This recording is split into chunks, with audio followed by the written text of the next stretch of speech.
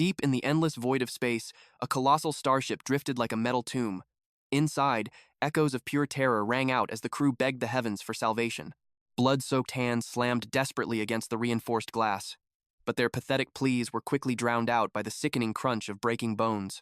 Crimson streaks painted the cold steel walls, a gruesome testament to the absolute slaughter that had taken place. A guttural, demonic growl reverberated through the metallic corridors. The once proud vessel had become a slaughterhouse, echoing with endless, hopeless screams. Prowling the shadows was an absolute nightmare.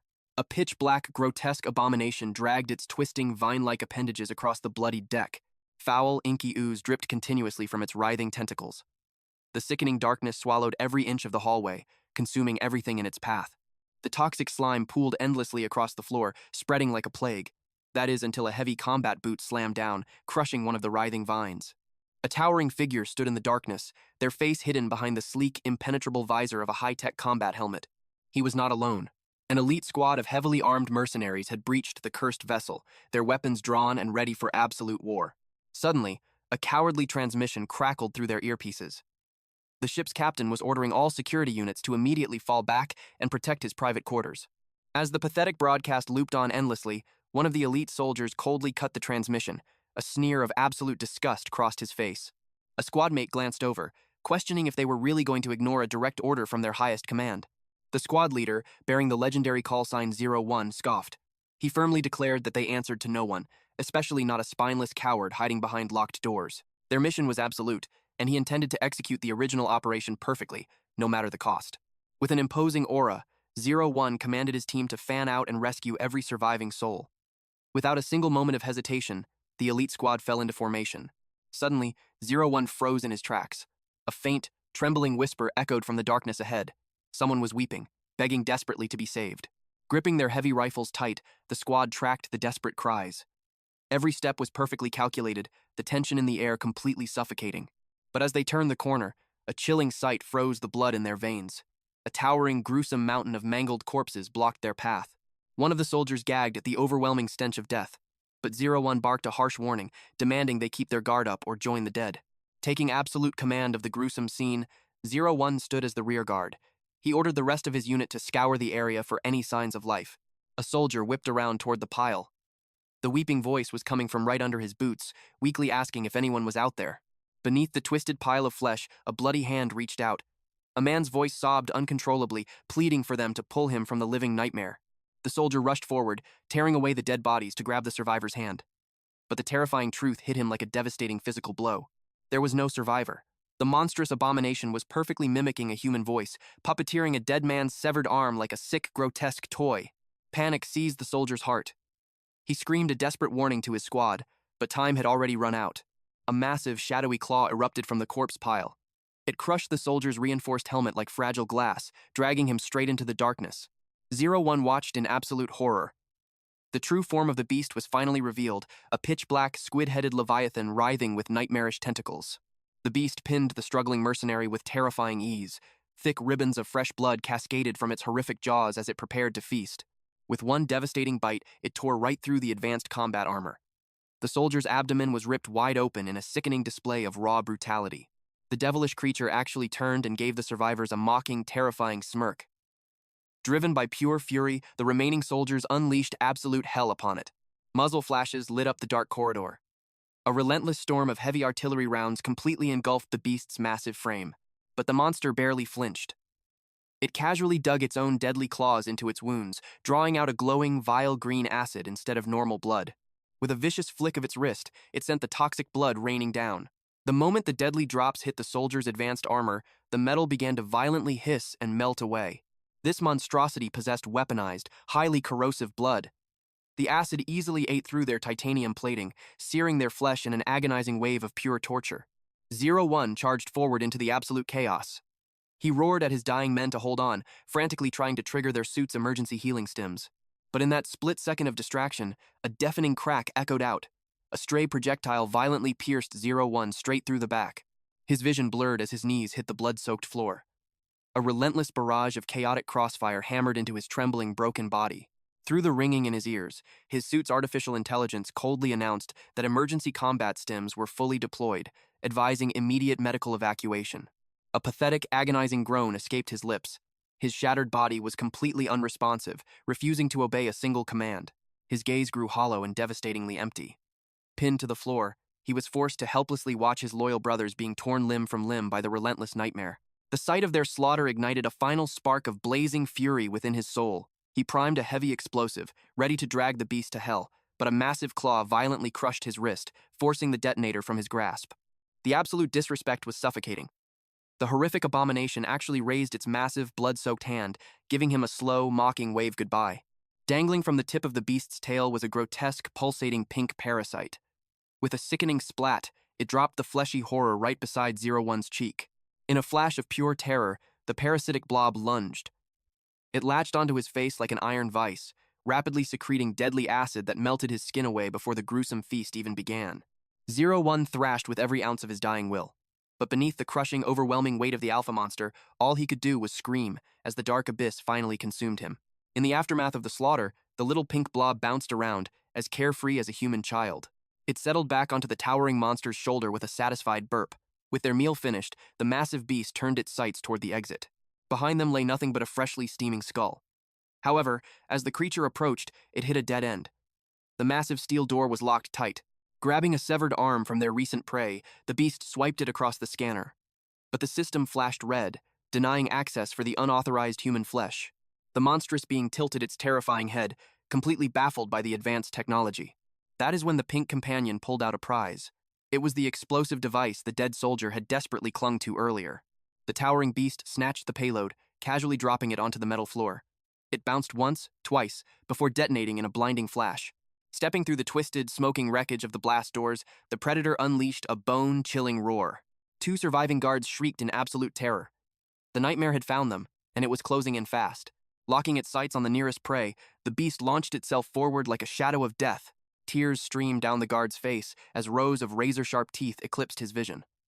In that moment, the beast fully embraced its identity as an apex alien predator. With a sickening crunch, the prey was consumed. This creature knew exactly what it was. A being born to feed, adapt, survive, and endlessly evolve. But to understand this nightmare, we must rewind the clock to where the madness truly began. Drifting in the infinite, freezing void of deep space, deep within the dark cargo hold of a massive starship, a human soul awakened inside the body of a lethal extraterrestrial. He was now trapped in the ruthless virtual universe of the game, space survival. In this hyper-realistic world, players cast aside their humanity to embody completely alien life forms. Their only mission?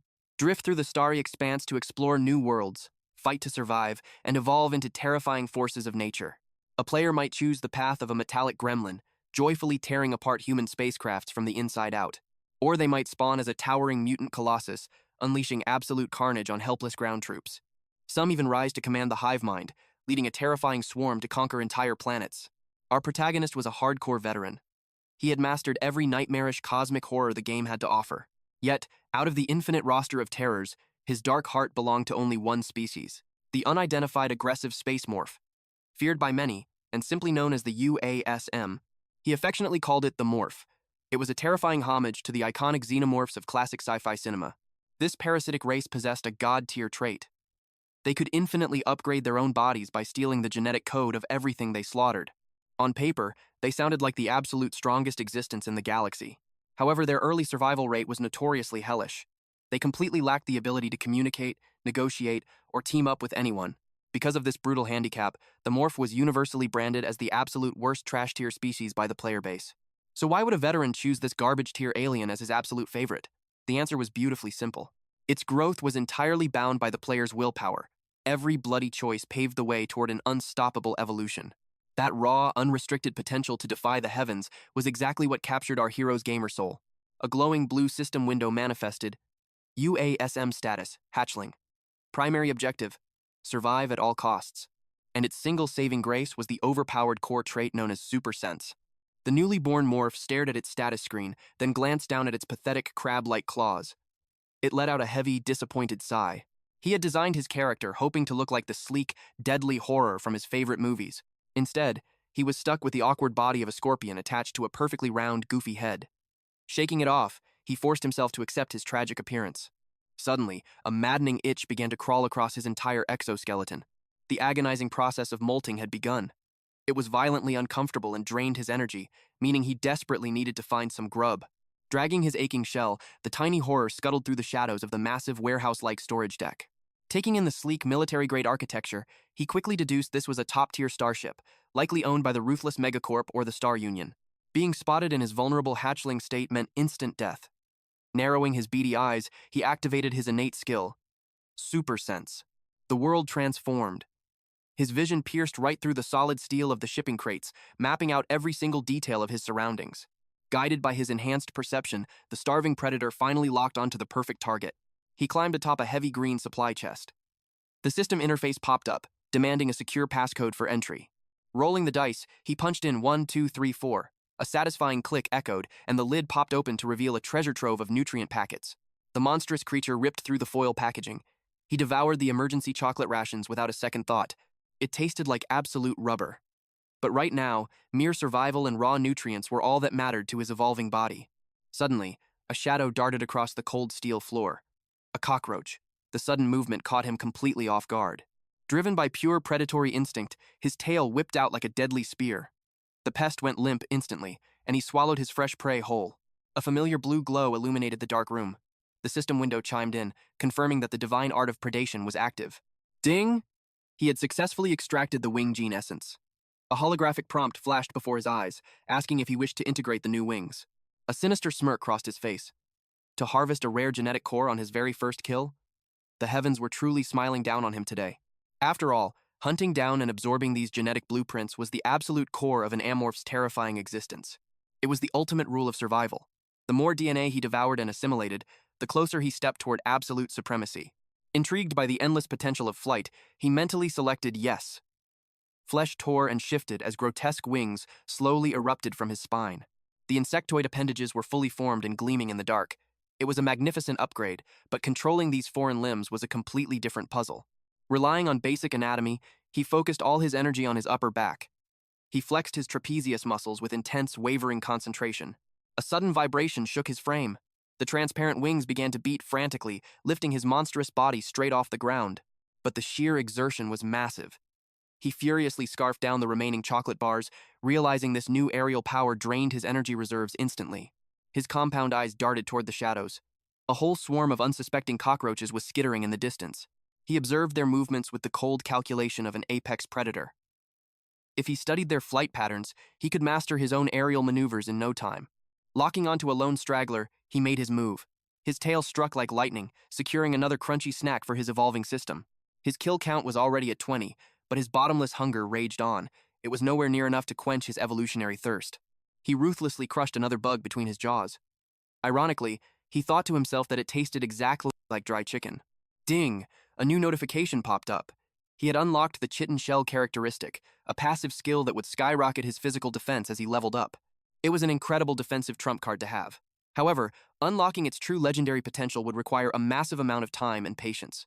What he desperately needed right now was the strong vitality trait, but snatching that specific genetic code was going to be a brutal challenge. This legendary trait was an absolute game changer. It drastically slashed energy consumption, effectively turning back the clock on physical aging. Usually, this overpowered survival skill was only found hidden deep within the DNA of passive plant life or specific insects. If he could acquire it, his desperate, endless reliance on food rations would become a pathetic problem of the past. The bloody math was beautifully simple. To guarantee his survival in this hellish environment, he just needed to slaughter an army of roaches. With explosive leg strength, he vaulted over the massive cargo containers, instantly claiming the tactical high ground. Launching himself into the air, his wings buzzed furiously. He hovered above the shadows, scanning his prey like an eagle locking onto its targets. Descending with silent, lethal precision, his terrifying pincer clamped down hard. He ripped into the squirming insect with zero mercy, but the sudden commotion broke his stealth. The remaining target panicked and began frantically scuttling toward the darkness. There was no way he was letting his meal escape. He blasted forward, but misjudged his newfound aerial speed, slamming brutally into the steel wall. A sharp jolt of pain rattled his bones, but mere agony meant nothing to a hungry beast. He instantly recovered and continued his relentless pursuit. The pest tried to wedge itself into a narrow crevice, but his deadly tail slithered into the crack like a viper, impaling the target with a sickening squelch. The bug thrashed wildly in its final moments of despair. It was hopelessly fighting its inevitable journey into his gaping, monstrous maw. Crunch! The disgusting yet oddly satisfying sound of shattered exoskeleton echoed loudly through the silent cargo bay.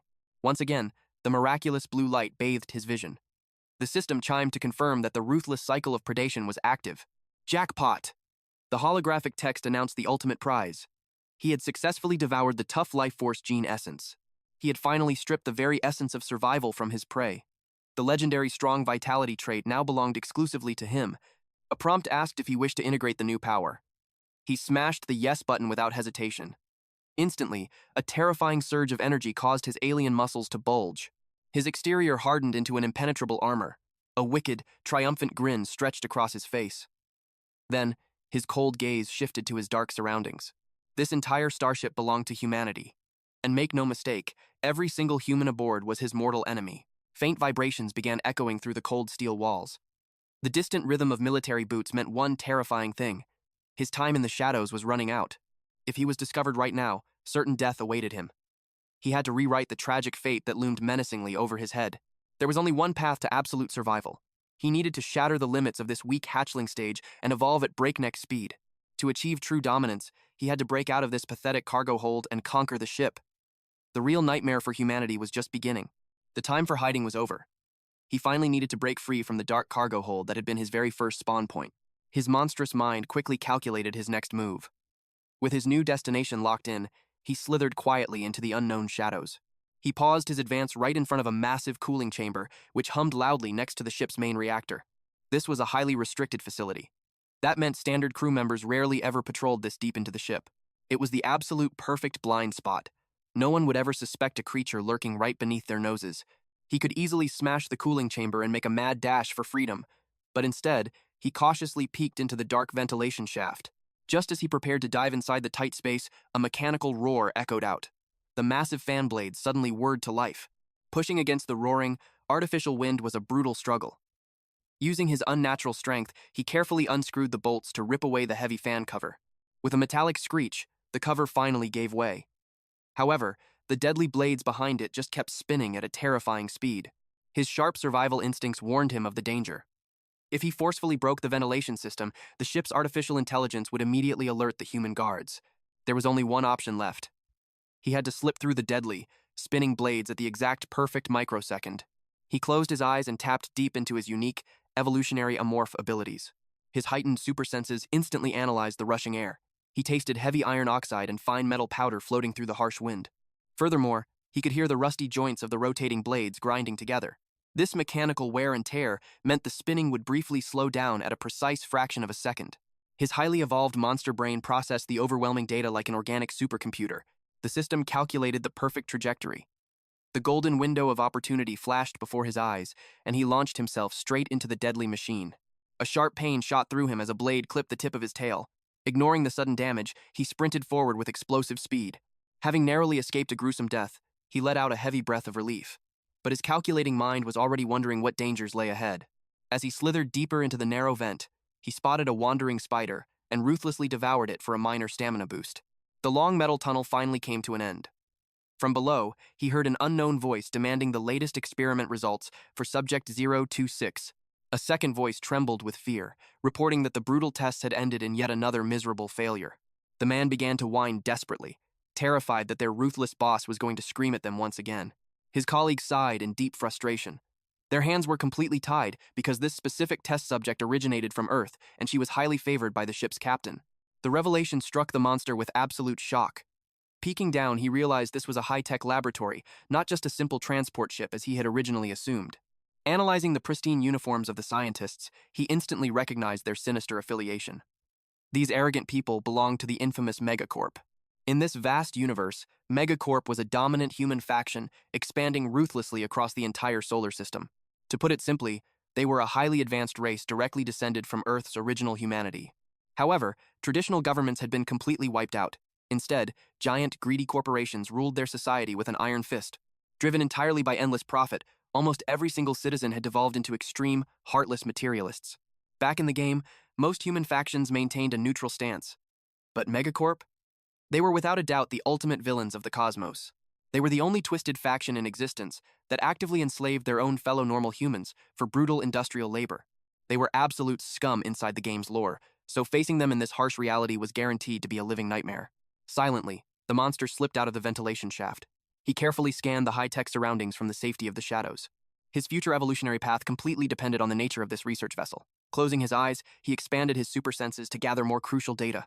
If this facility specialized in Hulk mutant research, he might encounter a genetically enhanced soldier built for heavy land combat.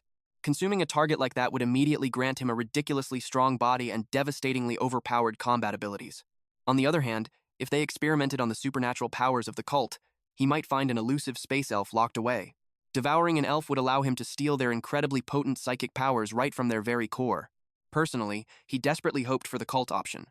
However, his logical gamer mind doubted the system would hand over overpowered psychic abilities this early in his run. Suddenly, a weak and pitiful voice shattered his thoughts, desperately begging for someone to save them. He cautiously peeked from a safe distance. Trapped inside a glowing glass capsule was a round, pink creature, trembling and weeping in pure, agonizing pain. His internal database recognized it immediately. It was a pathetic, low-tier life form known as a bubble amoeba. Its only special trait was basic oxygen conservation. For a supreme predator like an Amorph, that ability was utterly and completely worthless. Ignoring the crying creature, the Amorph coldly focused his super senses once more to hunt for better, more valuable clues. That was when a sharp, unnatural crackle of electricity caught his immediate attention. A spark of realization hit him.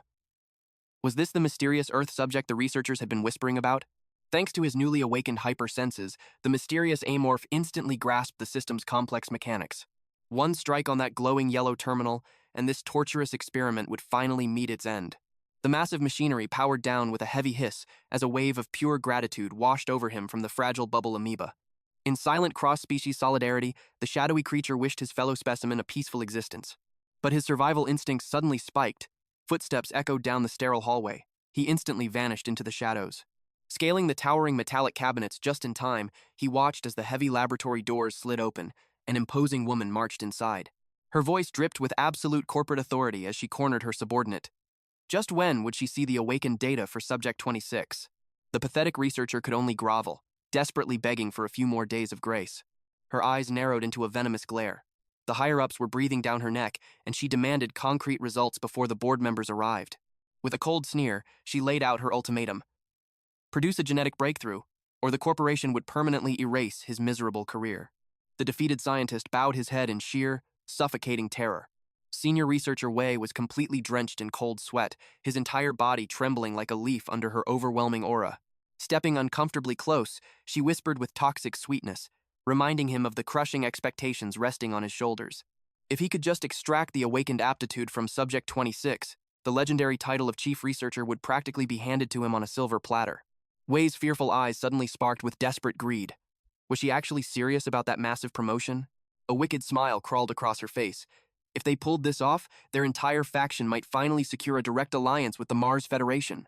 The Martian elite had their greedy, unblinking eyes locked onto this exact biological project. Gathering his wavering courage, Wei pitched a dangerous gamble. What if they injected the specimen with pure sonium, the ultimate biological catalyst forged by the legendary Star Union? It was a wildly extreme measure they had deliberately avoided until now. The vicious supervisor pondered for a second. They had exhausted every lower-tier stimulant in existence. Sonium was their only remaining key. Her eyes gleamed with twisted scientific excitement. She immediately ordered him to pump the experimental drug directly into the containment tank. But Wei froze in sheer hesitation. Without a proper neutralizing agent, the drug's violent energy would instantly shatter the creature's fragile life force. Her patience snapped like a brittle twig. She slammed her fist against the console, demanding immediate evolutionary results. Wei swallowed hard, desperately trying to explain the fatal risks of a biological overload. But she ruthlessly silenced him. Did he not grasp the catastrophic stakes of their current political situation? Stripped of his pride and professional options, the trembling researcher surrendered to her madness and initiated the perilous sequence. He carefully fed 0.01 milligrams into the system, anxiously creeping the dosage up to 0.03. The digital counter hit 0.05. Instantly, the reinforced glass shuddered as the amoeba violently reacted to the terrifying serum. Just as his trembling finger hovered over the 0.07 mark, the wicked supervisor barked at him to halt. Her absolute greed completely took over. She commanded him to disable all safety limiters and flood the chamber to the absolute maximum. While Wei stood paralyzed by the sheer lunacy of the order, the ruthless woman shoved him aside and slammed the maximum override button herself. A lethal, roaring torrent of neon chemicals violently flooded the helpless creature's solitary cell. Agonizing telepathic screams echoed through the very air. The tiny organism begged for salvation as its very cellular structure was torn apart. The demonic woman merely watched with a sadistic grin, while the hidden Amorph was forced to witness the brutal torture from his shadowy perch. After a harrowing eternity of silent, desperate screams, the chaotic energy inside the tank finally stabilized. Captivated by the brutal transformation, she coldly ordered a fresh wave of hellish experiments to be run on Subject 26. Wei looked at the devastated specimen with pure horror. Would the fragile creature even survive another round of this endless nightmare? She waved off his pathetic concerns without a single ounce of empathy, commanding him to alert her the second a true genetic breakthrough occurred. Pivoting toward the exit, her deadly gaze suddenly snapped upward. But the shadowy top of the storage cabinet was completely empty. Dismissing her sudden, chilling paranoia, she finally marched out of the blood-curdling laboratory. From his new, unseen hiding spot, a shocking revelation hit the Amorph like lightning. Those desperate pleas. Had the amoeba actually transmitted its agonizing voice directly into his mind? A sickening, murderous rage boiled within his monstrous form. In that exact moment, a dark resolution permanently settled in his soul. That sadistic woman's fate was utterly sealed. He would personally hunt her down and end her life before the week was over. Below him, the sinister machinery hummed. A labyrinth of metallic veins fed into a glowing central core, while the evolving predator simply sat in the absolute darkness, endlessly grinding its jaws in lethal anticipation. Viscous green fluid dripped from his maw. The first stage of his grand design was finally complete. Activating his heightened perception, the cold steel of the colossal vessel became a literal extension of his own monstrous flesh. He strategically coated the surrounding metallic shadows with his highly acidic, sensory-enhancing secretions. Through this living neural web, a flood of tactical data poured into his mind, mapping enemy patrols, analyzing their movements, and intercepting their hushed conversations.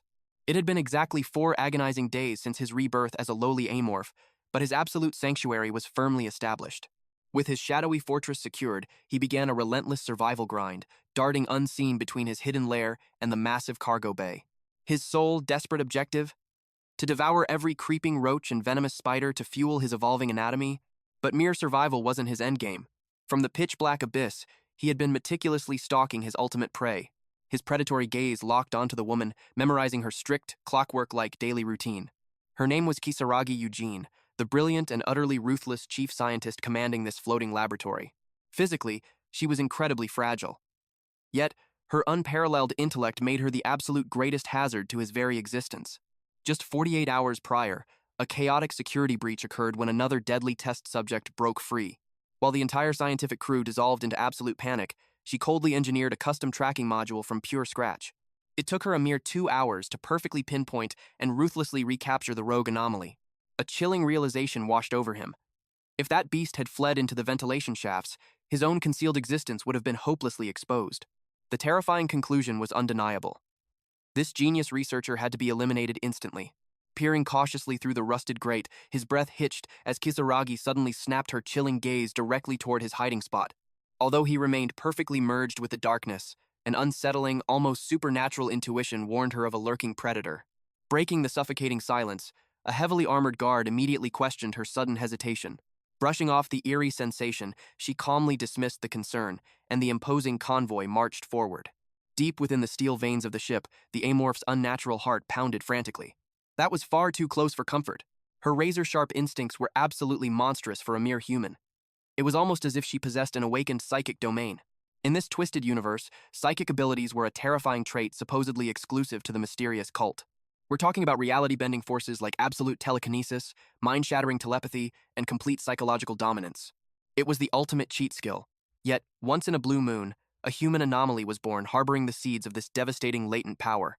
Analyzing her terrifying combination of supreme intellect, tactical brilliance, and that spine-chilling extrasensory perception. Plus, she was constantly flanked by elite mercenaries. How could a fragile monster like him possibly bridge the gap to execute a lethal strike? Ding! Right on cue, a glowing blue system window manifested before him, granting a brand new, game-changing ability, Paralyzing Venom.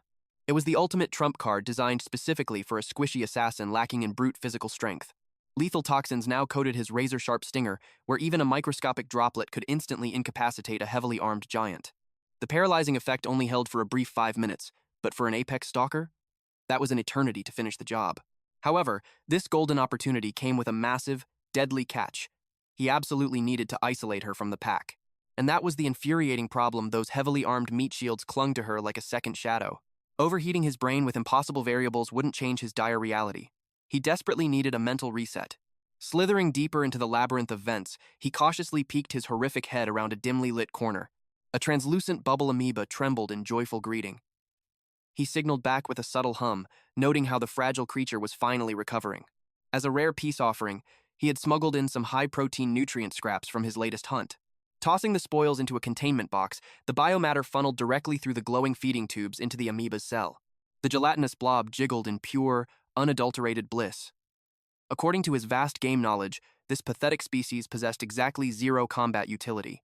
Yet, his predatory instincts whispered a subtle warning.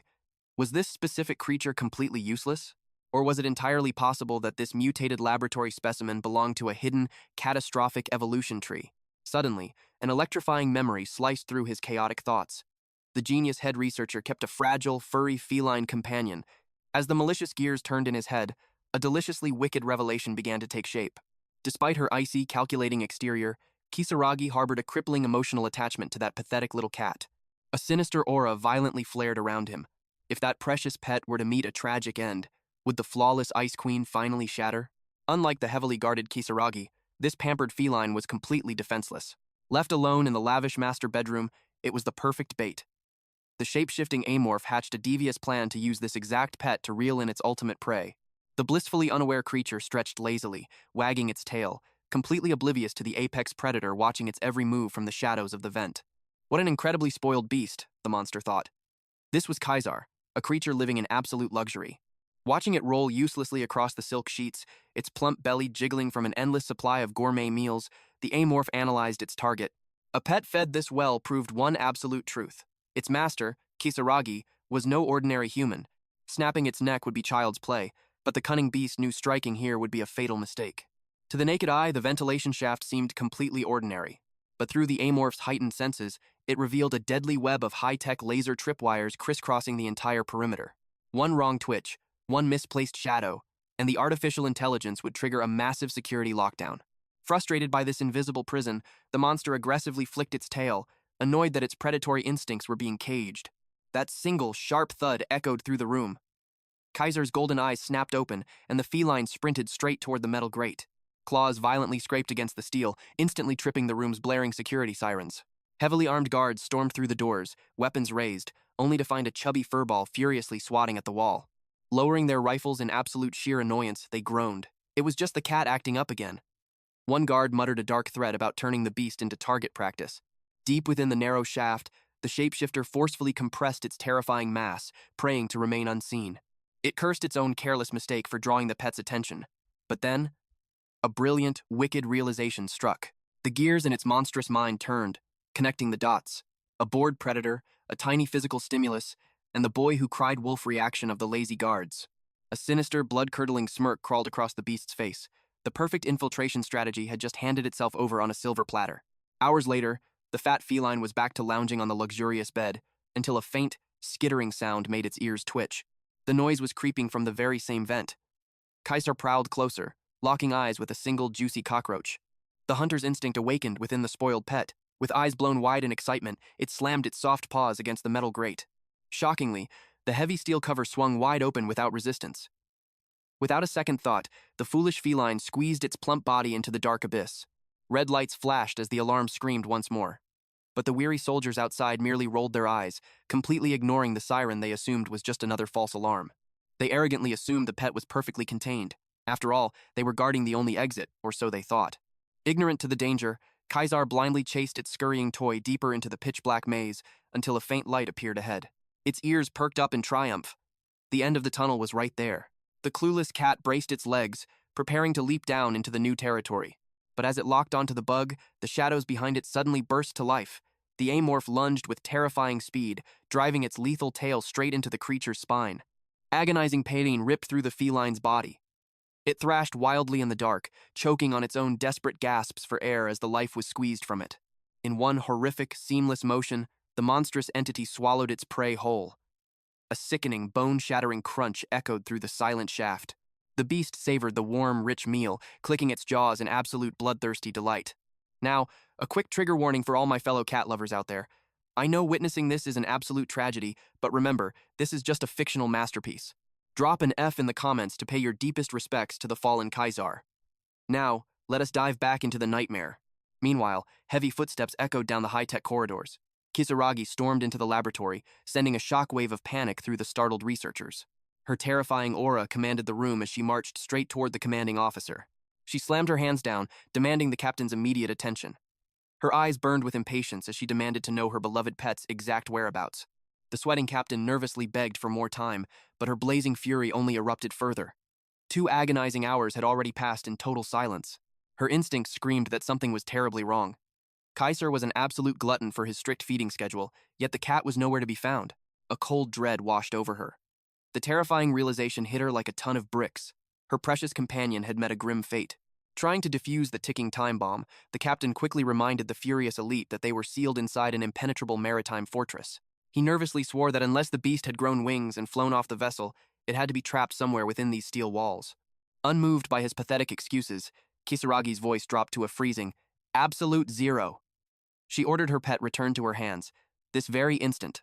Forcing a strained smile, the captain assured her that if she could just maintain her patience, her fuzzy little friend would turn up safe and sound. But behind his composed mask, sweat dripped down his spine. He could not fathom why this terrifying woman was ready to wage a bloody war over a simple, useless animal. The captain gritted his teeth, swallowing his boiling rage. If Kisaragi wasn't a high-ranking noble from the capital, he would have thrown her in the dungeon ages ago. Her voice dripped with venom as she demanded to know the whereabouts of the guards. The captain rigidly replied that the incompetent fools were already locked in the holding cells. But mere imprisonment wasn't enough. Her eyes flashed with madness as she demanded their immediate execution. She coldly reminded him that a base captain possesses the absolute authority to behead his own subordinates. Sweat beaded on his forehead. He pleaded that executing soldiers over a missing pet would completely shatter the morale of the entire base. That was the wrong answer. Kisaragi erupted into a blazing fury, deeply insulted that he dared to belittle her tragic loss. Panic seized the captain's chest, forcing him to desperately backtrack. He hastily bowed his head, arguing that such extreme punishment should wait until a thorough search of the sector was complete. After all, the resentment among the exhausted troops was already reaching a dangerous boiling point. But the arrogant noble scoffed. She fiercely blamed the entire disaster on the pathetic incompetence of the security forces. Completely overwhelmed by her oppressive aura, the captain shrank back and swallowed his pride. He promised through gritted teeth that the men would face severe and immediate discipline. The burning wrath in her eyes didn't fade, but she managed to suppress her murderous intent. Turning on her heel, she issued a chilling ultimatum. She would return in exactly 2 hours. If her precious pet wasn't found by then, he could consider his career completely over. With a slam of the heavy door, she stormed off. The second she left, the captain's fist smashed into the metal desk in a devastating explosion of suppressed rage. He cursed under his breath, desperately wondering where in the hell that stupid furball went. High above in the ventilation shafts, the Amorph watched the entire drama unfold. He couldn't help but chuckle inwardly. The missing creature was safely digested inside his own stomach. Devouring the beast had granted him a new trait called wild instinct, though its true purpose remained a tantalizing mystery. But this universe ran on the legendary characteristic convergence system. It was a miraculous mechanic that fused compatible abilities together, awakening unstoppable new powers. As a veteran player, he had memorized every single fusion recipe hidden within the game's massive code. Yet, the system notification that popped up during his feline feast had left him utterly speechless. It was a hidden evolution. Something that even an obsessed gaming maniac like him had never witnessed before. The glowing blue system window confirmed that the wild instincts trait had fully integrated. Immediately, it began resonating with his existing supersensory powers, triggering a brilliant convergence. The two abilities collided and merged, evolving into an entirely new dimension of power, the predatory sensory characteristic. With this divine upgrade, the Amorph could now anticipate lethal threats before they even materialized. He tried to activate it upon sensing a vague hostility below, but it merely amplified his current physical senses to a monstrous degree. There was no psychic premonition or grand intellectual awakening like he had originally hoped. He quickly deduced the truth. It was a dormant passive skill, designed to trigger automatically in the face of death. The true power remained hidden simply because a life-threatening crisis hadn't actually struck yet. Pushing the system analysis aside, the Amorph shifted his predatory gaze back to his primary target, Kisaragi. He smirked in the shadows, absolutely certain that the haughty noble's mind was fracturing by the second. Back in her quarters, Kisaragi violently smashed her own desk. The agonizing wait for absolute stabilization was driving her insane. The Amorph observed her meltdown with cold calculation. Everything was falling perfectly into his grand design. She was a textbook narcissist. Her supposed humanity only extended to the possessions she personally valued. Entitled elites like her instantly lost their fragile minds the moment something was violently stolen from their grasp. A monstrous grin stretched across the Amorph's face. Phase 2 of his master plan was a complete success. The total alienation of Kisaragi from her personal military force. The disappearance of a single pet had carved an irreparable canyon of distrust between the commander and her troops. In truth, the weary soldiers couldn't care less about the stupid animal. That pampered beast was regularly feasting on lavish gourmet meals that the frontline grunts could only ever dream of tasting. Such blatant disrespect would ignite rage in any sane person's heart. The crushing reality of class inequality had poisoned their loyalty completely. This was the fatal flaw of the highest-ranking capital noble within the entire Mega Cobb empire. As for the terrified soldiers forced to endure her endless tantrums, speaking up against her was basically a death wish. That fluffy little feline had been their ultimate scapegoat, absorbing the brunt of her blazing fury. Simply put, the pet was the only meat shield keeping them alive. Our shape-shifting protagonist calculated the sheer chaos that would ensue with that shield suddenly gone. The guards had completely exhausted themselves hunting for a creature they absolutely despised. He smirked from the shadows, wondering if these worn-out men would still throw their lives away to protect this tyrant. Furthermore, the fragile bond of trust between Kisaragi and her security detail was completely shattered. In her twisted mind, losing her precious pet was entirely the fault of these incompetent guards. A menacing, devilish grin stretched across the Amorph's face, silently thanking the little furball for its noble sacrifice. The stage was finally set.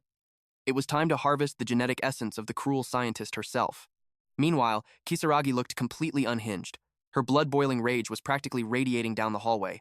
Stomping fiercely toward the control panel, she began smashing the console buttons with venomous intent. High-voltage lightning immediately surged through the containment pods, violently shocking a captive specimen.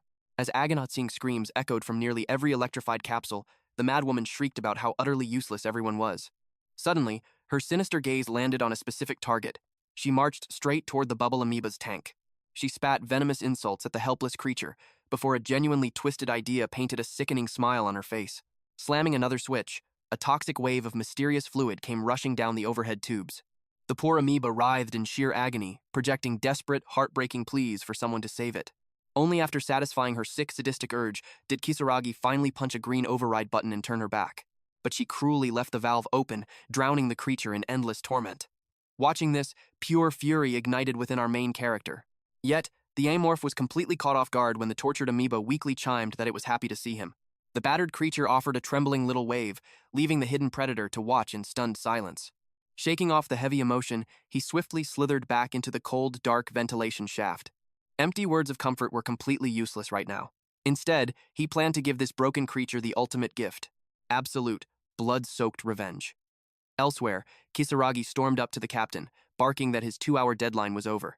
She demanded immediate results, but the captain calmly shot back that the sweep had barely even started.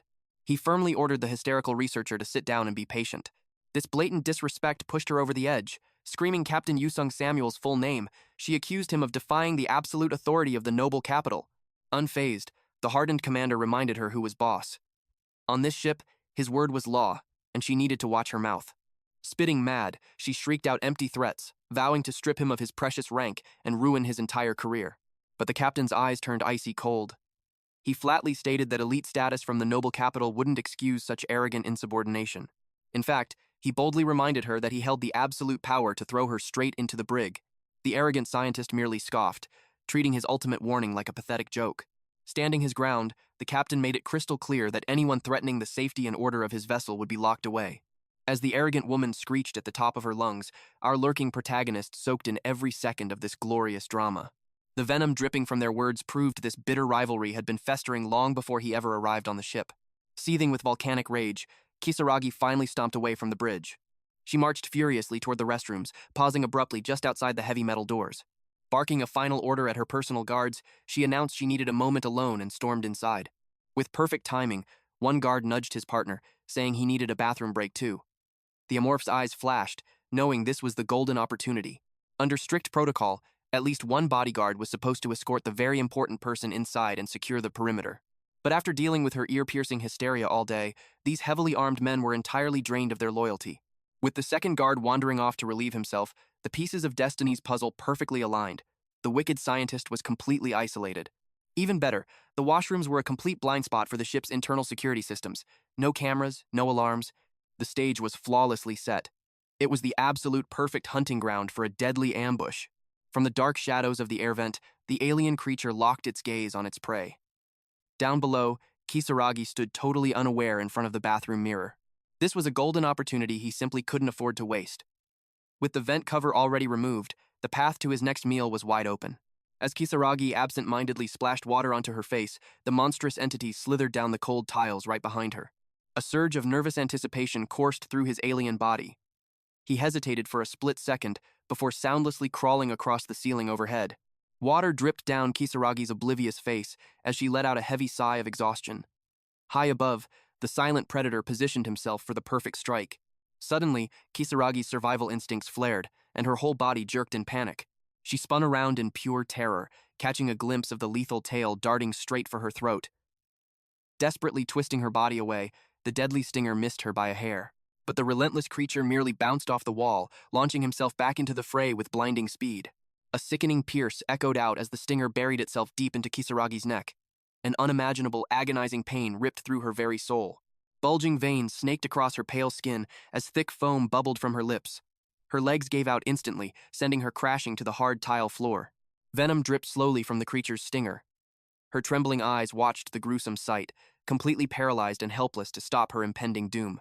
Acidic saliva pooled in the monster's jaws. He gazed down at his paralyzed prey, morbidly curious about the final thoughts racing through her mind. Was it the mind-shattering terror of facing an unknown alien horror from beyond the stars? Or perhaps it was blinding rage at her unfair fate? Maybe just the raw, primal dread of staring into the cold eyes of death itself. In the end, her final emotions were utterly meaningless. Kisaragi's tragic fate had already been sealed. With unhinged jaws, the ravenous beast began to devour his human feast, starting entirely from her head. A gruesome, bone-shattering crunch echoed sickeningly throughout the empty room. Warm human blood surged through his alien veins. The very second her complex genetic code breached his brain, a profound awakening occurred. A crucial missing piece of his biological puzzle snapped perfectly into place, unlocking a terrifying new tier of potential. A glowing blue system window materialized in his vision. The strict conditions for evolving from a mere hatchling into a deadly youngling had finally been met. The glowing prompt pulsed with a single, life-changing question. Did he wish to initiate the evolution sequence? This was the glorious moment he had been clawing toward. Without a single hesitation, he confirmed the selection. But out of nowhere, a terrifying premonition flashed in his mind. A heavily armed guard bursting through the door and blasting him into oblivion. Horrified by this lethal vision, an icy chill washed over the alien's entire body. His sensitive antennas buzzed with alarming static. Could this be the legendary predator sense activating for the very first time? The primal warning was crystal clear. An armed soldier was just seconds away. Flight was his first instinct, but time was critically running out. He darted into the shadows like a wraith. The creature decided to ambush this new threat right here, right now. The heavy door swung open as the armored guard stepped in. His eyes immediately locked onto the gruesome mess, staining the floor. A horrified gasp escaped his lips. Lying there in a pool of dark crimson were the mangled remains of Kisaragi. But while his mind struggled to process the bloody nightmare, the alien predator silently vaulted right behind him. A chilling instinct made the guard freeze, but it was already too late. The alien's razor-sharp tail pierced straight through the back of his skull. With his life force instantly extinguished, the heavy soldier crashed onto the cold floor like a broken rag doll. The beast quickly scrambled away into the dark. He had to move at lightning speed, knowing full well that more armed reinforcements would be swarming the area at any second. His highly intelligent mind realized these humans might be carrying hidden tracking devices, a technological threat he couldn't fully comprehend yet. To completely throw off their pursuit, the cunning creature decided to loop his scent in complex circles through the massive facility. Navigating the labyrinth of vents with blinding speed, the creature safely retreated all the way back to his hidden, subterranean nest.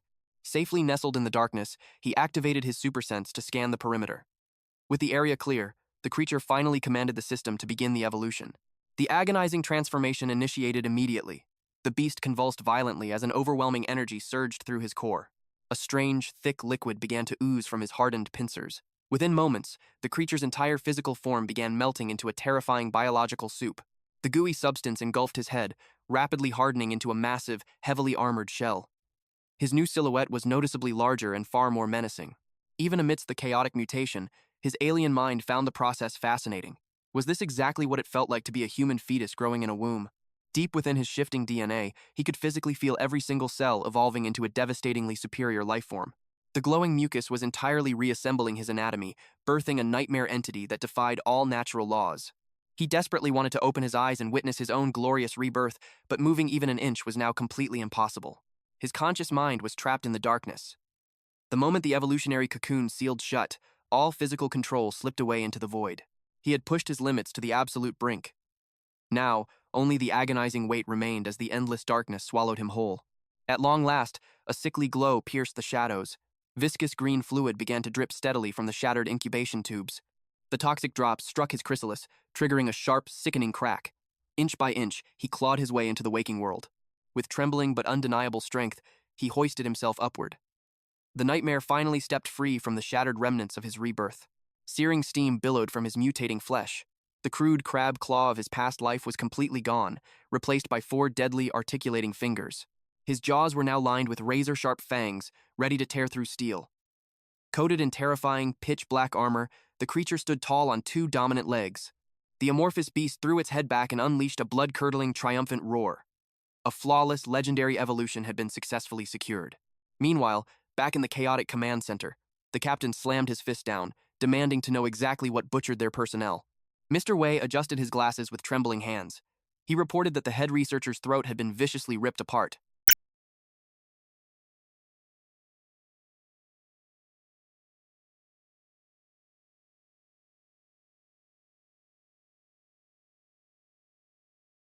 However, they would need to conduct a deeper forensic scan to pinpoint the exact murder weapon.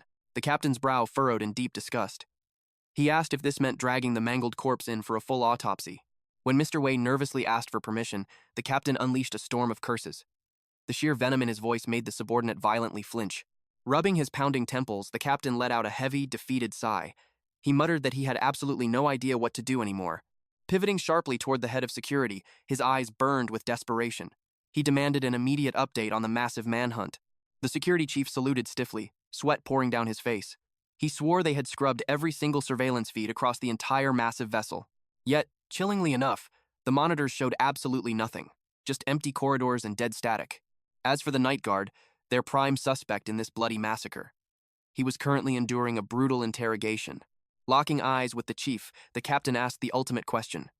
Did he truly believe a mere guard was capable of this flawless slaughter? The security chief slowly shook his head, his expression grim and defeated. Based on all the terrifying intel they had gathered, the odds of a human pulling this off were practically zero. Gritting his teeth, the captain ordered him to keep digging.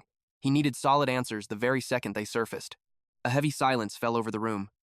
The captain's gaze drifted toward the grand, unoccupied chair at the head of the table. His voice dropped to a chilling whisper.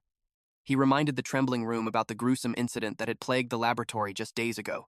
He recalled the tragic fate of a brilliant, rising genius, a prodigy who dared to defy the absolute authority of the late head researcher. As punishment, that genius had his brain violently ripped from his skull. Now it was doomed to float forever inside a cold, sterile glass tank. A grim warning echoed through the room. That horrifying fate was the standard penalty for insubordination in this hellish hierarchy. Now, a literal noble of the capital lay dead on their watch. The captain shuddered, unable to fathom the apocalyptic wrath that awaited them all. A wave of pure, paralyzing terror washed over the entire crew. Death suddenly felt like a mercy. Slamming his fist down once more, the captain made it crystal clear. Find the killer, or prepare to become floating brains in a jar. Panic erupted as a desperate voice cried out from the back. Why not forge a cover-up and blame it on a catastrophic laboratory failure? A grizzled old man instantly shot that foolish idea down. That coward just so happened to be the crew leader. The old man spat back that there were hundreds of brilliant researchers trapped on board. A flimsy lie like that would be torn apart in seconds. Humiliated, the crew leader fiercely snapped at the old man for his blatant disrespect. He mockingly sneered that this exact stubborn attitude was why the old fool was still rotting in a middle-tier rank. Before blood could be drawn, another senior officer chimed in. He frantically proposed spinning a tale that Lady Kisaragi was secretly poisoned. The tech leader furiously rejected that suicidal idea, screaming that the brass would blame them for the security breach. In response, the old man exploded with defensive rage. Patience completely shattered. Within seconds, the high-stakes briefing dissolved into an all-out, chaotic brawl. Enough! A booming voice tore through the chaos. A stern, middle-aged officer roared that tearing each other apart would only fast-track their execution. The sheer authority in his voice acted like an absolute command. Every single person froze in their tracks, fists still suspended in midair. Smoothing his uniform, the man turned directly to the captain. He calculated that their vessel was currently drifting right along the borders of planet C-08. The captain narrowed his eyes, demanding to know the relevance. A dark smirk crept onto the man's face as he revealed that this sector belonged exclusively to the savage space dogs. The captain's eyes widened in sudden realization. Was he actually suggesting they pin the noble's gruesome murder on those cosmic beasts? Without a shadow of hesitation, the man nodded. It was the absolute perfect scapegoat. He laid out the masterstroke of deception. They would simply claim a vicious alien ambush overwhelmed their defenses, making it completely impossible to save her life. The captain weighed his options. The infamous space dogs were nothing but ruthless cosmic scavengers. They stood as the sworn enemies of the Mega Corporation. Masters of void warfare, these pirates routinely devastated even the most hardened veteran battleships. How could their fragile research vessel possibly survive a direct clash against such monsters? It was a suicide mission. The structural destruction would be absolutely catastrophic. But in the chaos of battle, tragic accidents were practically guaranteed. A staged pirate raid was the perfect alibi. It would flawlessly mask the head researcher's untimely demise. It was a brilliantly twisted scheme. However, the captain pointed out a fatal flaw. Their pathetic defensive grid could never hold off a real pirate assault. A sinister smirk crossed the subordinate's face. He claimed he had underground connections, leaving the entire room completely stunned. A sharp migraine pierced the captain's skull. This mild-mannered man was the last person you would expect to harbor criminal ties. Swallowing his pride, the captain demanded to know the price of this dark bargain. The response was chilling. It would drain at least 1 million credits from their black funds. The captain ground his teeth in frustration. The subordinate quickly justified the extortionate fee, noting that striking a Kizaragi vessel was practically a death wish. For the galactic outlaws, this was a monumental gamble. The astronomical hazard pay was entirely justified. Cornered by fate, the captain agreed to secure the blood money. But he issued a cold warning there was absolutely no room for error. Rising from his seat, he transferred total operational control to the crisis team manager, abruptly terminating the grim council. Mr. Wei broke the heavy silence, questioning the fate of the researcher's corpse. The captain's eyes grew cold. They would preserve the dead meat and offer it up as a grisly trophy for the pirates. His final order echoed through the room. The body was under absolute lockdown. Meanwhile, searing vapor hissed from the Amorph's mutating form. The creature flexed its new muscles. The youngling stage was on a completely different level. With this terrifying evolutionary leap, his entire survival strategy had to be rewritten. Previously, he was forced to cower in the shadows, dodging the gazes of superior predators. But the game had changed. Aggressive hunting was now just as crucial as staying alive. Basic survival was no longer an issue. It was time to plot his path to absolute dominance. What should his next objective be? Suddenly, a holographic system panel flared to life, confirming his successful biological awakening. He had officially conquered the tutorial phase and awakened as a deadly youngling. The biological mastery of the Amorph race spanned 6 distinct phases, requiring 5 brutal evolutionary breakthroughs. It began with the fragile hatchling phase, paving the way to the lethal youngling tier. Next came the juvenile, subadult, and adult forms, before finally reaching the realm of the gods' ascension. Achieving ascension was the ultimate victory condition. It meant conquering the game itself. In the original system, unlocking this divine final form revealed every hidden truth about this terrifying species. It promised answers to their cosmic origins, their true purpose, and the dark history of their bloodline. Now trapped in reality, the mechanics remained identical. But surviving long enough to see the ending was nearly impossible. Across the entire player base, barely 20 elites had ever witnessed a species-specific finale. And our protagonist? He was the absolute only player in existence to ever clear the Amorph route. His piercing gaze locked onto the glowing blue interface. The system revealed specialized evolutionary paths that were strictly locked until the young stage. Analyzing his newly acquired genetic traits, he predicted his mutation would lean heavily toward brute physical dominance. A system prompt flashed before his eyes, asking if he wanted to review the potential subclass specializations. He mentally selected yes. Just as his gamer instincts predicted, the physical enhancement tree was practically glowing with fulfilled requirements. This overwhelming advantage was all thanks to his newly forged titanium-like exoskeleton and the highly corrosive acidic blood pulsing through his veins. These evolutionary paths functioned similarly to the job classes of humanoid races, yet they held a distinctly monstrous twist. The path to ultimate power was laid out before him, as long as he could meet the bloody conditions. The evolutionary pathway would finally unlock, harmonizing perfectly with his newly absorbed skills. A glowing system window materialized before his eyes, revealing 2 distinct evolutionary branches ripe for specialization. Physical enhancement stood at 6 out of 10, while superpower amplification lagged at 1.5 out of 3. He pondered over that mysterious 0.5 fraction, considering a full point was likely his innate predatory sense. But where did that partial trait come from? He had only devoured mindless insects and a mere stray cat. Suddenly, a chilling realization struck him like lightning. Kisaragi. She was the only prey he had left half-eaten, an unfinished feast. Given her overwhelming psychic prowess, It made perfect sense she harbored heightened, supernatural instincts. Driven by an insatiable hunger for that psychic energy, the monstrous predator set off to claim her corpse, slithering away into the shadows, prying open the heavy steel vent. He realized his mutated body had already outgrown the narrow shafts. But wait. A distinct scent caught his attention, the undeniable stench of rotting flesh. Letting his primal instincts take over, he tracked the intoxicating aroma through the dark, scrambling over the ventilation grates. He finally laid eyes on his prize. Acidic saliva instantly dripped from his monstrous jaws. A sprawling, cold mortuary lay hidden right beneath his feet, packed with fresh, frozen corpses waiting to be devoured. Meanwhile, oblivious to the looming nightmare, a security guard sat lost in his own world, blasting music through his headphones. His eyes were glued to the massive monitoring screens, until a pungent, burning odor abruptly broke his concentration, investigating the strange, acrid stench. His blood ran completely cold at the impossible sight before him. A gaping, terrifying hole had been carved straight through the solid ceiling, the edges sizzling with highly corrosive acid, completely unaware of the lethal shadow hanging right above him. The guard stared in sheer bewilderment at the melting puddle. He fumbled for his radio to call for backup, but the moment he spun around, a gaping, razor-filled maw was already lunging for his face. A sickening crunch echoed through the room. As a lethal appendage pierced straight through his skull, life instantly fled his eyes as he collapsed like a broken doll. With the obstacle eliminated, a frozen coffin was forcefully ripped open. The ravenous beast tore away the white shroud, finally uncovering the pale, lifeless form of Kisaragi, staring down at her. He noted how her expression remained forever frozen in that exact moment of death. In this twisted world, the sacred corpse of a noble prime was strictly forbidden from being desecrated. Yet, the beast found it morbidly fascinating. He had slaughtered countless humans, but his heart felt absolutely no remorse, not even a flicker of guilt. As the old proverb goes, living beings adapt to the cruelty of their environment. Had this monstrous evolution utterly erased his humanity? Or was this ruthless predator his true nature all along? Shaking off the philosophical thoughts, he knew dwelling on morality would not fill his empty stomach. His only master now was his unending hunger. In this brutal ecosystem, he had to keep slaughtering just to see tomorrow. This was the bloody, unforgiving path of an apex predator, a savage reality he had to fully embrace.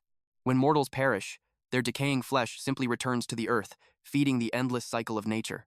It brought a dark smile to his monstrous face. By devouring their remains, did that not make him a pure force of nature itself? Suddenly, his razor-sharp teeth clamped down on something incredibly hard.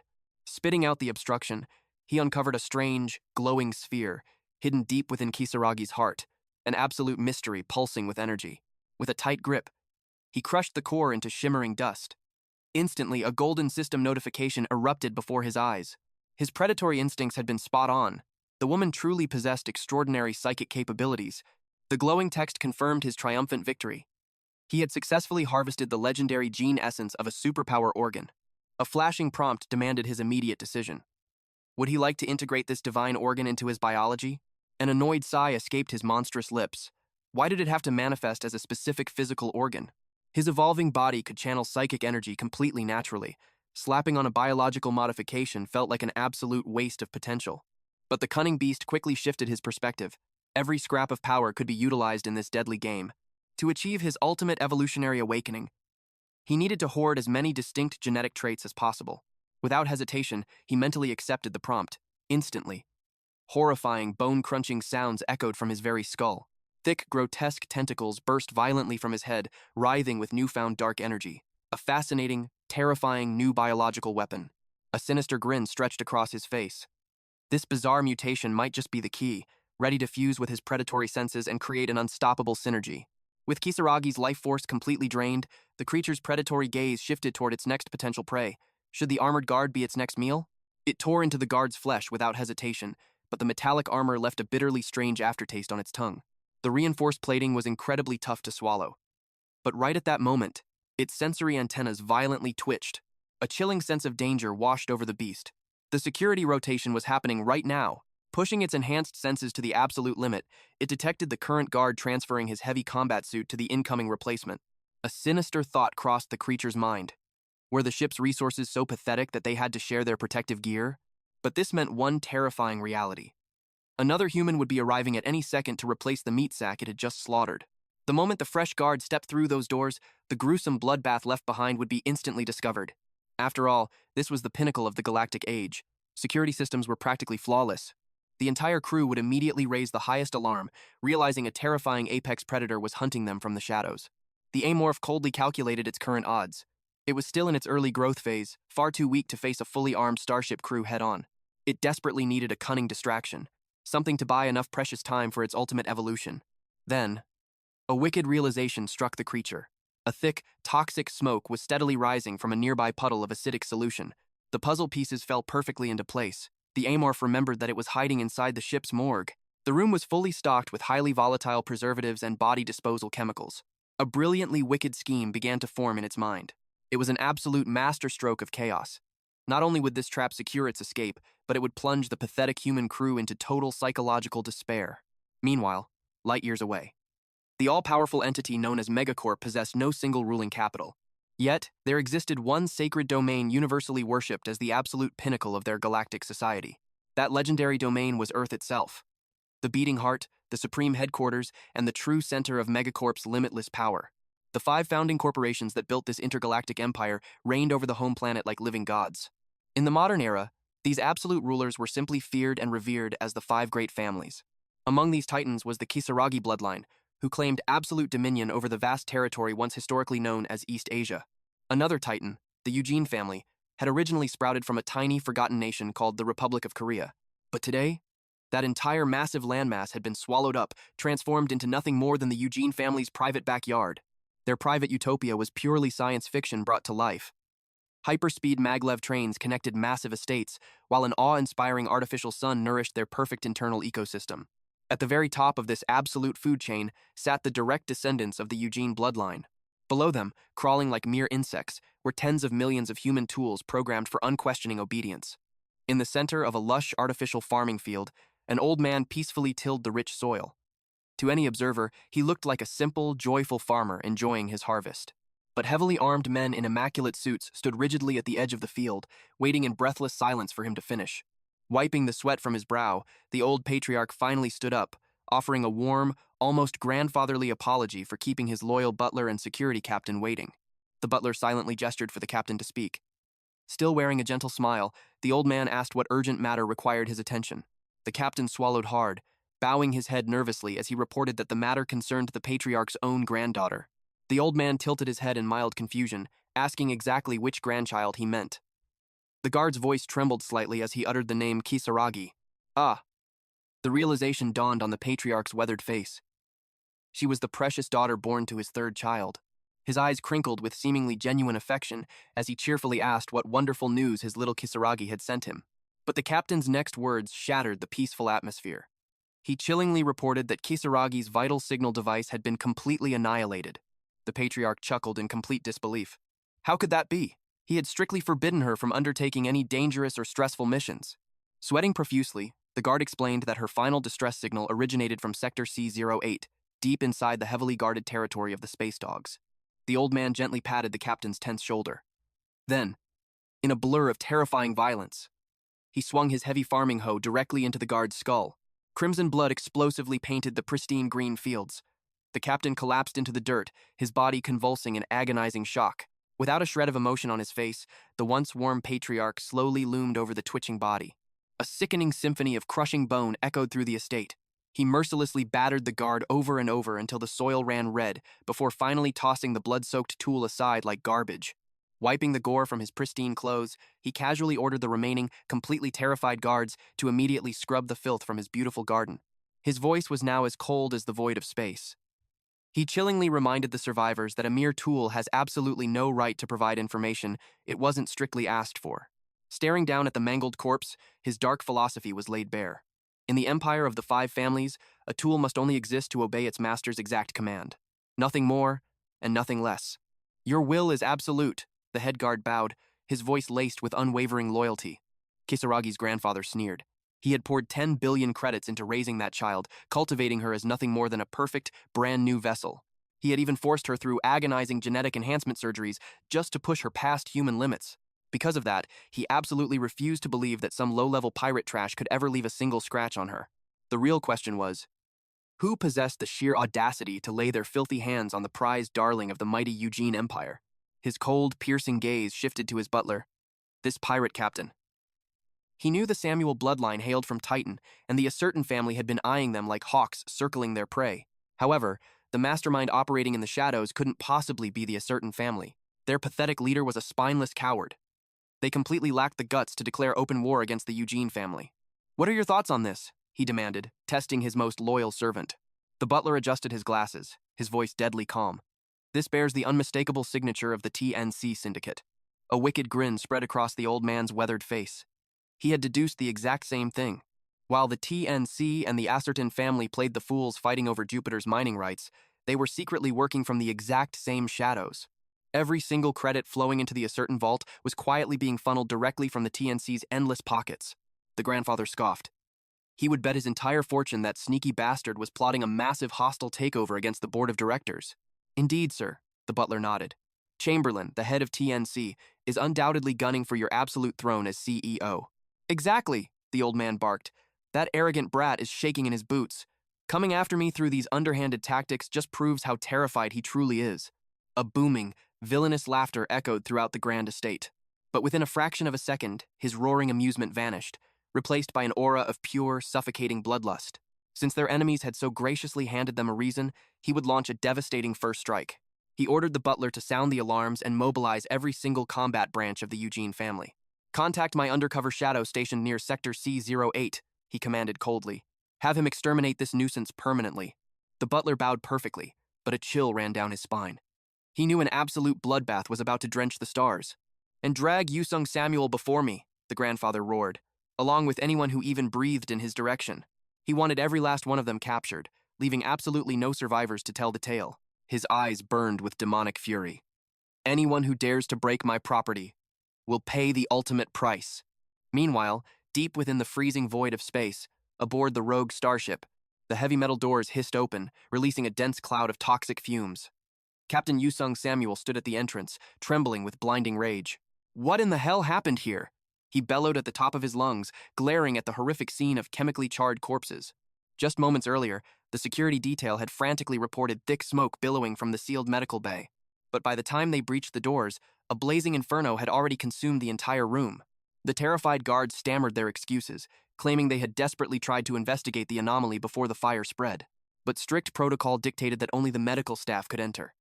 Now, the surviving doctors were left scrubbing down the scorched, unrecognizable remains. The captain clenched his fists until his knuckles turned white. How could a raging fire magically ignite inside a freezing morgue full of dead bodies? Nearby, Mr. Wei meticulously examined a blackened corpse, his sharp eyes locking onto a distinct ring still clinging to its charred finger. He narrowed his gaze, wondering if these burned remains belonged to one of the late-night maintenance crew members. Suddenly, a chilling realization struck him like lightning. He snapped his head up and demanded to know if any other bodies had been recovered. A trembling researcher shook his head violently. "These are the only ones we found, sir." A suffocating sense of doom crashed over Mr. Wei. "Impossible," he whispered, the color completely draining from his face. The captain demanded to know what was wrong. Without hesitating, Mr. Wei ordered him to summon every faction leader immediately. They were staring down a catastrophic disaster. Moments later, in the emergency war room, a shocking revelation sent shockwaves through the gathered commanders. The corpses of the chief researcher and the security guard had completely vanished, without a single trace. The captain slammed his fist violently against the steel table, absolutely furious at this impossible mystery. Dead bodies couldn't just get up and walk away. He fiercely interrogated Mr. Wei, demanding to know if he was absolutely certain about his findings. A cold sweat dripped down Mr. Wei's forehead. He had scoured the ashes multiple times, but those two specific bodies had seemingly dissolved into thin air. He pointed out a chilling fact. The chemicals in the mortuary could ignite, but they would never spark an inferno of this magnitude. The terrifying truth finally dawned on them. This was no accident. Someone had deliberately set the room ablaze. But who would dare commit such a brazen act of sabotage? Whispers of paranoia filled the air until someone voiced their darkest fear. What if an unidentified alien lifeform was lurking among them? Panic erupted like a shockwave. The supply management leader snapped, screaming at the man in absolute terror. The accuser quickly backed down. He swore it was merely a wild guess, begging the supply leader to calm his racing heart. But Mr. Wei cut through the chaos. He declared that the real catastrophe was the head researcher's mysteriously vanished corpse, and the clock was ticking down to a life-or-death deadline. They had already struck a dangerous deal. A rendezvous with ruthless space pirates at Sector C-08. The captain's eyes blazed with desperate authority. He ordered them to tear the ship apart, demanding the body be found at all costs. Someone suggested hunting for a suspect first. The captain exploded in a fit of rage. His thunderous curses made the entire crew flinch. His furious roar echoed through the cold steel walls. He warned them of a fate worse than death. If they feared the wrath of the noble capital's revenge, they had better obey his every word. Failure was simply not an option. They had to unite and cooperate to the bitter end. A suffocating silence swallowed the room. Breaking the heavy tension, he interrogated the crisis management leader about the pirate contact. The man gave a stiff nod. The transmission had been sent the exact second their previous meeting concluded. With a dark glint in his eye, the captain laid out a treacherous plan. He ordered him to keep the pirates completely in the dark. They were to act as if nothing happened, promising the corpse's delivery exactly as scheduled. Sweat beaded on the crisis leader's forehead. Was playing mind games with deadly criminals really a smart move? The captain sneered. Revealing their gross incompetence would trigger a far more catastrophic disaster, especially since they had absolutely no backup plan to salvage this waking nightmare. They clung to a fragile thread of hope. As long as they recovered the corpse before the deadly rendezvous, their heads would remain attached to their shoulders. The captain dug his fingers into the head of security's shoulder, his voice dropping to a lethal whisper. He demanded immediate results.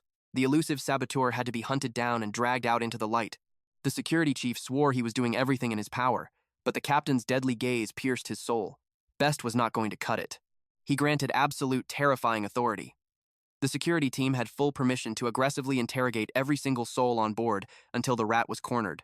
All protocols were suspended. Total power was handed over for this relentless manhunt. The security chief's eyes gleamed with newfound authority. He vowed with absolute confidence. The culprits' days were officially numbered. But lurking right above their heads, the Amorph watched from the shadows of the ventilation shaft, absorbing every single word. A sinister thrill washed over the monstrous creature.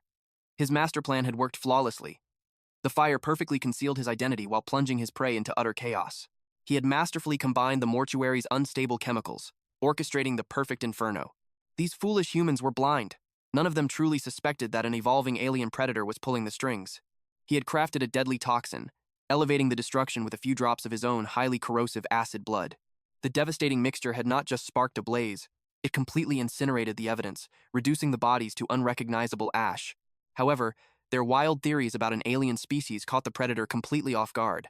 And now, a rendezvous with notorious space criminals? The Amorph scoffed internally. This human captain had truly lost his mind. The creature's sharp intellect began to scheme. He marked the crisis team leader as a high-priority target for investigation. There was a stench of betrayal in the air. That man was highly likely a mole, secretly colluding with the pirate scum. A wicked realization dawned on the Amorph. These space pirates were a melting pot of countless alien species. This was a golden opportunity. A massive buffet of rare, powerful genetic material just waiting to be harvested and absorbed. But there was a massive catch. A pirate raid would wipe out the crew, robbing him of the precious life essences scattered across this research vessel. He would judge the pirate prey before striking. But suddenly, his predatory gaze locked onto a new target. It was the supply management leader, the very same coward who so desperately denied the alien threat earlier. The human was dripping with cold sweat. Glancing around the desolate hallway like a cornered rat, he slammed his trembling palm against the biometric scanner. Stepping into the shadowy abyss of the cargo hold, our shape-shifting protagonist narrowed his eyes. Why was the chief of supply sneaking around his own territory? It made zero sense. Every step the man took reeked of extreme paranoia. Darting eyes, nervous sweats, he was definitely hiding a massive secret. The trail of absolute guilt led straight toward an isolated, heavy-duty shipping container. This was no ordinary storage unit. The security protocols guarding this steel fortress were absolutely top-tier. The metallic plating was so incredibly dense that even our monster's superhuman sensory perception failed to pierce through the walls. Now this was getting exciting. Whatever lay hidden inside that vault had to be worth a fortune, and the Amorph's curiosity was completely hooked. The medical team leader could wait for his doom. Plans were meant to be changed, after all. The brand new prey marked for death? The corrupt supply management leader himself. Bam! A heavy glass slammed against the tavern table. The supply chief roared with laughter, gulping down the burning liquor. His nervous subordinate tried to intervene, practically begging the boss to cut off the booze before things got worse. But inside the chief's intoxicated mind, a storm of absolute stress was brewing. Life on this ship had turned into a living nightmare. Bitter regret washed over him. Why did he ever listen to that shady cult merchant from the black market? The promise of unimaginable wealth had totally blinded him. Relics harvested from ancient, forbidden ruins? He thought he was going to be filthy rich. Smuggling the cursed cargo aboard was a complete success. But disaster struck when he was passed out drunk. One of those ancient eggs had actually hatched. A single, fatal mistake. He had completely failed to lock those heavy container doors all the way. He was trapped in his own web of lies. If the ruthless captain ever discovered this apocalyptic screw-up, his head would be separated from his shoulders in seconds. Cursing his terrible habits, he screamed to the empty room that alcohol was the root of all his misery. The bartender glared with zero sympathy. Wiping down the counter, he coldly announced that the tavern was shutting down for the night. Pleading like a desperate addict, the chief begged for one final drop. The bartender sighed and poured it, leaving the drunkard to stagger out into the dark corridors. Mumbling incoherently about his tragic life choices, his drunken ramble was suddenly cut short. A terrifying chill ran straight down his spine. He whipped his head around, demanding to know who was hiding in the shadows, but the sterile, metallic hallway was dead silent. Fear slowly morphed into drunken irritation. He was about to curse the darkness when a sinister, rhythmic clicking echoed through the silence. Throwing a panicked glance over his shoulder, his blood ran completely cold. A grotesque silhouette was skittering furiously across the walls. Pure, unadulterated terror seized his soul. Tears and curses violently spilled from his lips as he sprinted down the corridor like a madman running from the Grim Reaper. Reaching his quarters, his trembling fingers frantically smashed the emergency override code into the keypad. The heavy blast doors slid open, and he practically threw his entire body inside, crashing pathetically onto the cold floor. Gasping for air, he reached for his communicator. But all the color drained from his face. The terminal lock behind him chimed a sickening beep. He was utterly paralyzed by dread. Slowly, the heavy steel doors hissed wide open once again. The terrifying alien predator slithered into the room. The chief trembled violently, staring straight into the eyes of a waking nightmare. Closing the distance in a heartbeat, our monstrous protagonist offered a silent prayer of thanks for the late-night snack. Then, its jaws unhinged to an impossible width. Crack! The sickening symphony of shattering bones echoed brutally through the isolated room.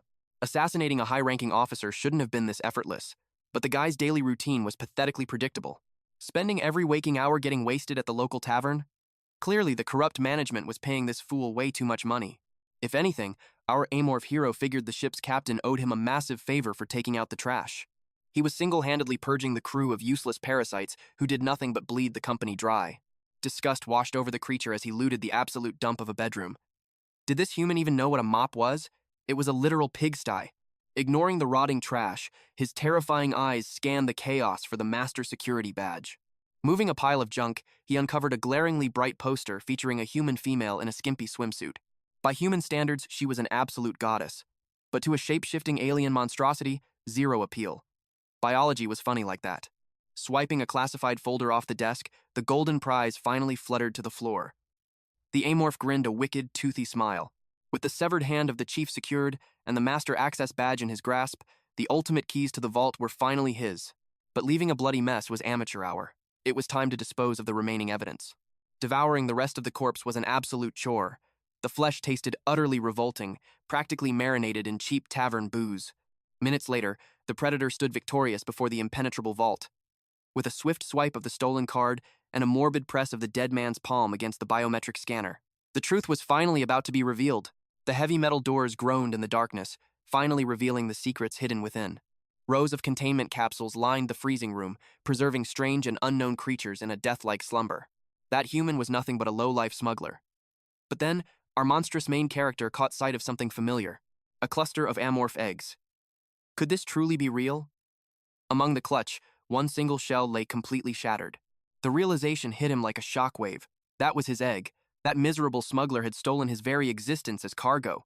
Back in the original game, the Amorph race never started on a cold, metallic spaceship like this one. They were supposed to spawn in an uncharted archaeological ruin. The timeline of his rebirth had been completely twisted. Putting the pieces together, the original owner of this body must have successfully hatched and crawled out of that freezing tank. But trapped and starving, it tragically perished from severe malnutrition. That was the exact moment his human consciousness took over. The sickening truth finally dawned on him. No wonder those disgusting space roaches tasted like a gourmet feast. His monstrous biology had been screaming for basic survival. A bitter, deeply complicated feeling washed over his human mind. He lowered his grotesque head toward the broken shell, offering a silent prayer for the infant soul that had faded away. But sentimentality ends here. It was time to fully embrace his destiny as an apex predator. Without a shred of hesitation, he snatched up the remaining eggs and crushed them between his massive jaws. He devoured his unborn brethren down to the last drop. Yet frustratingly, no system notification echoed in his mind. It hardly mattered, though. This containment room was an absolute buffet of exotic prey just waiting to be slaughtered. A horrifying symphony of cracking bones and tearing flesh echoed endlessly through the freezing chamber. He summoned his system interface, and a wicked thrill surged through his veins.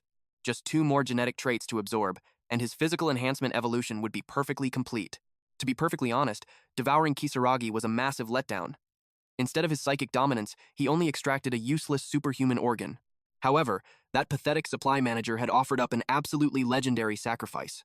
He had granted him a devastating, high-tier characteristic that players could never unlock this early in the actual game.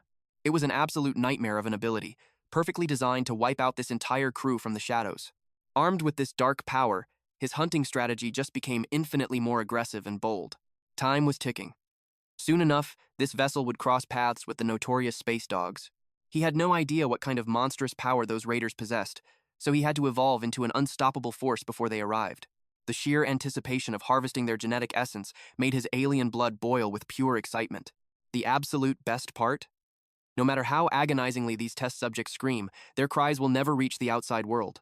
The pathetic wails of this doomed crew will be swallowed forever by the infinite, pitch-black abyss of space. Meanwhile, down in the bustling hangar bay of the Mega Corp research vessel, a mechanic waved Scott over for dinner. Scott wiped the grease from his hands, shouting back that he would join them in a second. His buddy leaned against the heavy railing, asking just how much longer he was chained to his agonizing shift. Scott sighed heavily, admitting he was stuck working overtime. A collective groan echoed through the tired maintenance crew. The conversation quickly shifted to the incredibly suspicious maintenance orders they had recently received. Command wanted every single combat ship fully prepped, even though they were light years away from any active war zone. His friend hated dragging work drama into their meal, but Scott pushed the issue, sensing a dark storm brewing behind the scenes. Leaning in close, Scott whispered a chilling rumor. Management was supposedly gearing up to hunt down the mythical metallic gremlin. Fincher scoffed nervously, warning that if they actually encountered that mechanical nightmare, it would be an absolute slaughter. Scott's eyes darkened as he dropped the ultimate bombshell.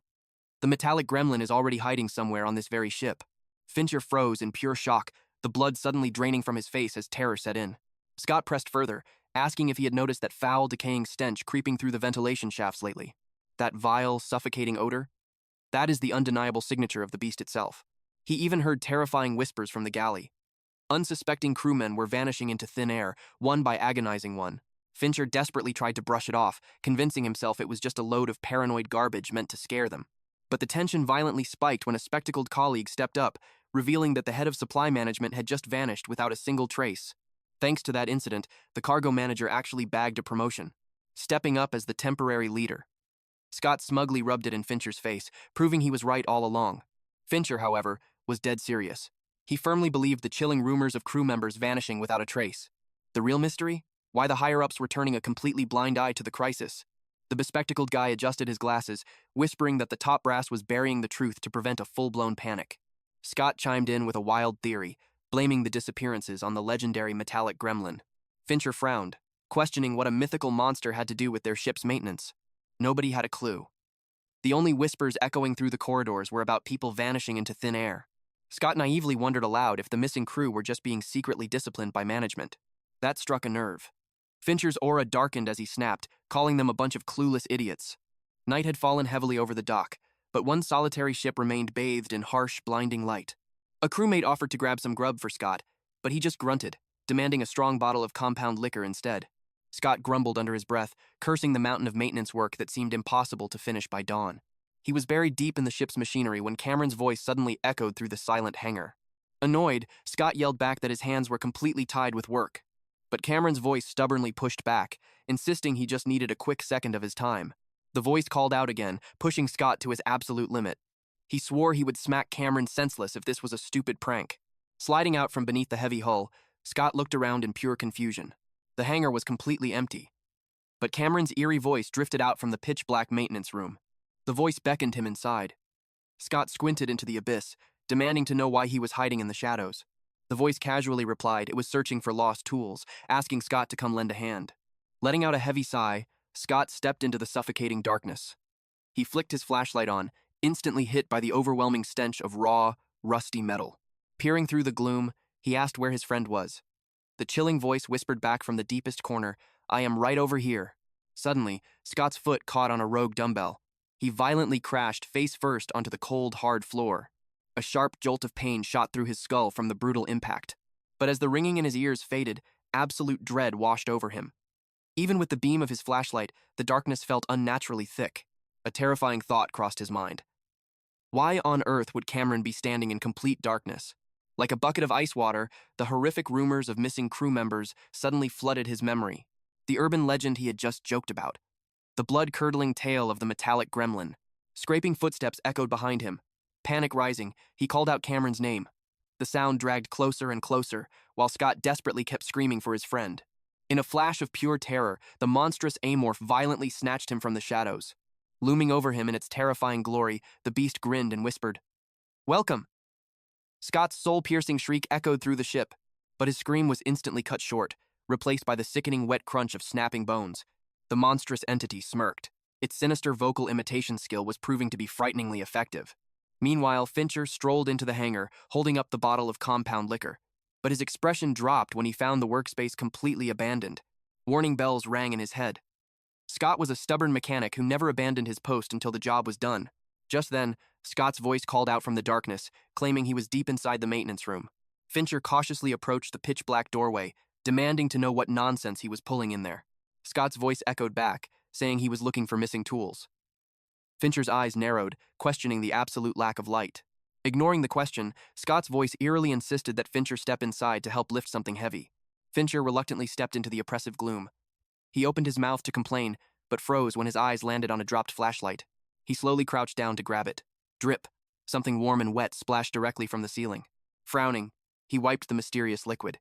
As the beam of light hit his palm, his blood ran cold. It was fresh crimson blood. Pure, unfiltered terror seized his heart. He slowly tilted his head up, only to be greeted by the lifeless, agonizingly twisted face of Scott. The nightmare had taken form. The Amorph casually dangled Scott's severed head from its claws, perfectly mimicking his voice in a spine-chilling display of predatory horror. Fincher's desperate screams echoed through the dark, but in the end, he met the exact same gruesome fate as Scott. As the Amorph ruthlessly devoured his prey, a dark realization crossed his mind. He had an absolute talent for luring foolish humans to their doom. This newfound imitation skill. It made the hunt almost too delightfully easy. Among the rare specimens, the supply leader had attempted to smuggle.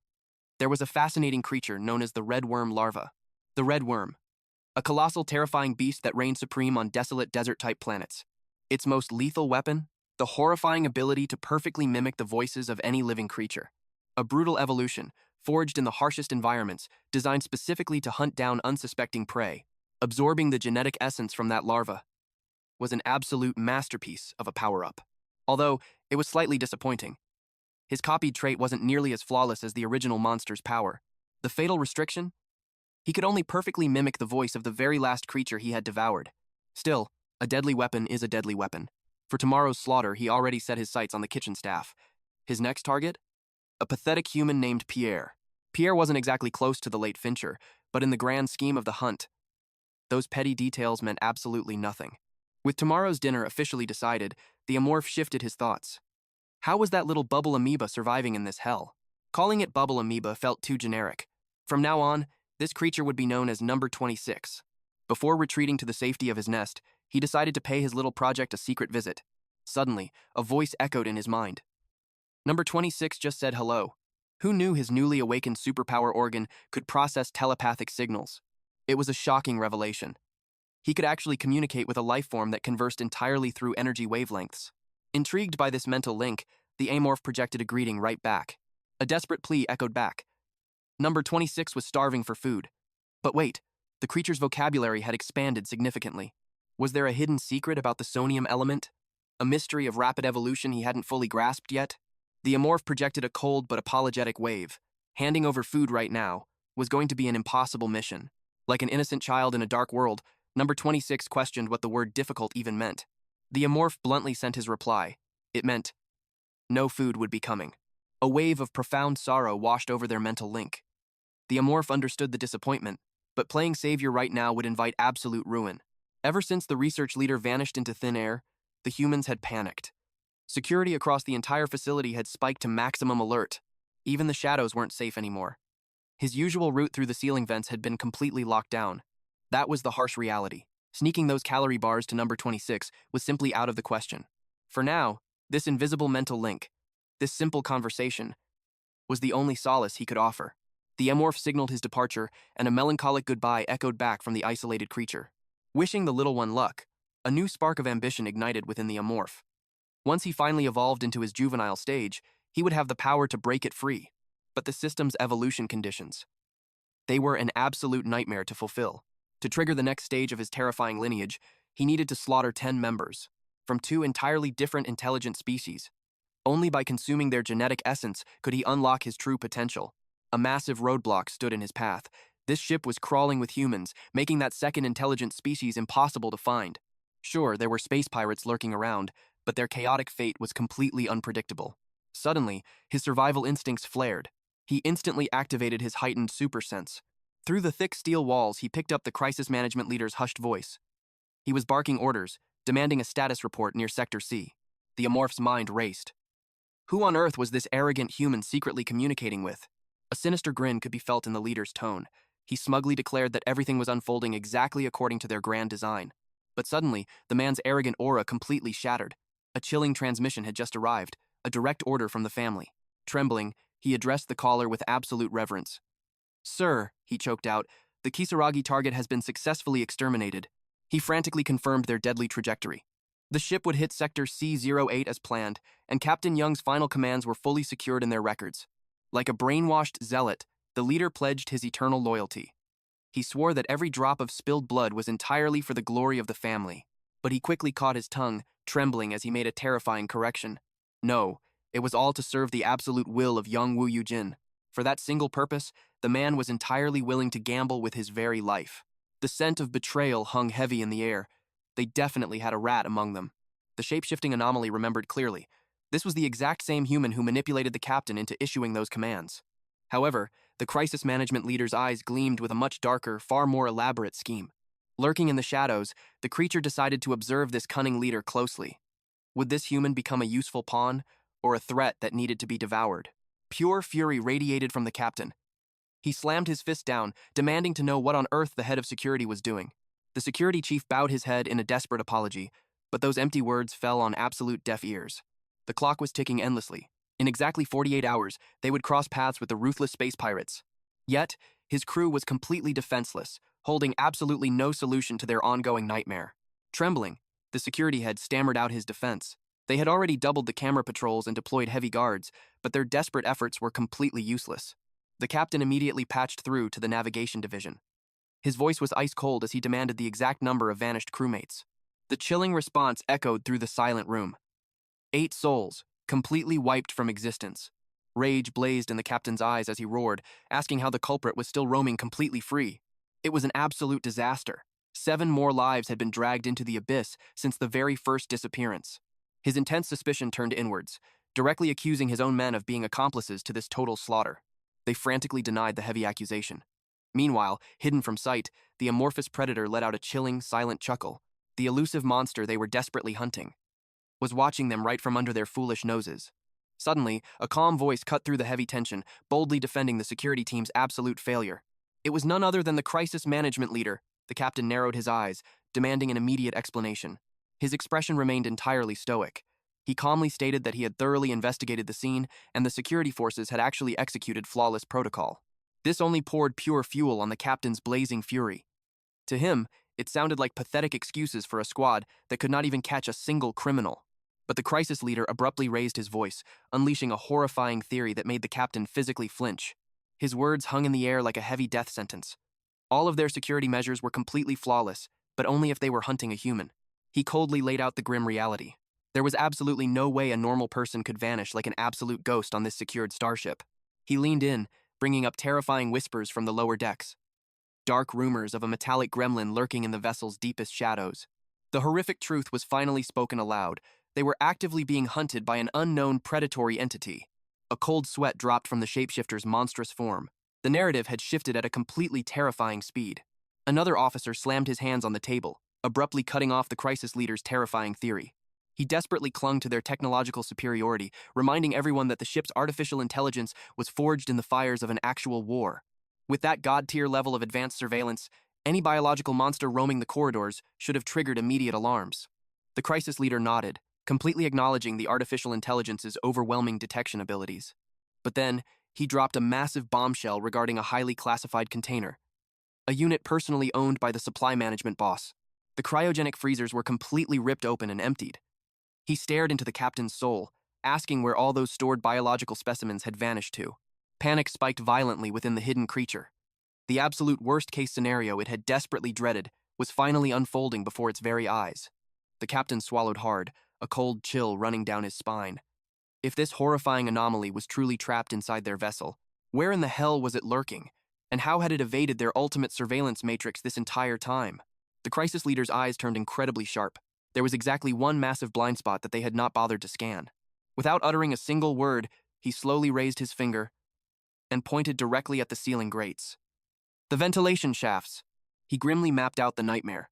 Those metallic veins stretched infinitely, connecting every single corner of the colossal starship. By calculating the absolute limits of those narrow pipes, he deduced the apex predator had to be roughly 1 meter in size to navigate through them.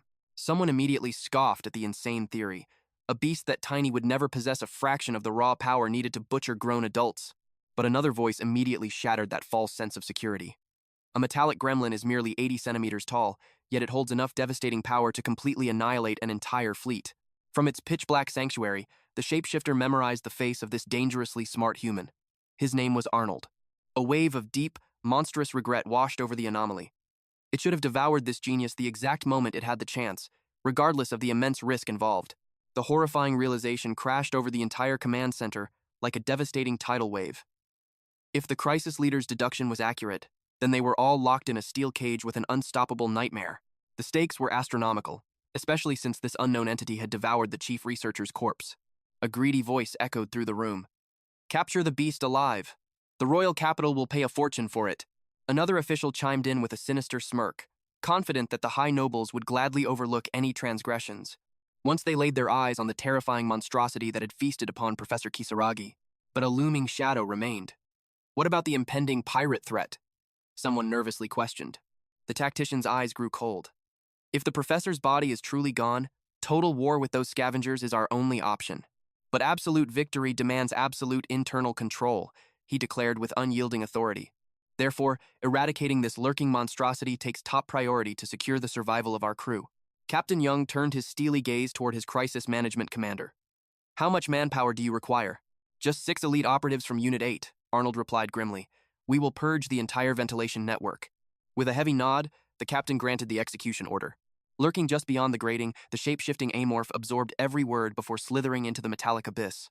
A sliver of dread pierced his consciousness. He had played a dangerous game of hide-and-seek, always knowing this fateful day would arrive. That ruthless commander, Arnold, was bound to lock down the vents with high-grade security grids. His primary hunting grounds had just become a lethal trap. Abandoning his carefully crafted nest meant stepping into a deadly labyrinth with no safe haven. The corridors were heavily monitored by unblinking surveillance eyes, and the air ducts were now a death sentence. Pushed to the absolute brink, the creature faced a life-or-death crossroad. Should he cower in the shadows like prey, or stand his ground and bathe the ship in blood? The internal debate raged like a tempest. Arnold's arrogant words echoed in his mind. "This intruder is no human, merely a beast scurrying through our ship's veins." The sheer audacity of their plan. To capture him like some exotic pet for the royal capital's amusement. A terrifying primal fury ignited deep within the Amorph's core. To be treated as a mindless savage was the ultimate insult. Even if they shredded his limbs, his jaws would still tear out their throats. The hesitation vanished. The path of carnage was chosen. He would engrave a bloody lesson into their skulls. Thinking a handful of grunts could cage an apex predator in the isolated void of space was pure delusion. The seal on his true power shattered. He was going to plunge this pathetic vessel into an inescapable cosmic nightmare. Plunging his sharpened claws into the metallic floor, the beast initiated a terrifying biological override. Parasitic tendrils erupted from his flesh, burrowing deep into the spaceship's mainframe to siphon its technological secrets. Like a digital flood, the architectural blueprint of the massive research vessel downloaded directly into his consciousness. Every pulsing heartbeat, every marching boot, the exact coordinates of his prey were now laid bare. If this colossal spacecraft was a metallic leviathan swimming through the galaxy, then, He had just evolved into the lethal parasite controlling its very brain. He now possessed an omniscient awareness, reading the vessel's pulses even better than its human masters. His sensory web detected Captain Young and the strike team commanders converging at the central bridge. With Arnold anchoring their formation, it was obvious they intended to orchestrate their little hunting game from the command throne. Through the hum of the ship's circuitry, the Amorph tracked the heavy footsteps of the elite vanguard. Just as his tactical mind predicted, the arrogant humans had split their strike force. A classic pincer movement. They were closing in from two opposing vectors. The chessboard was set, and the initial pieces were finally in motion. He would tailor his symphony of destruction based on their pathetic weapons. A chilling, predatory grin stretched across his monstrous face. It was time to give his uninvited guests a proper, blood-soaked welcome. Alpha Squad, moving out, echoed through the comms. Copy that, Alpha, the command center confirmed, just before Bravo Squad signaled their advance. Bravo Squad, check your signal. We are picking up heavy interference, the control room warned, blind to the looming threat. Up on the massive command displays, the oblivious officers watched their pawns march forward, entirely unaware they were walking straight into hell. The control center barked out their orders. Report back immediately if you spot anything even slightly off. Arnold's mind raced.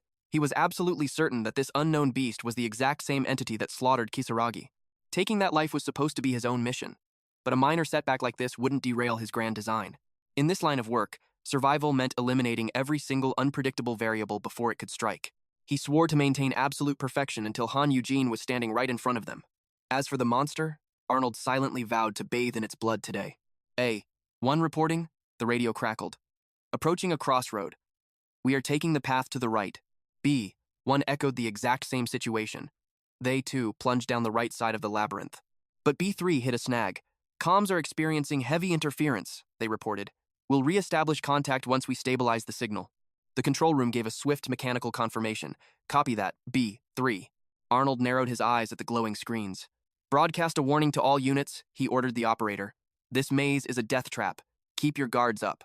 But in that very moment, a chilling detail caught Arnold's sharp gaze. The body cam feed for B3 had frozen completely still. Check that monitor now, he barked at the technician. B3, do you copy? The operator pressed. Silence. A heavy, suffocating silence filled the room as they tried again. Just as panic began to set in, the static cleared. B3's camera feed suddenly flickered back to life. B2. Hold your current position, the control room ordered. B3 is approaching from your 6. Copy, came the swift reply. The tactical map showed B2 and B3 converging, while B1 remained completely isolated on the far side of the sector. The two units finally merged on the tracker. But instead of a status update, blood-curdling screams suddenly shattered the radio silence. B2, sit rep, the operator yelled. It is the beast! B2 shrieked in absolute terror, and just like that, the signal went dead. Desperation gripped the command center. With B2 offline, they frantically rerouted the comms to B3. The monster had clearly snatched B2 into the shadows, but the monitors showed nothing but blinding darkness. They desperately needed B3's visual confirmation. I cannot see a damn thing. B3's voice trembled with sheer panic. It materialized out of thin air. Hearing the pure dread in a hardened soldier's voice, the two leaders felt their blood run cold. They practically lunged at the control console, sending the operator into a full-blown panic. Arnold stood utterly paralyzed. A cold sweat dripped down his spine. He simply could not process the nightmare unfolding before him. An entire elite unit, wiped out in the blink of an eye. A veteran soldier, clad in an intermediate-grade reinforced combat suit, was butchered like a helpless sheep, completely unable to put up a fight. Such a feat was near impossible, even for a master-class assassin. The dreadful realization crashed over him. Treating this thing as a mere wild beast was a fatal miscalculation. This apex predator, possessed a terrifying speed and lethal instinct that utterly shattered all their strategic models. Snapping out of his shock, Arnold roared at the communications officer. Broadcast this to all remaining squads immediately. His new orders were brutally simple. Weapons free. If a single shadow so much as twitches, you open fire and obliterate it. He then commanded B3 to fall back and regroup with B1 to initiate a search and rescue. The new directive echoed through both headsets. But deep down, a heavy dread gnawed at Arnold's gut. He knew his men were marching straight into a slaughterhouse. On the map, B3 and B1 were rapidly closing in on the crossroad. Suddenly, B1 broke the agonizing silence. Command, I am picking up strange noises. Identify the sound. What is it? The control room demanded. I cannot confirm, the soldier whispered. The acoustics in this crossroad are distorting everything. But a second later, B1 let out a breath. Correction, command. False alarm. It is just B3. I can hear his voice echoing from the corridor. A massive wave of relief washed over Arnold. The suffocating tension in the control room finally seemed to shatter. B1. Confirm visual contact and report back, the operator instructed. They waited for the inevitable response, but were met with nothing but dead air. Then, a shaky, breathless voice crackled through. B3 is gone. The enemy just dragged him into the abyss. Arnold's eyes widened in sheer disbelief. He staggered forward, stepping down from the commander's podium like a man possessed. He violently snatched the headset right off the operator's head. B1, give me a precise sit rep. What the hell just happened? I do not know. B1 stammered, his voice laced with pure terror. It moved like a phantom. There was no time to even react. A blazing inferno of rage exploded within Arnold. The veins on his forehead bulged as if they were about to burst from the sheer pressure. His thunderous roar echoed through the facility, turning every head in the room. How the hell could you miss a massive beast snatching a man right from under your nose? Through the static, B1 could only weep frantic apologies. Overcome with fury, Arnold brutally slammed the headset into the floor, shattering it. It defied all logic. How could a highly trained operative be completely blind to a kidnapping happening mere inches away? Then, a truly terrifying realization hit him like a freight train. Neither B1 nor B3 had captured a single pixel of this ghost-like predator on their cameras. Arnold's eyes narrowed at the monitors. Why were these elite soldiers actively avoiding capturing the creature on their camera feeds? A chilling realization struck him like lightning. He snatched up the headset, his heart pounding furiously in his chest. "This is your team leader speaking," he barked into the mic. "Bravo 1, state your name and rank immediately." "I said report now," he roared, the tension in the control room becoming absolutely suffocating. The captain braced himself for an excuse, but instead of a soldier's reply, a chillingly amused voice echoed back. "You caught me." Suddenly, on the screen, a grotesque, nightmare-inducing limb smashed directly into the camera lens. Sickening crunches and wet munching filled the audio feed, before the connection severed into dead, terrifying static. "Control, what's happening over there? Please respond," Alpha 1 begged. But Arnold was left speechless, seething with pure, unadulterated rage. The Amorph had flawlessly slaughtered all of Team Bravo. It was a brilliantly wicked strategy, inspired by a past encounter with subject number 26. The Predator's master plan? To hijack their communications by emitting a perfectly synchronized radio wavelength. Flooded by this invisible interference, Bravo 3's radio dissolved into an endless stream of static. Forced to stop and fix his equipment, the poor soldier unknowingly separated himself from the pack, sealing his own fate. From the shadows, the Amorph struck, neutralizing its prey instantly with a devastating neurotoxin it had recently evolved. It was a total massacre, a free buffet of carnage for the beast. Now, its ravenous eyes turned toward Team Alpha. Expanding its monstrous sensory perception, it locked onto their location. But these soldiers, they were on high alert. Unlike the clueless squad before them, Team Alpha had been warned. They knew full well this demon could steal human voices perfectly. But a wicked thought crossed the monster's mind. Why not weaponize their own intelligence right back at them? Slipping through the pitch-black corridors, it positioned itself at a four-way intersection, waiting patiently for Team Alpha's arrival. Lurking in the shadows, the creature mused to itself. Is it truly said that knowledge is absolute power? Because in its deadly game, having just enough knowledge could lead you straight into a fatal trap. Tactical lights pierced the consuming darkness. "Control, Alpha 1 here," the point man reported. "Approaching the intersection. We are breaking right." "Copy that, Alpha 1. Proceed with extreme caution," the control room chimed back through the static. Arnold's voice crackled through their earpieces, his tone dead serious. "Remember, gentlemen, that thing sounds exactly like us. If you hear anyone crying out in the dark, do not hesitate. Shoot to kill instantly." Suddenly, a desperate plea for help echoed from the darkness. Following orders, the soldiers unleashed absolute hell, their rifles roaring without a second thought. Through the blinding muzzle flash, they caught a glimpse of the beast darting across the hallway. They immediately ceased their suppressing fire. "Alpha 1, what's the situation?" Control barked. "Sweep the area and confirm the target's status." "Roger that," Alpha 1 replied grimly. His squad locked down their positions, keeping their rifles raised to provide heavy cover. But little did these elite soldiers know. The ultimate predator was already lurking right behind them. In a flash of terrifying speed, the Amorph's massive claws clamped firmly around the rearguard's head. Alpha 3 erupted into blood-curdling screams. "What's wrong?" "Report!" His comrades panicked, spinning around in sheer terror. "It's behind us! The monster is behind us!" Alpha 3 shrieked. Command immediately ordered Alpha 1 and 2 to engage the target, but their fingers froze on the triggers. The cunning beast was using Alpha 3 as a human shield, hiding perfectly behind his trembling body. One squeeze of the trigger, and their own teammate would be completely shredded by friendly fire. But Arnold was utterly merciless. "I said shoot!" he roared through the comms. "Alpha 1, open fire right this second, damn it!" Alpha 1 gritted his teeth, his heart tearing in two before he finally pulled the trigger. A hail of bullets flew, forcing the beast to retreat. Hot lead grazed the creature's thick hide. Realizing the immense danger, it melted back into the shadows, escaping the lethal crossfire. "Man down! We have a man down!" Alpha 2 screamed into his radio, his voice trembling with sheer adrenaline. But the control room offered zero sympathy. "Do not fall back. Hold your ground," they commanded.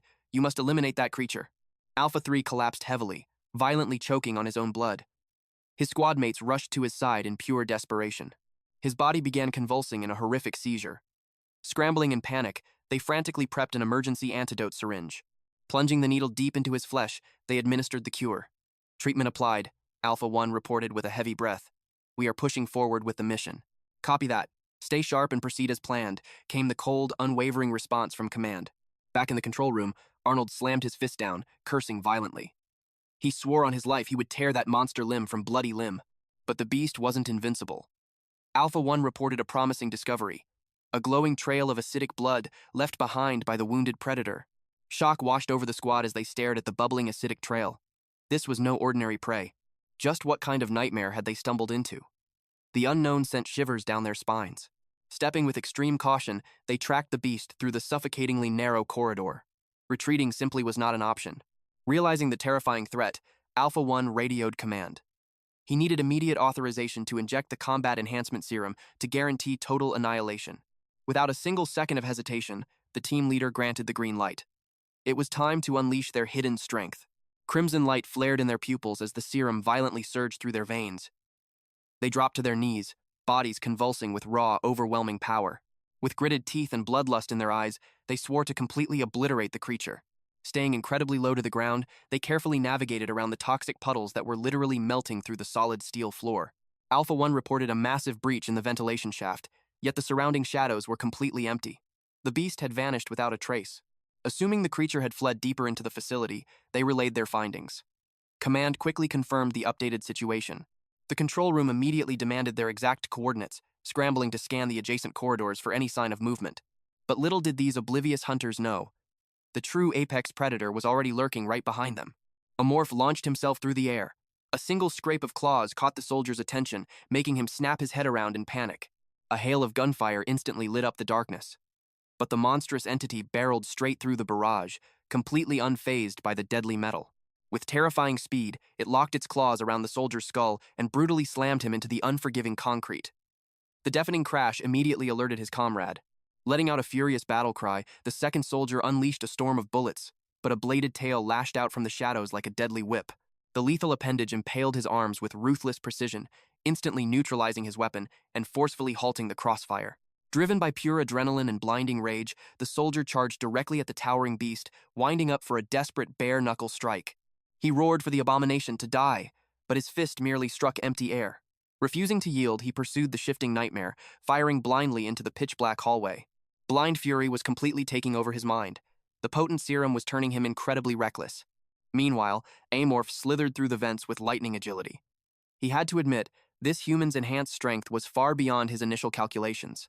Even with the potent combat stimulants, mere mortals were almost never this incredibly resilient. Something was definitely different here. The Predator quickly adapted his strategy. Relying on simple parlor tricks wouldn't fool Alpha 1 a second time. He needed a far more sinister approach. And in that moment of cunning calculation, the perfect, gruesome alternative presented itself. Down in the isolated corridor, Alpha 3 was left bleeding out. Agonizing pain tore through every single nerve in his broken body. Suddenly, heavy footsteps echoed in the dead silence. The horrifying silhouette of the beast emerged from the right passage. The soldier let out a blood-curdling scream. The living nightmare was closing in, its terrifying form blurring with unnatural speed as it lunged forward. Paralyzed by absolute despair, his body violently shook. He shrieked for his very life, but his limbs completely refused to obey him. Our main character ruthlessly hoisted him up, driving a lethal appendage straight through his spine. A guttural shriek of pure torment erupted from the dying man's lungs. Then, the absolute slaughter truly began. The beast relentlessly feasted upon its helpless prey. Crimson rain painted the metallic walls in a horrifying display of absolute carnage. Finally satiated by the gruesome meal, the creature callously tossed the hollowed-out remains to the cold floor. The sinister trap was now perfectly set. Command was about to discover the horrific fate that befell Alpha 3. Spotting the blinking lens of the helmet camera, Amorph brought his foot down with a heavy crunch. The control room monitors instantly flatlined to agonizing static. Complete panic erupted over the comms. The control room frantically declared that Alpha 3 had been ambushed. Alpha 1 sprinted back, lungs burning and chest heavily heaving. Ignoring the absolute bloodbath surrounding them, he desperately called out to his fallen brother. He rushed to the motionless body, shaking him wildly and begging for any shred of a response. Fumbling for the emergency antidote, he prepared to inject it. But in a twist of absolute horror, a bladed tail erupted from inside Alpha 3's corpse and viciously struck. The deadly infection instantly surged into Alpha 1. He collapsed to the cold floor, writhing and screaming in mind-shattering agony. A sickening tear ripped through the dead silence. Crimson fluid sprayed wildly everywhere as a monstrous limb violently burst from the dead man's stomach. Alpha 1 watched in paralyzing disbelief. The horrifying truth finally dawned on him. Our main character had been hiding inside his comrade's hollowed-out armor all along. The predatory nightmare slowly slithered out of the gruesome disguise. Witnessing this macabre birth left the elite soldier trembling like a helpless child. A low, demonic growl vibrated through the heavy air.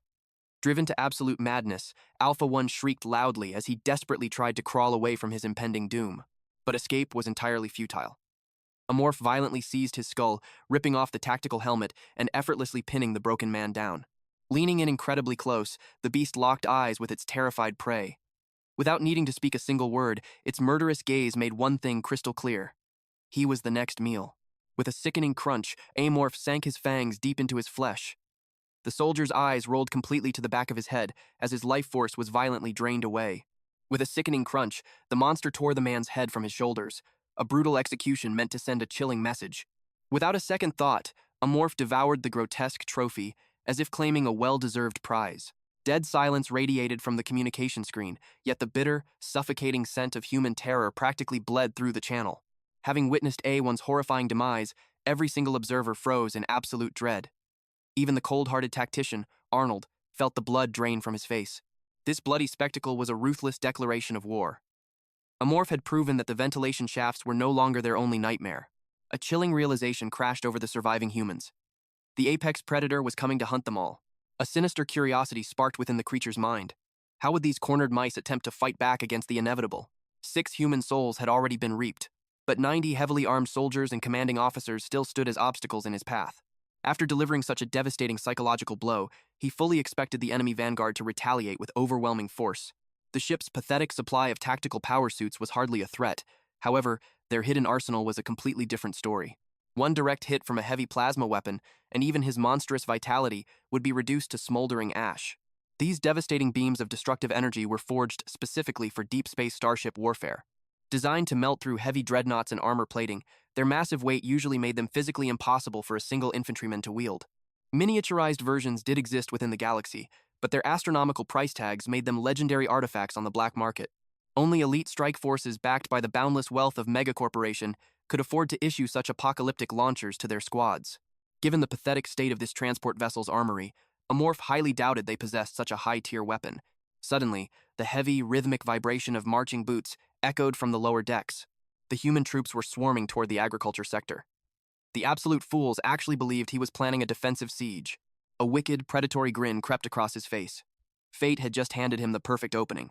With the vanguard completely distracted by a phantom threat, the path straight to the top brass was left wide open. Severing the head of the snake would shatter their fragile chain of command, plunging the entire vessel into glorious chaos. But his ultimate, most dangerous prey was Arnold. That man's terrifyingly sharp intellect was a blade that desperately needed to be broken. Meanwhile, sheer panic had consumed the tactical command room. Desperate voices demanded to know the true origin and terrifying nature of this unstoppable beast. Meeting the captain's roaring fury with ice-cold logic, Arnold exposed a fatal secret.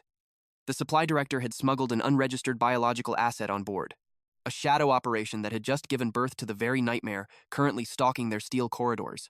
The captain exploded in frustration. He had granted the Vanguard access to highly classified leader power suits, yet they were still being slaughtered like helpless sheep. Lurking within the dark recesses of the ceiling, Amorph absorbed every single word of their pathetic, desperate squabble. Advanced power suits were humanity's ultimate shield against the freezing, merciless void of deep space. But cutting corners on their structural armor was a catastrophic mistake that would soon drown this ship in an ocean of blood. Arnold coldly fired back, stating that proper investments in top-tier defensive gear would have easily prevented this absolute massacre. His eyes narrowed dangerously as he utterly rejected the captain's blind accusation of failure. The commanding officer stumbled back, completely silenced by Arnold's overwhelmingly suffocating aura.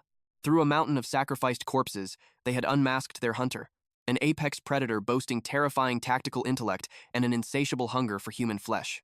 Ignoring the captain's rising irrational hostility, Arnold declared that shedding blood for vital intelligence was the ironclad rule of battlefield survival. Now, they had absolutely no choice but to gamble their lives on the tiny, blood-soaked fragments of truth they had secured. The atmosphere inside the room grew freezing cold as Arnold prepared his ultimate, high-stakes gamble. The captain's face instantly twisted with deep, paranoid suspicion. Gritting his teeth in frustration, he demanded to know what else this crisis leader could possibly want.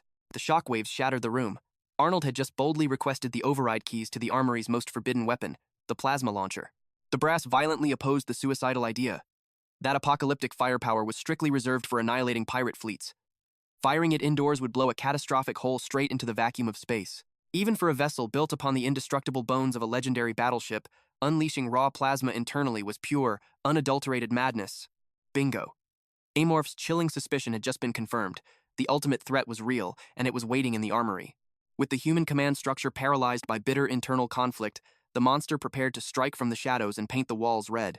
Unfortunately, Arnold's heavily fortified position was miles away from his current location, but a much sweeter, deeply satisfying target had suddenly appeared on his radar. It was Dr. Wei, the sadistic, arrogant researcher who had subjected specimen number 26 to endless days of unspeakable, agonizing hell. The target was locked. It was a twist of fate, as he was already marking this exact man for death. With a devastating strike, the metal vent cover shattered into pieces. The sharp noise instantly grabbed Arnold's focus. Plunging from the ceiling like a nightmare, the creature dropped right above Dr. Wei, its jaws unhinging to a terrifying width. The shadow of death rapidly descended, aiming straight for the terrified researcher's face. The moment his feet slammed into the steel floor, those monstrous teeth clamped down, completely obliterating Dr. Wei's features. Absolute horror froze the remaining crew as they watched the beast feast upon their colleague. Panic shattered the silence. Blood-curdling screams echoed through the halls as the survivors scrambled for their lives, the apex predator right on their heels. The chief of security was mercilessly torn apart, while a fleeing researcher caught a lethal thrust. While the remaining humans desperately sprinted toward the exit, Arnold kept his cool. He barked an urgent order at the communications officer to broadcast a ship-wide emergency alarm. Trembling with overwhelming fear, the officer at the console scrambled to obey. But just as the soldier parted his lips to sound the alarm, a deadly appendage pierced straight through his open mouth. A gruesome fountain of crimson erupted, instantly snuffing out his life. In sheer desperation, the remaining guards opened fire. Among the shooters was Arnold. The Amorph had fully expected this mere human to flee in terror. Yet, even completely stripped of his mechanical power suit, this man stood his ground with sheer, unyielding grit. However, standard ammunition was nothing more than a mild annoyance, entirely useless against the monster's hardened shell. A spark of deadly curiosity ignited within the Amorph. What exactly was going through this human's mind? The creature prepared to launch a fatal assault, but suddenly, his combat foresight triggered. A terrifying vision flashed in his mind, showing himself getting blasted during the charge. In that premonition, he successfully pierced Arnold's heart, but the human's dying shot critically wounded him in return. The secret weapon was a plasma pistol, an outrageously expensive piece of hardware, yet terrifyingly lethal and easily concealed. One direct hit to the head or vital organs, and even this monstrous entity would be instantly vaporized. At the very least, it would inflict a catastrophic, crippling wound. The Amorph's instincts screamed at him, realizing this man was deeply tied to the formidable Eugene bloodline. From across the blood-stained room, Arnold's sharp eyes caught the creature's slight hesitation. Realizing the monster had sensed the danger, Arnold casually tossed his useless rifle aside, his hand slipping into his trench coat. He drew out his ultimate trump card, the highly destructive plasma pistol. The surviving captain gasped in absolute disbelief. Wielding an artifact of that immense value was completely unheard of. With ice in his veins, Arnold muttered that while this beast was an unknown entity, its fighting style sparked a hauntingly familiar memory. The creature's vast, overwhelming arsenal of skills perfectly mirrored the legendary prowess of his master, Si-Hyun Eugene. Without a second of hesitation, Arnold pulled the trigger. A deafening, thunderous roar ripped through the containment bay. The blistering beam of pure energy was devastatingly effective, forcing the apex predator to fiercely leap backward into the shadows. Arnold boldly declared his mission. He would eliminate every unpredictable variable until his master graced them with his presence. The Amorph internally cursed, knowing the tides of battle were turning against him. This was, without a doubt, the most life-threatening crisis he had encountered since his monstrous rebirth in the darkest depths of the cargo hold. However, in his past life playing this cruel survival game, he had crawled out of far worse hellholes, and the ultimate victor had always been him, the Amorph. It did not matter who was rushing to the battlefield. Whether it was the legendary master or a false god, when those doors opened, they would be welcomed by a gruesome scene of absolute carnage, starring him and Arnold.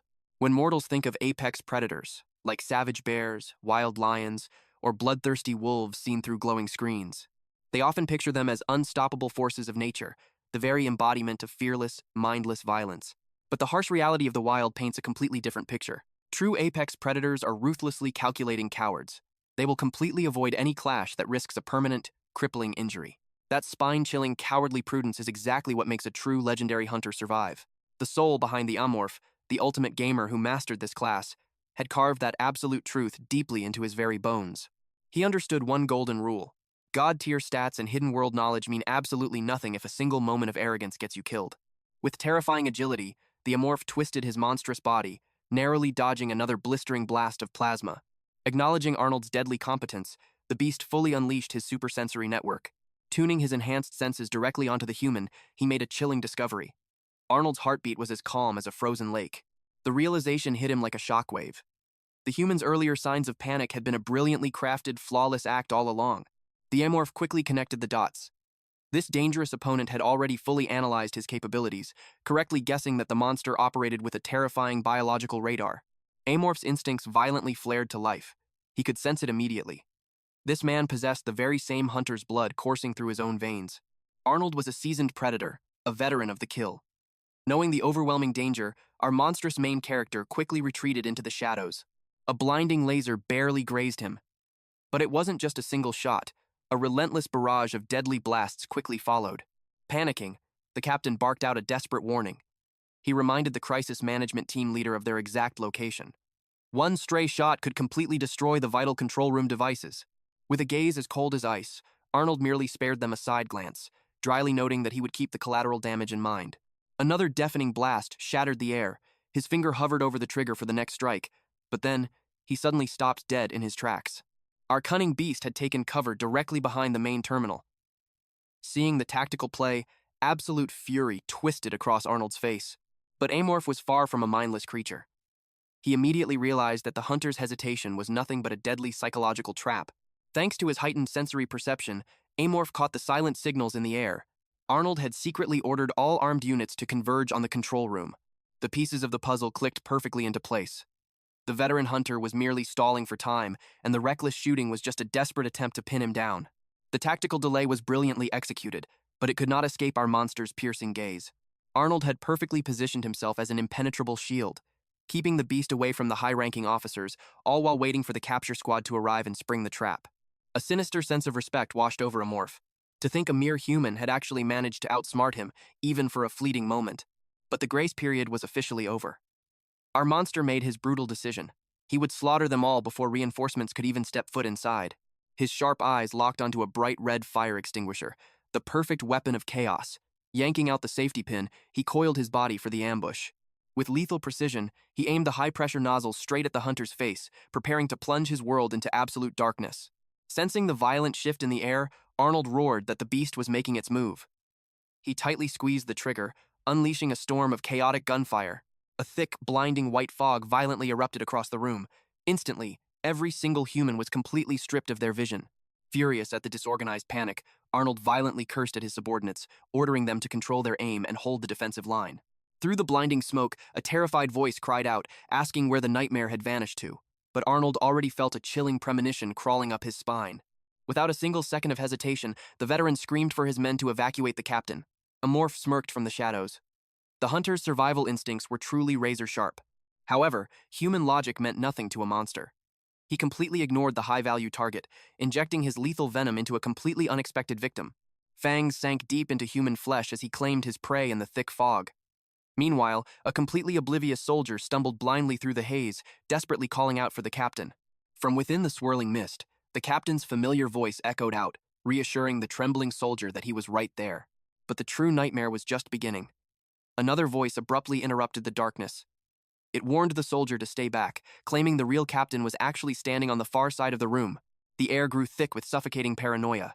Arnold desperately yelled at his men to hold their senses, roaring that the beast was using psychological warfare to break their minds. But the desperate words fell on deaf ears. Like a shadow detaching from the wall itself, the monstrous predator lunged after its next isolated target. The gap closed in a terrifying instant. With unimaginable speed, he secured his prey, extinguishing the man's life before a single scream could escape his lips. The panic finally reached a boiling point. Someone cried out through the fog, begging the troops to ignore the deceptive voices, screaming that the monster had already slaughtered their team leader.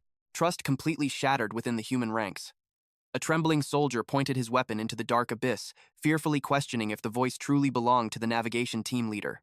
A desperate warning tore through the chaos. Do not trust your own ears. The demonic entity was perfectly mimicking human speech to turn them against each other.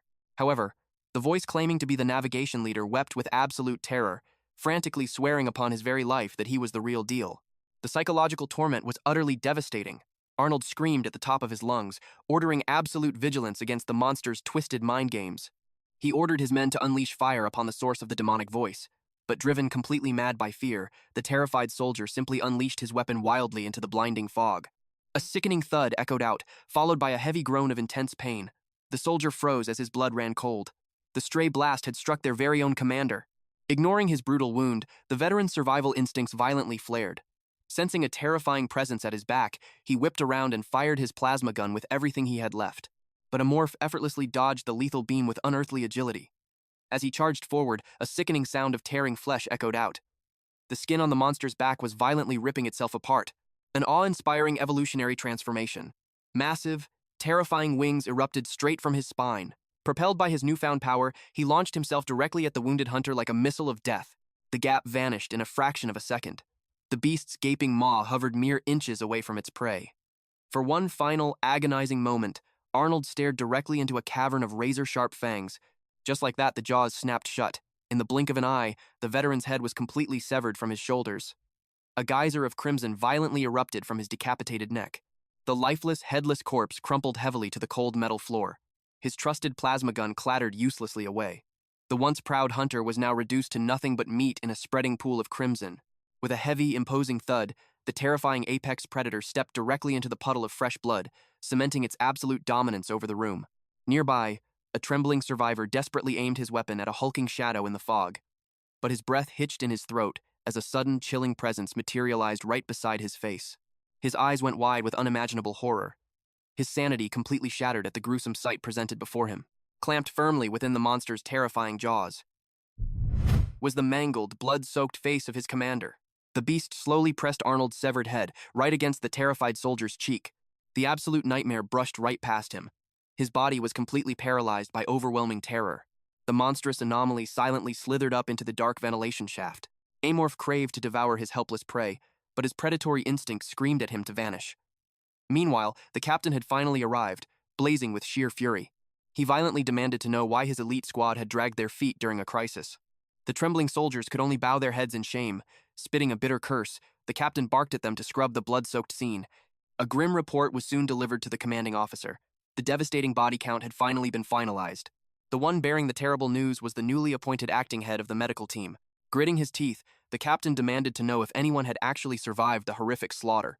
The medic swallowed hard, revealing that every single soul was wiped out, except for the brilliant chief of research.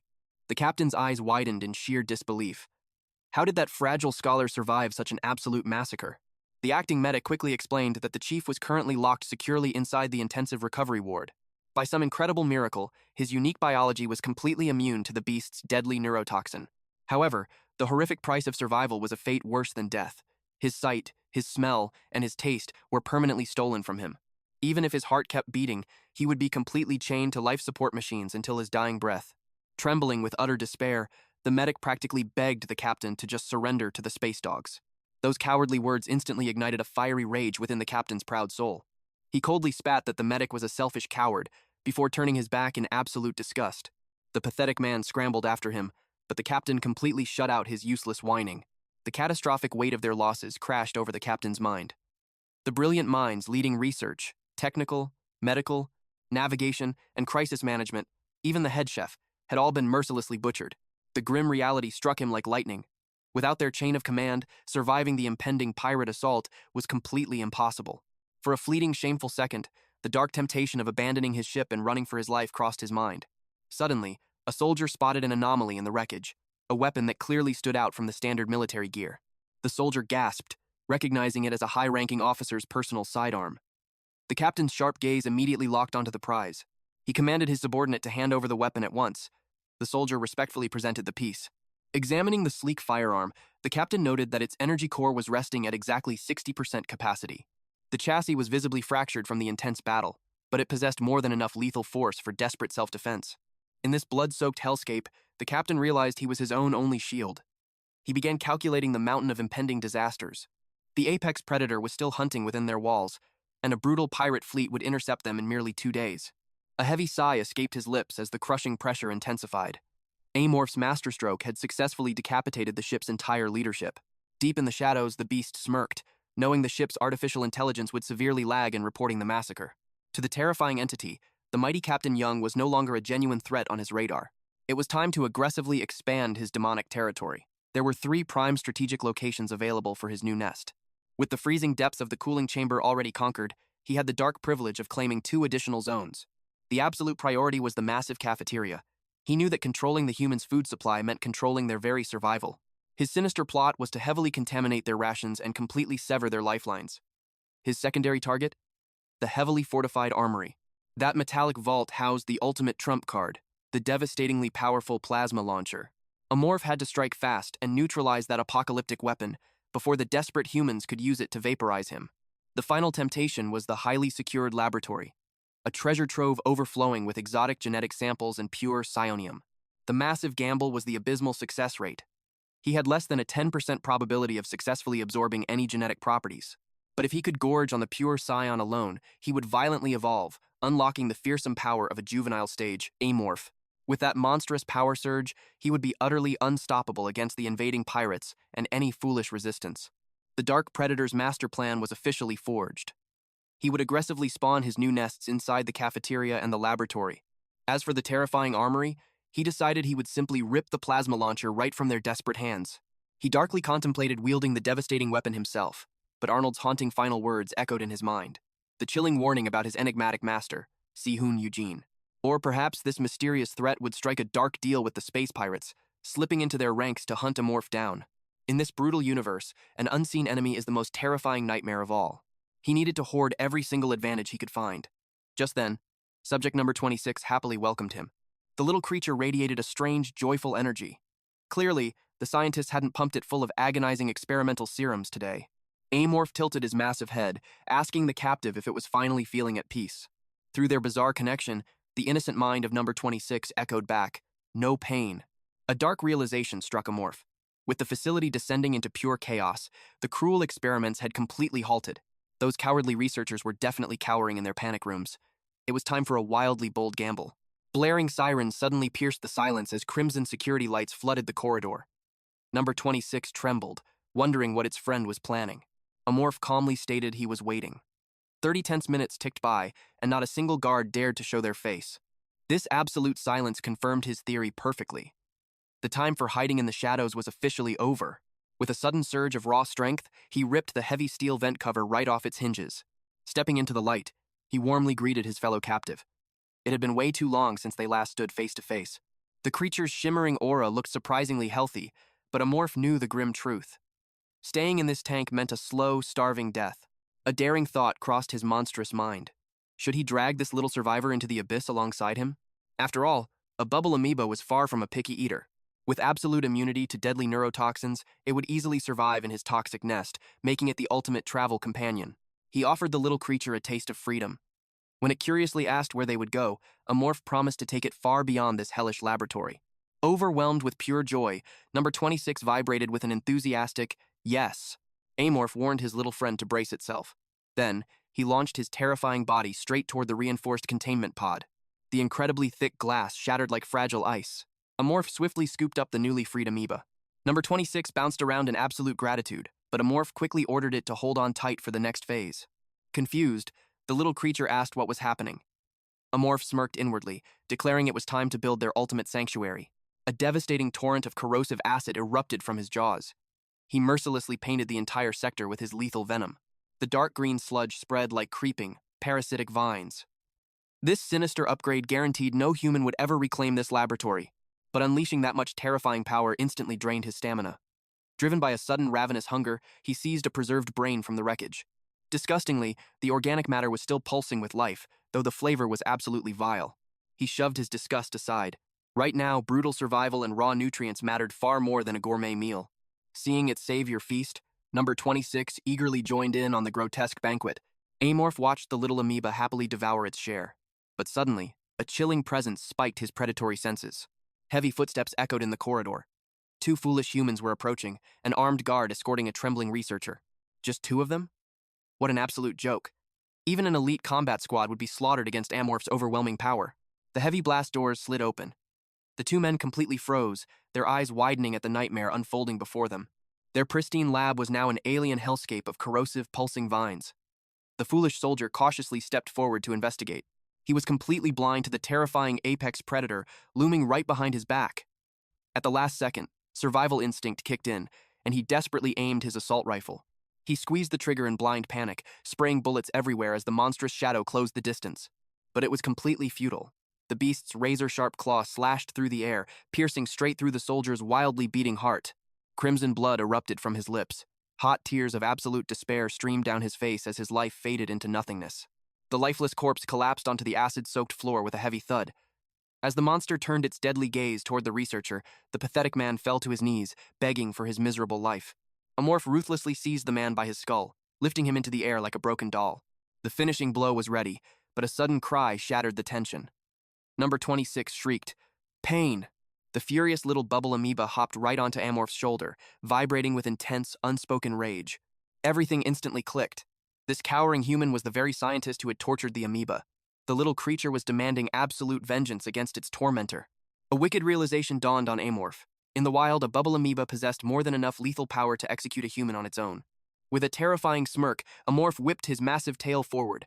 A precise strike injected paralyzing venom into the researcher's spine, serving the helpless torturer on a silver platter. Without a second thought, he tossed number 26 straight toward the terrified man. The little creature leaped like a predator. It latched onto his face with a ravenous hunger, eager to consume its prey. A gruesome sizzling echoed through the room. The lethal parasite completely engulfed the man's head, dissolving it in seconds. Watching the brutal scene unfold, Amorph pondered a grim question. Who truly suffered the worst fate? The soldier who was slaughtered in an instant? Or this pathetic researcher, screaming as his skull slowly melted into sludge? He quickly brushed the thought aside. Death was the ultimate equalizer, making the method of their demise completely irrelevant. Right as he took a satisfying bite out of a fresh brain, a familiar glowing interface flashed before his eyes. A surge of triumph washed over him. He had hit his evolutionary milestone much faster than anticipated. The system prompted him to unlock the physical strengthening path. After devouring over 500 distinct biological samples, he had only harvested 3 unique traits. Yet, the sheer quality of these newfound powers left him deeply satisfied. Scooping up number 26, he prepared to retreat to a safe zone to undergo his next evolution. He reassured his little companion that the process would be over in a flash. The moment he accepted the system's prompt, a sickening symphony of snapping bones and shifting flesh echoed around him. His legs expanded with explosive muscle mass. Vicious spikes erupted from his spine. Number 26 watched in sheer awe at the monstrous transformation. Bouncing happily toward its master, the little creature marveled at his massive new stature. Amorph casually explained that he had simply experienced a growth spurt. The concept went completely over the creature's head. So, Amorph clarified that he had evolved from a mere youngling into a full-fledged adult. Tilting its metaphorical head, number 26 asked if a youngling meant being a baby. It instantly dubbed the massive monster a giant baby. Amorph paused. Biologically speaking, his evolutionary path wasn't complete, making the silly nickname technically accurate.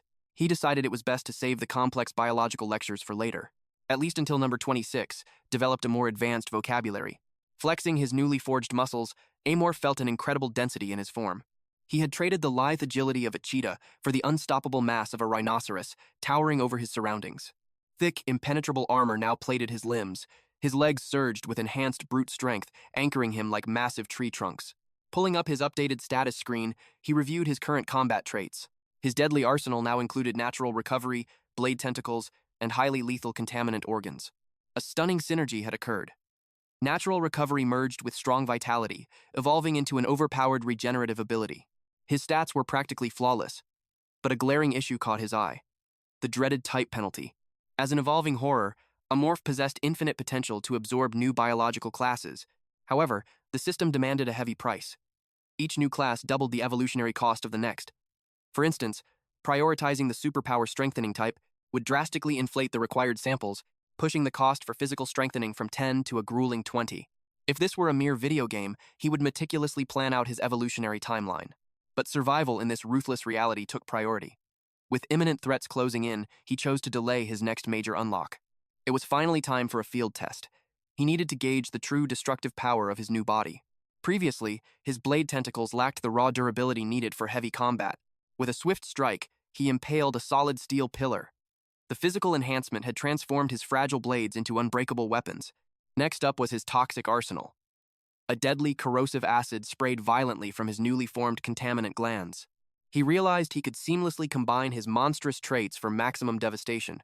He could even generate horrific spores that rained down acidic death. This terrifying combo would easily turn the entire spaceship into his personal fortress of doom. It was the ultimate biological trap, guaranteed to melt even the most formidable enemies in their tracks. Fully satisfied with his monstrous power-up, it was time to get back on the hunt.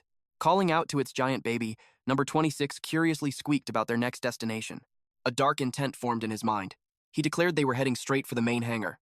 He couldn't wait to see the sheer, unadulterated terror on the surviving crew's faces when they witnessed the nightmare he had become.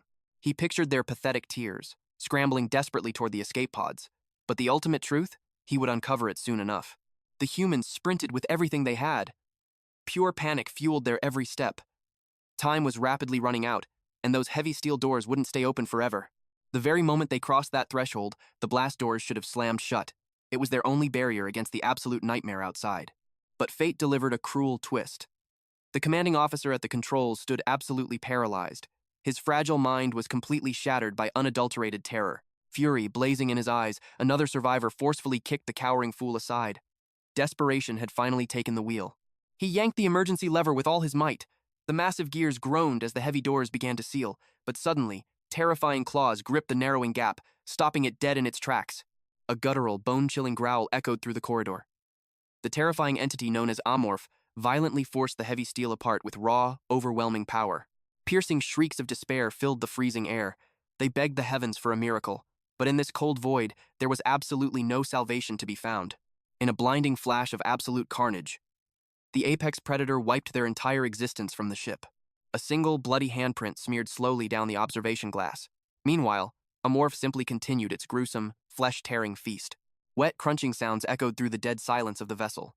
Deep in another sector, Dr. Wei's brow twitched as consciousness slowly crept back into his mind. He lay trapped inside a medical recovery capsule.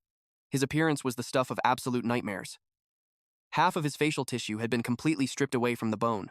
Raw, exposed muscle fibers twitched grotesquely under the dim lights, while his remaining eye was swollen completely shut. Deep, purplish bruises painted his battered, broken body. Confusion severely clouded his mind. The hallway was dead silent. Where were the guards' heavy footsteps? Uncontrollable tremors violently shook his frail hands. A creeping sense of existential dread washed over him. This nightmare simply couldn't be real. His body had withered away to mere skin and bones. In his twisted, victimized mind, he actually cursed the heavens, wondering what he had ever done to deserve such a cruel fate.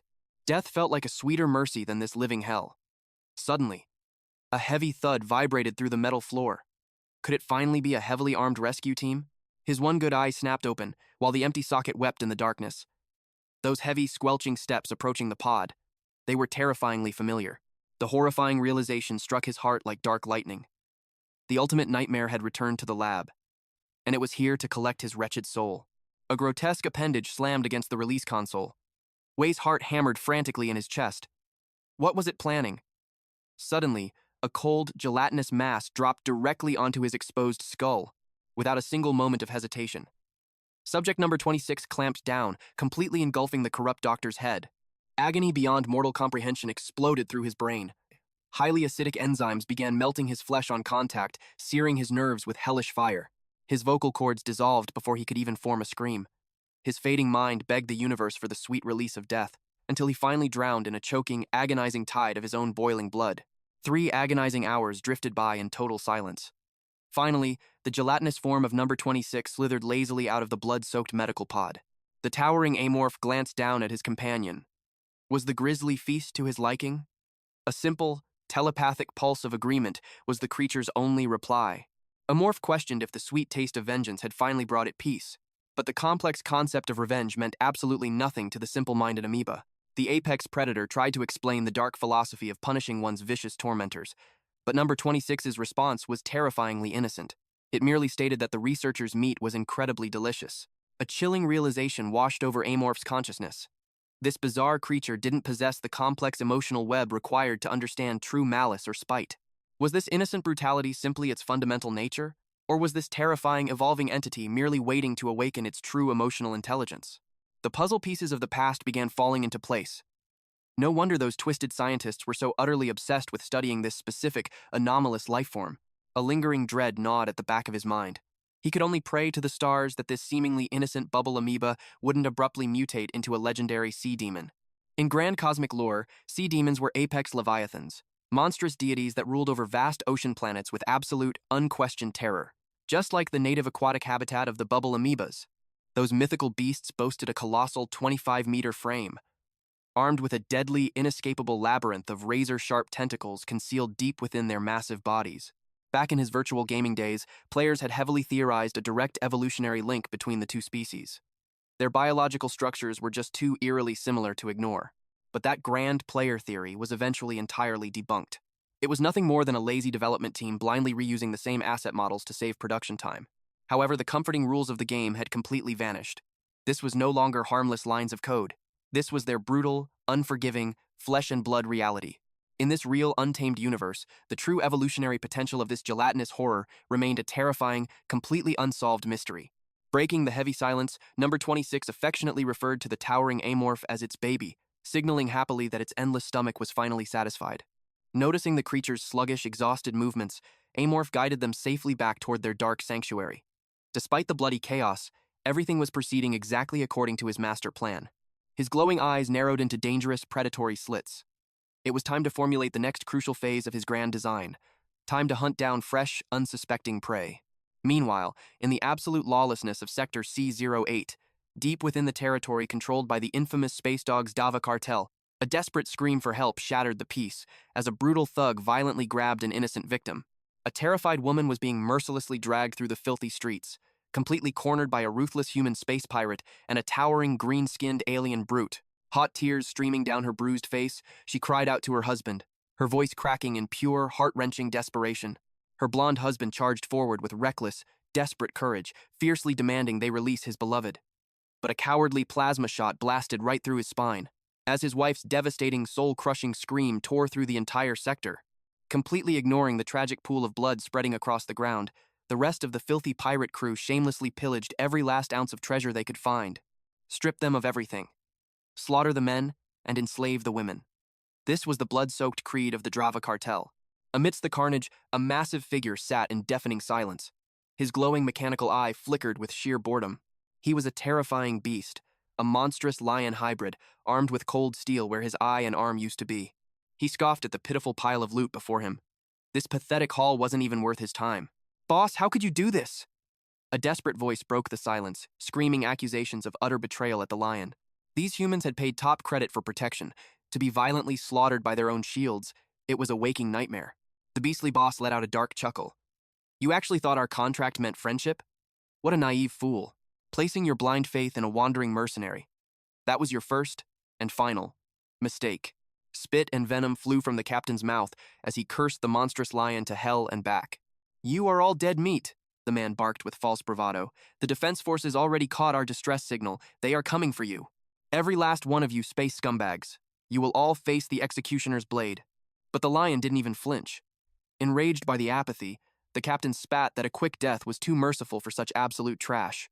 He promised a fate worse than hell itself, swearing to experiment on their bodies and twist them into mindless, hulking mutants.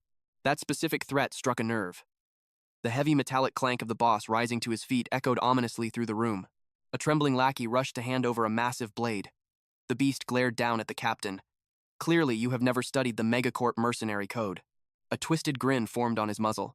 He decided it was time for a painfully unforgettable history lesson. His massive mechanical claw violently gripped the man's skull. Rule 1, he growled.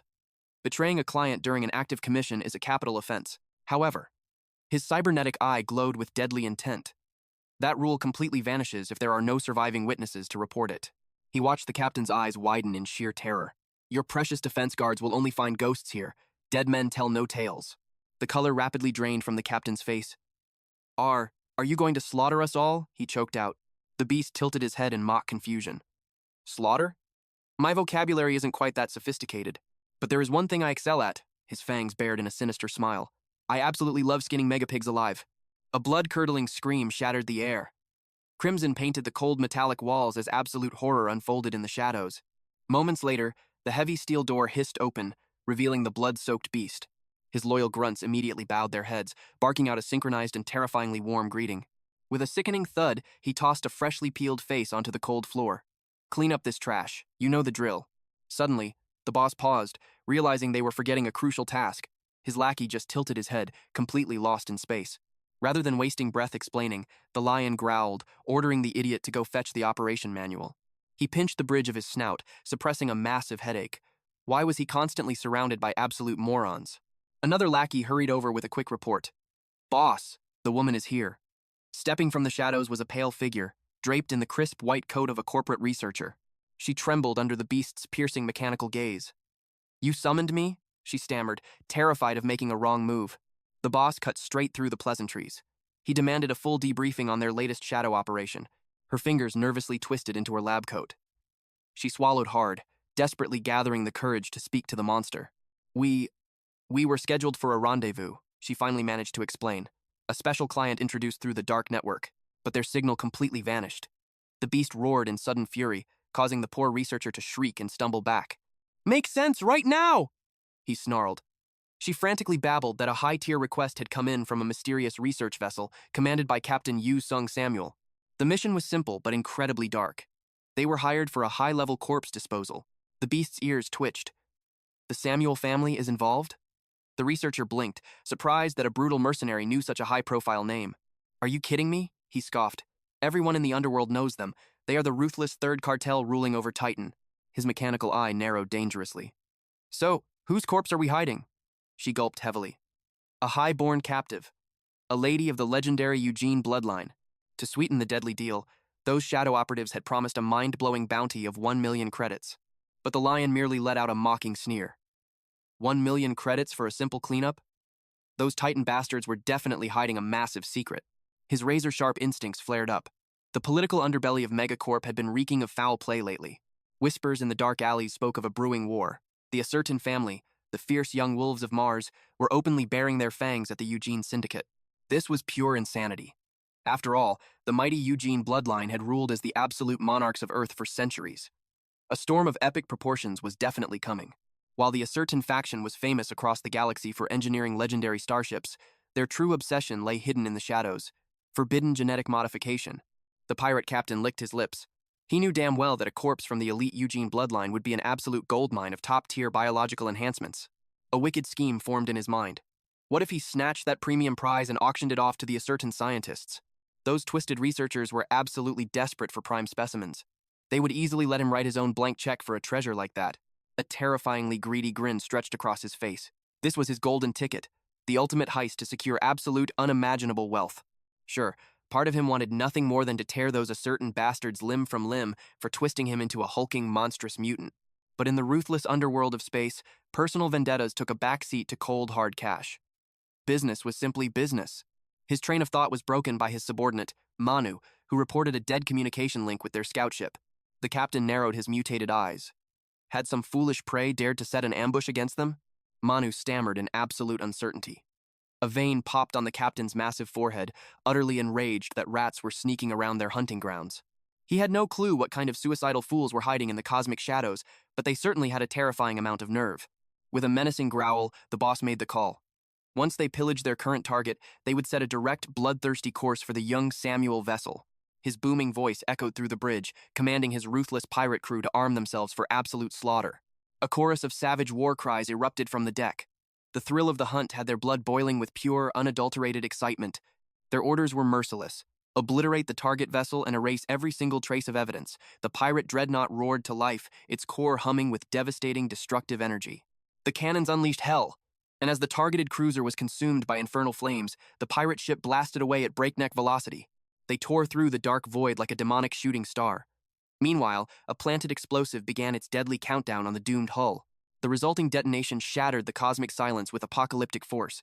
But miles away from the blast zone, the ultimate predator Amorph was silently watching everything unfold. Hidden deep within his grotesque organic lair, his terrifying senses detected uninvited guests. Pressing his monstrous palm against the corrupted floor, he activated a sickeningly biological neural link. His consciousness surged outward, flowing rapidly through the grotesque, pulsing veins that had swallowed the entire ship. It was an absolute mastery of his domain, a massive network of shadowy tendrils acting as an extension of his very soul. Through this demonic nervous system, he felt the violent vibrations. Foolish pirates were forcefully drilling through the research vessel's heavy armor plating. His sensory network easily identified the notorious crest of the space dogs. Their mechanical breach was seconds away from completion. With a deafening screech of tearing metal, the heavy blast doors finally gave way to the terrifying void. The armed raiders flooded into the dark corridors like a swarm of locusts. Amorph smirked inwardly, tracking their greedy march straight toward the main command bridge. Their tactical formation was flawless. These scavengers were undeniably battle-hardened veterans of the starry abyss. Yet, the apex predator could not help but chuckle. Were these seasoned warriors truly brilliant, or just colossally brain-dead? Any sane person would have instantly felt the bone-chilling aura of death. They should have realized this research vessel had been transformed into a living nightmare. Clearly, the promise of infinite riches had completely blinded their survival instincts. But as the vanguard finally breached the command center, they froze in sheer horror. The entire bridge had been swallowed by grotesque alien roots, dripping with a highly corrosive, sizzling acid. Trembling, they radioed their hulking captain. They had secured the command center, but an eerie, unnatural presence was choking the very air out of them. The mutant boss demanded an explanation. His grunts whimpered back that the crew had vanished into thin air, replaced by an impossible, nightmarish forest of fleshy timber. Absolute fury radiated from the captain. He roared into the comms, calling them absolute idiots for claiming that trees were growing in the vacuum of space.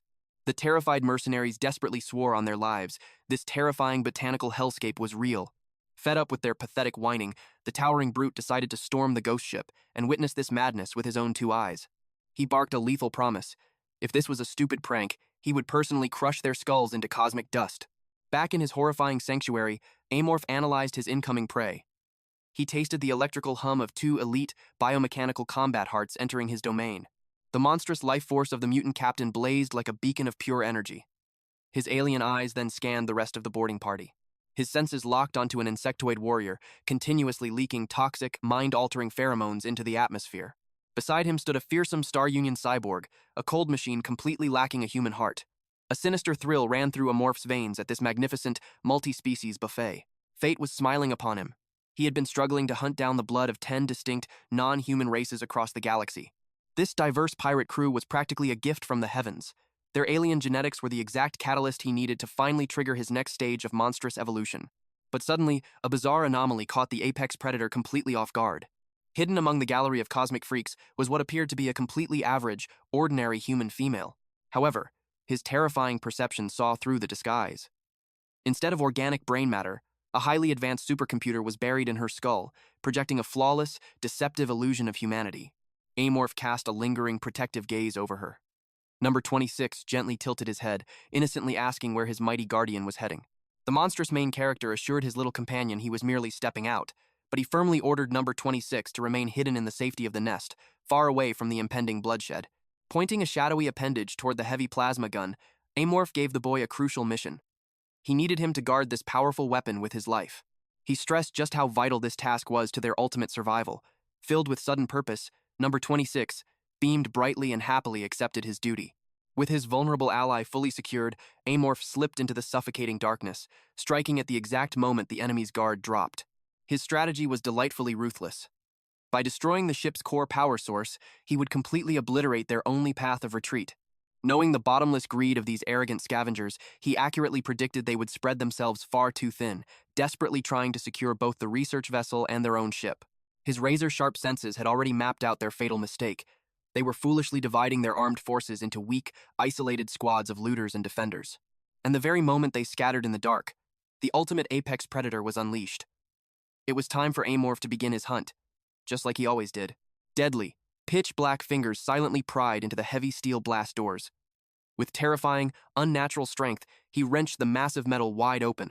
He slithered into the heart of the enemy vessel like a phantom. Astonishingly, it felt as if their so-called impenetrable security systems did not even exist. But then again, these were nothing more than disorganized space pirates. True military discipline was hardly their strong suit. Blinded by their own massive egos, these spacefaring thugs never once imagined that they, the predators, could suddenly become the prey. It did not take long for his monstrous instincts to locate the glowing nuclear reactor. The ship's beating mechanical heart was practically right in front of him. Expanding his terrifying supersenses, Amorph brilliantly mapped every single heartbeat and robotic whir in his immediate vicinity. The path to total destruction seemed completely clear. Well, except for a heavily armed squad of soulless android security units blocking the way. These machines were perfectly designed watchdogs. The very microsecond they took damage, they would instantly trigger a ship-wide alarm through the central artificial intelligence. He paused in the shadows, calculating a flawless infiltration route past them. But suddenly, a tantalizing scent drifted through the air, making his monstrous jaws drip with ravenous drool. Tactical stealth could wait. The apex predator needed to feed. He dashed down the dimly lit corridor with terrifying, utterly silent speed. But he abruptly slammed on the brakes as two oblivious fools crossed his path. A pathetic human and a grotesque insect mutant chatting away as if they owned the place. Their fates were sealed right then and there. Melting into the blind spot of the hallway, Amorph crept up right beside the fragile human. The man barely had time to blink in pure, utter confusion as a dark, blurry shadow swung violently toward his face. There was absolutely no time to scream. In less than a fraction of a second, a clean, devastating strike severed his head entirely from his shoulders. The insectoid pirate froze in absolute terror as his comrade's headless body collapsed. Panicking, his trembling fingers instinctively reached to click his radio for backup. But Amorph was faster than fear itself. Thick, muscular tentacles snapped out like vipers, wrapping tightly around the pirate's arm before cleanly slicing his hand completely off. The severed limb hit the cold steel floor with a sickening thud, the radio clattering away as a geyser of thick blood erupted from the mutant's stump. Before the bug could even register the agonizing pain, Amorph tackled him with earth-shattering force. Vicious tentacles aggressively pinned down every single one of his remaining limbs. The wretched creature opened his mouth to beg for mercy. But at the very next moment, his head was mercilessly ripped straight from his torso. A gruesome, bone-crunching feast immediately followed. Swallowing the vile meal, Amorph clicked his tongue in sheer disappointment. Just as he suspected, devouring these low-level non-player character species contributed absolutely nothing to his great evolution conditions. Suddenly, a harsh burst of static echoed from the severed hand's fallen radio. The command center was angrily demanding a status report from the patrol unit. Mimicking the dead man's vocal cords to absolute perfection, Amorph casually replied that everything was completely fine. The idiot on the other line swallowed the lie, hook, line, and sinker. In fact, the arrogant commander even had the nerve to angrily reprimand him for taking so terribly long to answer the call. Ordered to quit slacking off on the job, the disguised monster offered a fake, groveling apology. With the coast clear once again, Amorph effortlessly shoved open another heavy blast door.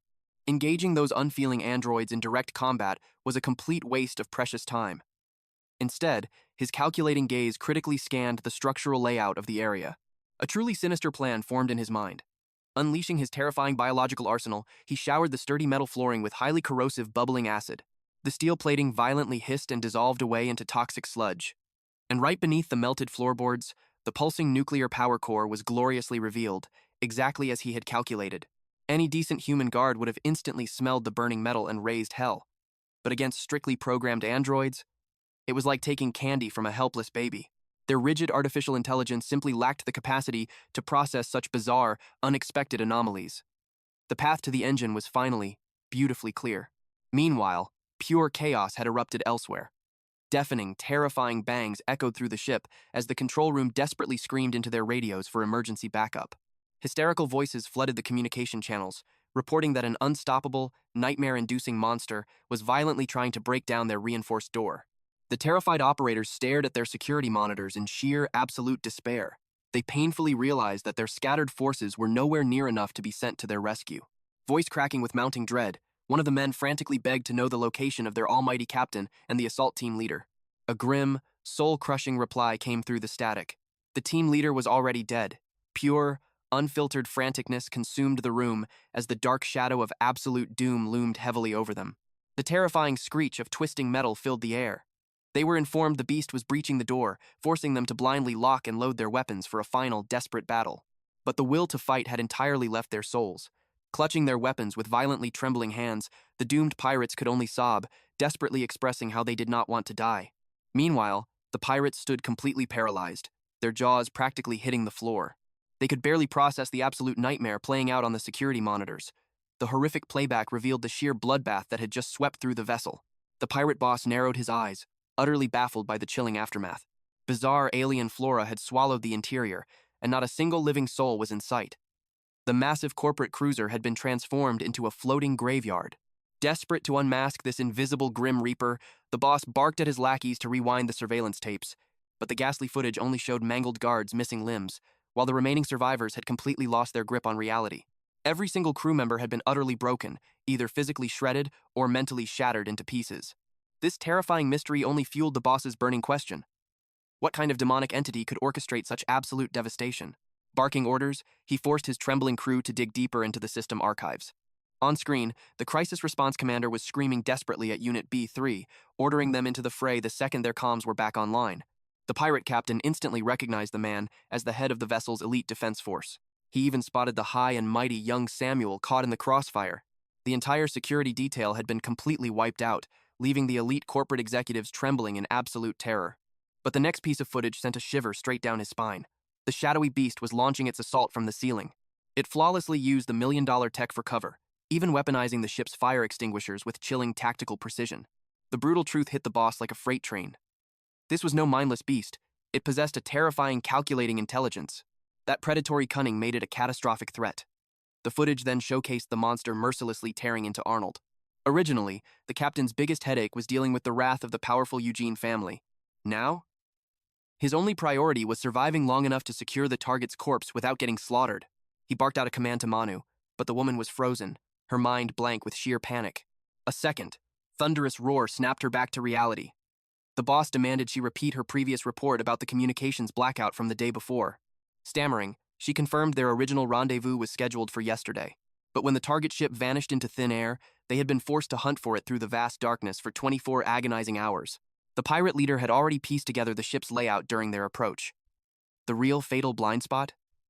They had zero clue what this monstrous apex predator truly was. However, banking on their stealthy boarding operation, the overconfident boss made a fatal assumption. He truly believed a bloodthirsty entity was completely oblivious to their arrival. Drawing his weapons, he roared for his squad to hunt the abomination down and exterminate it on sight. Securing the corpse would come after the slaughter. But suddenly, a panicked lackey interrupted with catastrophic news. Annoyed, the boss snapped at him. The trembling subordinate revealed that the main drive was completely dead. The pirate captain recoiled in disbelief. Veins popping on his forehead, he screamed that the systems were perfectly functional just moments ago. But the terrifying reality was undeniable. The core engine had been entirely reduced to molten slag. Repairs were absolutely out of the question. Consumed by volcanic fury, the boss violently slammed his fists down, roaring a string of vicious curses. His brutal punch obliterated the metal console into scrap as he swore to tear the monster limb from bloody limb. Projecting his booming voice, he turned his wrath onto Manu, demanding to know if she could manually pilot this graveyard. She nervously muttered that she needed time to run a diagnostic. The enraged captain instantly hurled a thermal charge right past her head, detonating violently against the bulkhead. Paralyzed by the explosive warning, raw survival instinct took over as she shrieked that she would make it work. Leaving 3 armed grunts behind as a heavy escort, the boss rallied the rest of his elite strike force to hunt down the infernal beast. He barked at the squad to move with lethal speed. Anyone dragging their feet would get their skull crushed by his own hands. But deep within the shadows, our main character Amorph had his super senses fully dialed in. Feeling the pirate boss's boiling rage radiating through the hull only made our boy chuckle maliciously. The clueless raiders had no idea that survivors were still breathing on board. Exactly 20 desperate souls were barricaded away, including the original captain and the corporate elite, cowering in the darkest corners of the vessel. But let us be perfectly clear. Amorph had not spared these humans out of some sudden heroic mercy. Our genius apex predator knew exactly how Mega Cobb despised space pirates. A bloody turf war was absolutely inevitable. He fully intended to pull the strings and let both factions butcher each other. Meanwhile, back in the bridge, the 3 heavy hitters were left guarding a woman who desperately tried to hide her true nature. This presented the absolute perfect opening for our monster to strike, yet an eerie, unsettling premonition made him hesitate in the shadows. Every single survival instinct within the Amorph screamed one terrifying truth. This woman was absolute danger. A chilling thought crossed his mind. Could this overwhelming presence belong to Arnold's mysterious master? He remembered the warnings. Arnold had spoken of a master wielding an entire arsenal of unfathomable abilities. Yet, a puzzle remained. Why did Arnold claim that this monstrous creature and that elegant woman were cut from the same cloth? To the naked eye, she merely looked like another genetically modified human. But factoring in her status as a high-ranking noble of Mega Corporation, someone utterly obsessed with eternal life, it was highly probable that her biological enhancements far surpassed even the terrifying limits of Kisaragi. If her body had been upgraded to the level of a true player, bringing her down would be a near impossible feat. That brutal reality would remain, even if the Amorph finally evolved into its juvenile stage. A wicked grin spread across his monstrous face. It had been far too long since he tore into a modified human. The sheer pressure radiating from such a powerhouse, it sent a thrilling shiver of fear and absolute ecstasy down his spine. But every predator knows patience. He decided to save this exquisite prey for a later hunt. Assuming her identity as Si-Hyun Yu-jin, he shifted his deadly gaze toward his immediate appetizers, the space pirates. Meanwhile, cold sweat dripped down the pirates' faces as a horrifying, bone-chilling grinding noise echoed through the halls. Their boss was practically boiling with rage, oozing a suffocating aura of bloodlust.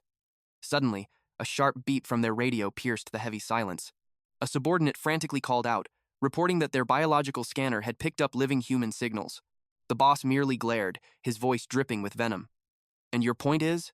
Trembling, the underling stuttered out the details. The life signs were coming directly from the captain's private cabin. With the main corridor completely blocked off, he nervously suggested tearing a hole straight through the adjacent wall. The pirate recoiled in terror as his boss exploded, roaring insults at the absolute incompetence of his crew. "Do I need to hold your hand while you take a piss too?" The boss bellowed, demanding immediate action. Driven by pure fear, the men scrambled to breach the wall. Heavy machinery whirred, tearing through steel, before a massive kick blew the panel wide open. The scout peeked inside, but in a single, merciless heartbeat, a laser blast completely obliterated his face.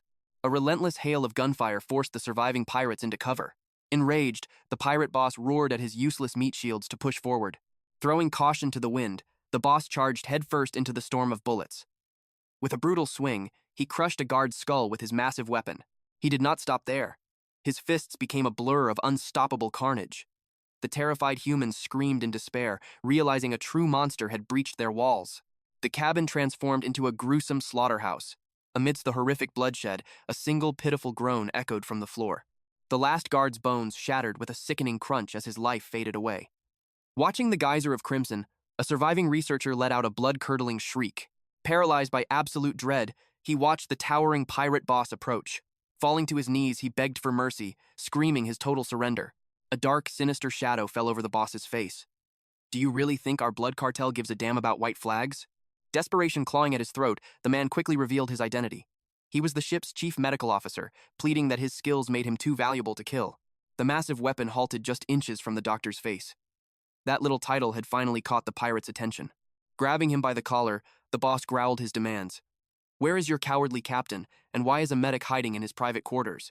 A flash of panic crossed the doctor's eyes, but survival instinct forced him to swallow his fear and compose himself. With a trembling voice, he confessed the bitter truth. The captain had abandoned them all, fleeing in the ship's only escape pod. So that rat left his own crew to die? The boss scoffed in disgust. The terrified doctor whimpered, admitting he had no idea if the coward had even made it out alive. The pirate boss clicked his tongue in pure frustration. This entire operation was turning into a colossal, miserable failure. The vessel was in ruins, and the only man holding the coordinates to their prize was halfway across the galaxy. But wait, this pathetic doctor might just be the key. His heavy hand clamped down on the doctor's shoulder. "Tell me right now, where's the corpse hiding?" He leaned in, his voice a lethal whisper. "Where exactly did you stash the dead body of a mega corporation noble?" Tears streamed down the doctor's pale face as he sobbed the terrifying reality. "We don't have it! The monster took the body!" The word monster struck a nerve. A vein popped on the pirate boss's forehead as pure irritation washed over him. He smashed his fist right through the solid steel wall. Why the hell would a mindless beast want a corpse? The doctor shook violently, whimpering. "Because it consumes human flesh." The horrifying truth dropped like an anvil. If that creature was eating its way through the ship, their billion-credit prize was about to become monster food. Time was practically out. With a thunderous roar, he ordered his bloodthirsty crew, "Scatter across this entire wreckage. Find that freak of nature before it digests our payload." The pirate commander barked his orders, demanding they move in tight squads of 6 and report at the first sign of trouble. His menacing gaze shifted to the doctor, remembering the frail man's desperate plea to join their cutthroat crew. Fate works in mysterious ways, and they just so happened to be severely lacking a combat medic. The massive leader leaned in, questioning if the doctor possessed any hidden expertise in the dark art of genetic remodeling. Sweating bullets, the trembling medic stammered out a terrified yes. He swore his absolute loyalty to the captain, but from the shadows, Amorph was already tracking their every heartbeat through his awakened super senses. A wave of profound disappointment washed over Amorph. The pirate boss had slaughtered the human captives far too quickly. Then again, it was hardly a surprise, given that this leader was a terrifying, Hulk-class mutant. These were no mere scavengers. They moved with the lethal precision of a highly trained army. It was time for the apex predator to make his move. The little companion, number 26, eagerly tried to follow, but Amorph ordered the creature to stay hidden in the shadows. Yet, the stubborn little monster refused to back down, desperately insisting on joining the bloodbath. Beneath his monstrous exterior, Amorph felt a strange warmth. The creature was acting exactly like a desperate child wanting to prove its worth to its father. A sudden realization hit him. For number 26 to evolve, the creature absolutely needed the cruel baptism of real combat experience. Even if the tiny monster proved utterly useless in a real fight, keeping it close was the safest bet. With a swift motion, he scooped the little beast up. He issued a grim warning to his companions. They were stepping into a den of incredibly dangerous predators. In a heartwarming twist, number 26 chirped back, warning its master to stay safe too. Amorph smirked, calculating exactly where to unleash hell first. His predatory gaze locked onto the armory. A perfect slaughterhouse, packed to the brim with heavily armed pirate scum. Inside, the grunts were already whining, completely baffled by how the cold steel corridors had transformed into an overgrown jungle. Absolute dread filled their minds. What kind of nightmarish entity possessed the godlike power to grow monstrous vines towering past the ceiling? Barking out panicked orders, the pirates demanded everyone bust out the heavy-duty plasma cutters. They viciously slashed at the writhing flora, only to stagger back in shock as a vile, glowing green fluid erupted from the stems. At first glance, they mistook it for gross mutant mucus. A grunt gagged in absolute disgust, frantically wiping the viscous slime that had just splattered all across his chest. His comrade opened his mouth to crack a joke, but the words instantly died in his throat. His eyes went wide with pure terror as his indestructible steel sword melted like butter. A split second later, an ear-piercing, blood-curdling scream echoed through the hall.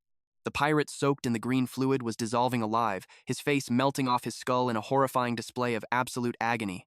Utter chaos erupted. The remaining crew stood frozen, completely paralyzed by the gruesome spectacle unfolding before them. Thump, thump, thump.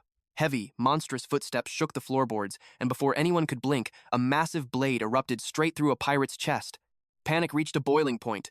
They screamed in raw terror, completely stunned that this demonic beast looked entirely different from their intel. 3 desperate gunners unleashed a hail of high-caliber bullets, but the deadly barrage bounced off the monster's hide like harmless pebbles. The apex predator lunged forward with explosive speed. Its razor-sharp blade tentacles danced in a symphony of destruction, slicing the armed men into absolute ribbons. A terrifying insectoid mutant tried to make a frantic escape, but out of nowhere, the little bubble amoeba leaped and completely smothered his face. The bugman fell to his knees, his entire body violently convulsing as unendurable pain tore through his nervous system. Amidst the chaotic symphony of death, Amorph's super hearing picked up a desperate whisper begging for backup. Hiding behind a steel crate, a terrified scout was frantically screaming into his comms, reporting that the nightmare had finally arrived. But before the word backup even left his lips, Amorph's massive jaws clamped down, crushing his skull like a brittle walnut in a gruesome, bone-crunching feast. Through the blood-soaked radio, a frantic commander's voice crackled, desperately demanding to know their exact coordinates. With chilling calmness, Amorph picked up the device and smoothly lied that it was just a false alarm. On the other end, the furious commander completely lost his temper. A storm of curses poured through the speaker, and Amorph mockingly played the role of a submissive grunt, offering a perfectly fake apology. A sinister smile crept across his monstrous face. This little toy could prove incredibly useful for laying deadly traps later. Glancing down, he was genuinely shocked. The scout was somehow still taking ragged breaths, even with half his flesh entirely melted away. Then the dark truth clicked. This extraordinary resilience was because the pathetic fool was a heavily augmented cyborg from the infamous Star Union.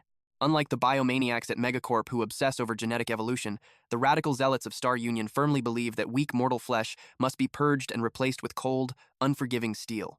The most terrifying part? These cybernetic crusaders brutally enforce their twisted metal philosophy on absolutely every alienably alien race they encounter. Any poor soul taken captive by them is forcefully stripped of their humanity, mercilessly modified on the operating table without a single drop of consent. Mega Corp and Star Union were two sides of the exact same insane coin. Shrugging off galactic politics, Amorph ruthlessly swallowed the remaining mechanical core whole. He hesitated for a fleeting moment, but his monstrous appetite quickly won over. Surely, devouring this metallic prey would not kill him. The flavor was unexpectedly fascinating. A heavy, harsh tang of machine oil coated his tongue like raw, bloody copper. Suddenly, a glowing system window flashed before his eyes. Just like in his past gaming days, the system recognized these cyborgs as an entirely distinct species. The glowing text delivered thrilling news. He had finally met the required conditions to evolve from his infant stage straight into a juvenile. This sudden power-up was an absolute game-changer. His mind raced as he calculated the odds. There were exactly 12 cyborg pirates prowling around this vessel. If he could hunt down and devour every single one of them, he could trigger his next legendary evolution in the blink of an eye. Number 26 tilted its squishy head, confused by his sudden surge of excitement. With a dark grin, he simply brushed it off as a secret, far beyond the creature's understanding. Across the galaxy, these ruthless space dogs were feared as a walking cosmic disaster. But to a ravenous Amorph, they were nothing more than free experience points wrapped up like holiday gifts. Suddenly, a massive golem-like pirate opened fire. In a flash of terrifying speed, our Amorph lunged forward, crushing the man's face and effortlessly tearing his head from his shoulders. Crimson fluid erupted from the severed neck like a gruesome fountain. He had successfully wiped out 2 enemy squads, but tragically, he had lost 3 precious cyborg snacks in the chaotic crossfire. Squinting at the fresh corpse, he realized this guy was identical to the unfortunate pirate who got melted by acid back in the armory. That poor fool had been completely liquefied, leaving absolutely nothing behind but a pair of robotic legs. Desperate for stats, he ripped off the metallic limb and took a massive bite. But instantly, he gagged and spat the foul-tasting garbage onto the floor. Not a single predation buff popped up on the system. As expected, scavenging kills that were not his own offered almost zero chance of triggering special evolutionary effects. With a swift, merciless swing, his razor-sharp tail pierced straight through the corpse that number 26 was happily munching on. Startled, number 26 wondered if its master was enraged. He calmly explained the grim reality, stating that any prey matching that description had to die by his hands alone. Flicking his tail toward a different pile of scrap, he generously offered the leftovers to satisfy his bubbling companion instead. A tiny pang of guilt actually tugged at his monstrous heart for snatching the poor guy's meal. But survival of the fittest left no room for manners. Suddenly, static crackled from the dead pirate's arm communicator. A harsh voice demanded status reports from all surviving crew members. The radio buzzed to life as one squad gleefully announced that the cargo bay was overflowing with precious loot. Another team chimed in, complaining that the mess hall was a complete disaster zone filled with rotting rations. A wicked idea sparked in his mind. Using his unique Amorph biology, he flawlessly replicated the dead pirate's vocal cords. He keyed the microphone, smoothly reporting that his unit was currently sweeping through the armory sector. The central control room barked back, demanding an immediate update from the squad stationed down in the laboratory. Thanks to his recent gruesome feast, his voice morphed once again into a perfect imitation. He confidently radioed back, declaring the laboratory completely clear of hostiles. But the operator hesitated.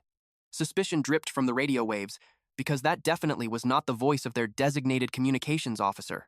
Thinking on his feet, he casually lied that the usual radio guy was just busy packing up gear for their grand exit. The tension broke as the control room swallowed the bait completely, accepting his flawless excuse. He could not help but be impressed. For a bunch of lawless space pirates, their chain of command was shockingly systematic. Their captain might look like a brainless Hulk mutant, but beneath that massive brawn hid a cunning mind that needed to be watched closely.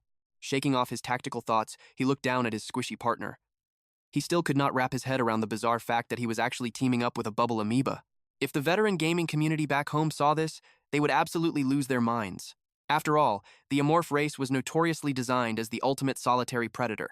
He was never exactly a social butterfly in the real world either. Yet here he was, trapped in a twisted reality that was aggressively diverging from the game he once mastered. The sheer unpredictability of it all sent a cold shiver down his spine, while setting his predator's heart ablaze with anticipation. Meanwhile, deep within the ship's core, the pirate boss felt a dangerous chill crawl up his neck. Something was terribly wrong. Forged by a brutal military past, this massive mutant ran his crew with ironclad discipline and absolute reporting standards. His men knew perfectly well what kind of bloody consequences awaited rule breakers. None of them would dare make a careless radio mistake like that. The primal, wild instincts buried in his mutated genes were screaming like warning sirens. They were walking right into a deadly trap. Roaring over the communication lines, the captain declared that the laboratory squad had been compromised.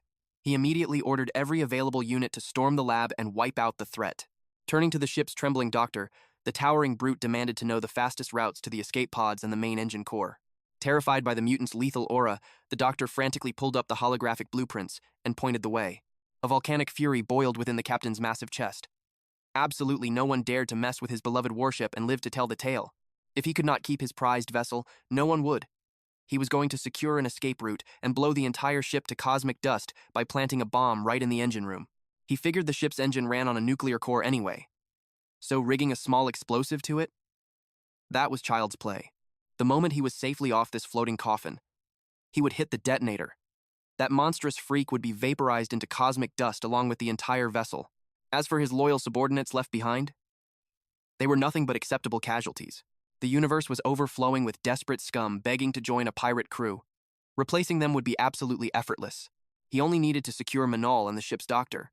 Wasting no time, he hailed the medic over the comms. He demanded to know every single weakness this creature possessed. But the doctor's terrified ignorance? It only fueled the captain's blazing fury. The brutal pirate leader snarled through the receiver, threatening to tear the man apart if he didn't spit out a useful answer. Yet the trembling medic swore on his life he knew absolutely nothing. The captain narrowed his eyes. He knew this pathetic excuse for a doctor was a massive coward. But to withhold information under the threat of death? It meant this spineless fool feared the beast far more than he feared his own captain. Gritting his teeth, the boss interrogated him about the creature's combat patterns. The doctor's voice shook as he painted a picture of absolute nightmare. He described an entity that hunted like a phantom in the shadows, a predator that devoured grown men in the blink of an eye, leaving not a single drop of blood or bone behind. The crew's numbers would dwindle in absolute silence. They would not even realize someone was missing until hours later. The captain scoffed at the ridiculous claim, mocking his crew as a bunch of oblivious idiots who couldn't spot a threat right under their noses. But the doctor frantically defended himself, pleading that the ship was heavily fortified with countless high-tech security grids. A labyrinth of sensors and alarms so vast, it was mathematically impossible to bypass them all. Yet somehow, this monstrous anomaly slipped past every single defense mechanism, slaughtering its prey without tripping a single wire. It was not a beast. It was a literal ghost haunting their metallic halls. Internally, the captain thought it sounded like a fairy tale. But the raw terror in the doctor's voice was undeniably genuine. Changing his tune, he ordered his remaining men to assemble. He barked into the transmitter, declaring an immediate and drastic shift in their survival strategy. He ordered a mass regrouping before anyone dared to approach the laboratory. Lurking in the shadows, Amorph let out a dark chuckle. This pirate captain was sharper than he looked. The man had completely seen through Amorph's perfect mimicry, a deceptive art that had flawlessly fooled everyday humans until now. Perhaps it was the primal, razor-sharp instincts of a Hulk-class mutant, but it did not matter. The trap was already sprung. Activating his supersensory perception, Amorph tracked their every move.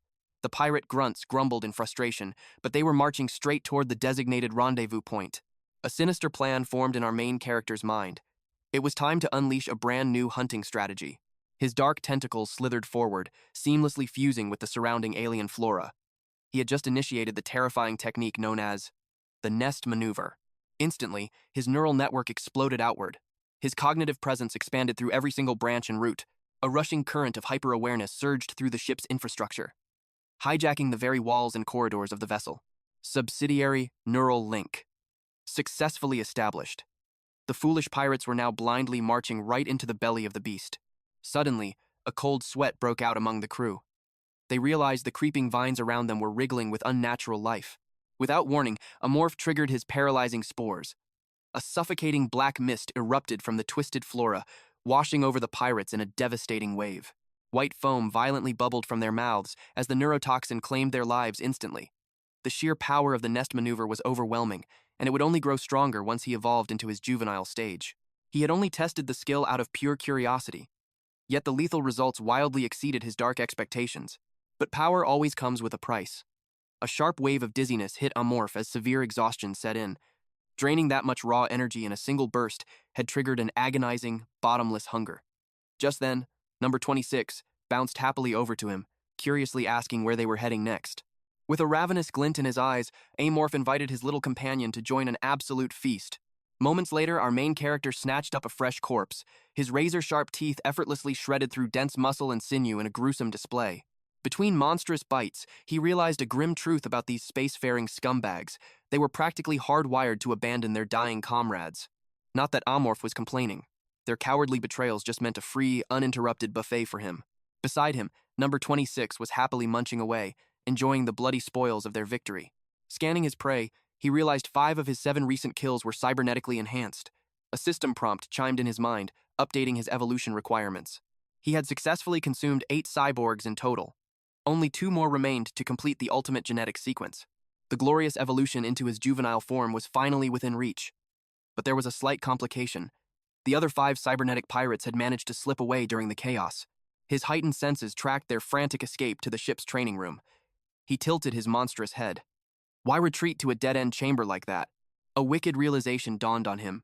Those desperate fools probably thought a wide-open space would give them a tactical advantage. Oh, how horribly wrong they were. The training room offered a perfectly spacious battleground, far better than the cramped, suffocating corridors. However, there was one fatal problem. The previous crew had the exact same idea. This former sanctuary of camaraderie had already been painted in blood, transformed into a merciless slaughterhouse by the Amorph's deadly claws. Even through the heavy metal doors, the beast could taste their fear. He easily tracked the pirates by their panicked breaths and terrified pheromones. Stepping inside, the intruders froze in their tracks. The gruesome, blood-soaked sight before them was enough to shatter their minds. Sensing the incoming clash, the beast issued a swift, silent command. Number 26 was ordered to fall back. The real bloodbath was about to begin. Over 20 corpses already littered this desolate room. Adding 5 more souls to the pile was simply a drop in the ocean of death. With an explosive burst of terrifying speed, the Amorph launched himself directly into the fray. Gunfire erupted, filling the air with blazing lead. But the pathetic bullets simply bounced off his impenetrable, monstrous armor. He was an unstoppable force of nature, closing the distance in an instant. Realizing their firearms were utterly useless against this waking nightmare, one of the pirates spat out a desperate curse. He tossed his worthless gun aside in absolute frustration. With a lethal hiss, he reached into his gear and ignited a blazing energy weapon. Trying to mask his trembling terror with sheer arrogance, the man roared his title. He proudly declared himself the mighty second-in-command of the notorious Draw Cartel. He slashed the humming blade through the air, fiercely daring the monstrous beast to step even 1 inch closer. But the Amorph's hypersenses immediately analyzed the imminent threat. It was a high-frequency sonic blade, a rare weapon actually capable of piercing his diamond-hard shell. However, an overpowered weapon is completely meaningless if the trembling fool wielding it lacks true martial mastery. His subsidiary sensory organs quickly scanned the enemy's biology. The ultimate verdict? Just an out-of-shape male in his 30s, heavily burdened by pathetic lifestyle diseases. A classic, predictable space pirate, all bark, zero discipline, and acting entirely on reckless impulse. The desperate man lunged forward with his deadly sonic blade. But with a mere flicker of shadow-like movement, the Amorph effortlessly tore through his fragile flesh. The pirate was sent flying, crashing brutally into a rack of heavy steel dumbbells. Yet the monster gave him absolutely no time to breathe, advancing relentlessly as the broken man screamed bloody profanities at the beast. Surprisingly, a brief spark of astonishment flared within the monster. This human was fiercely persistent, easily the most stubborn prey he had encountered since the legendary Arnold. Deciding to show a twisted, apex predator form of mercy, he moved to deliver the final, devastating blow. A quick death to spare the pitiful creature from further agonizing pain. With a sickening crunch, his razor-sharp tail violently pierced the man's chest. 1 down. Now, only 4 fragile lives remained.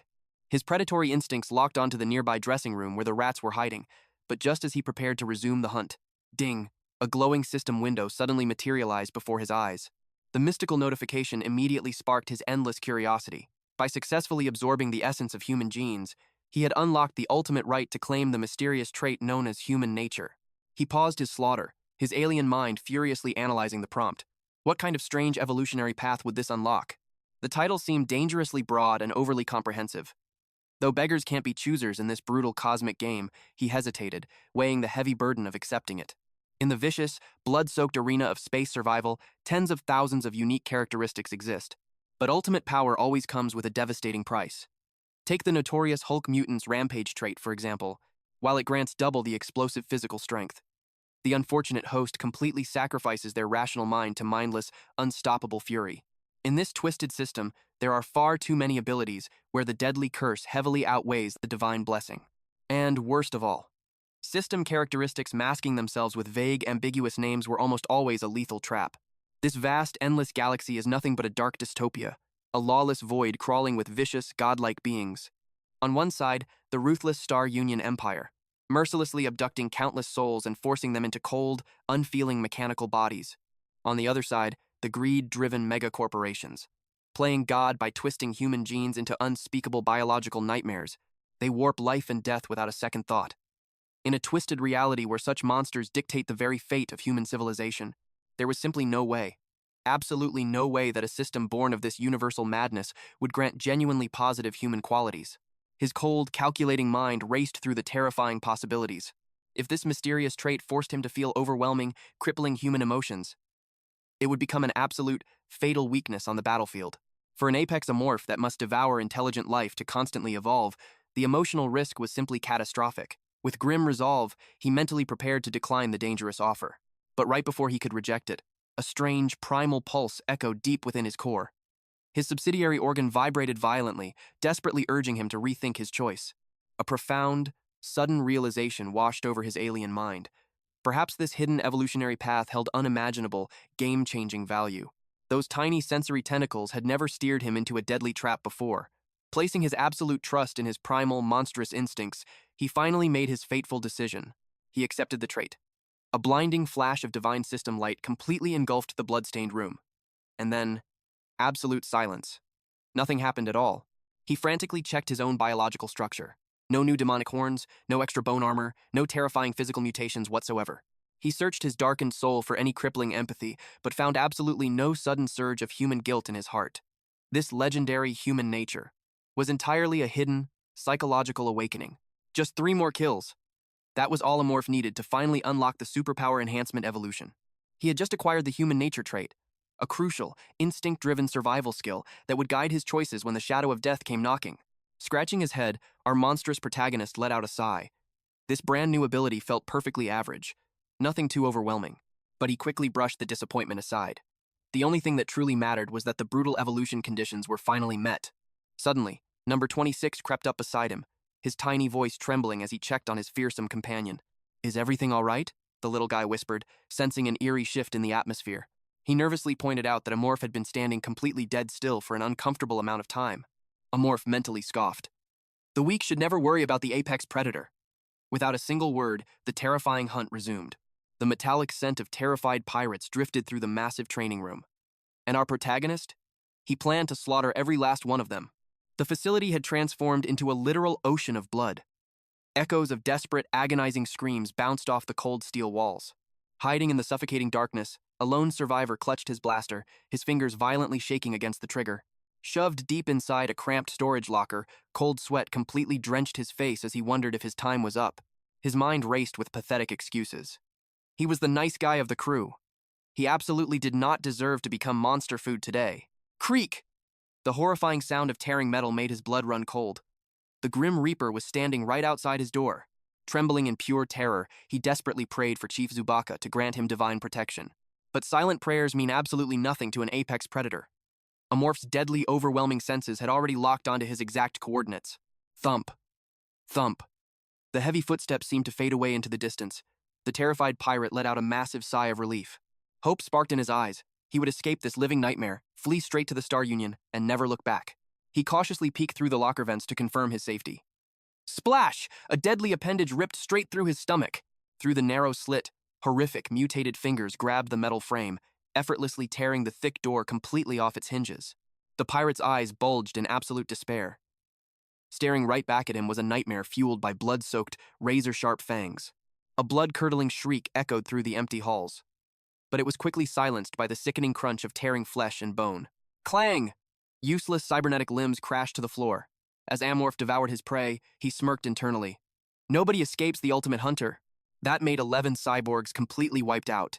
Just one final prey remained to complete his grand, long-awaited evolution. However, there was a massive roadblock.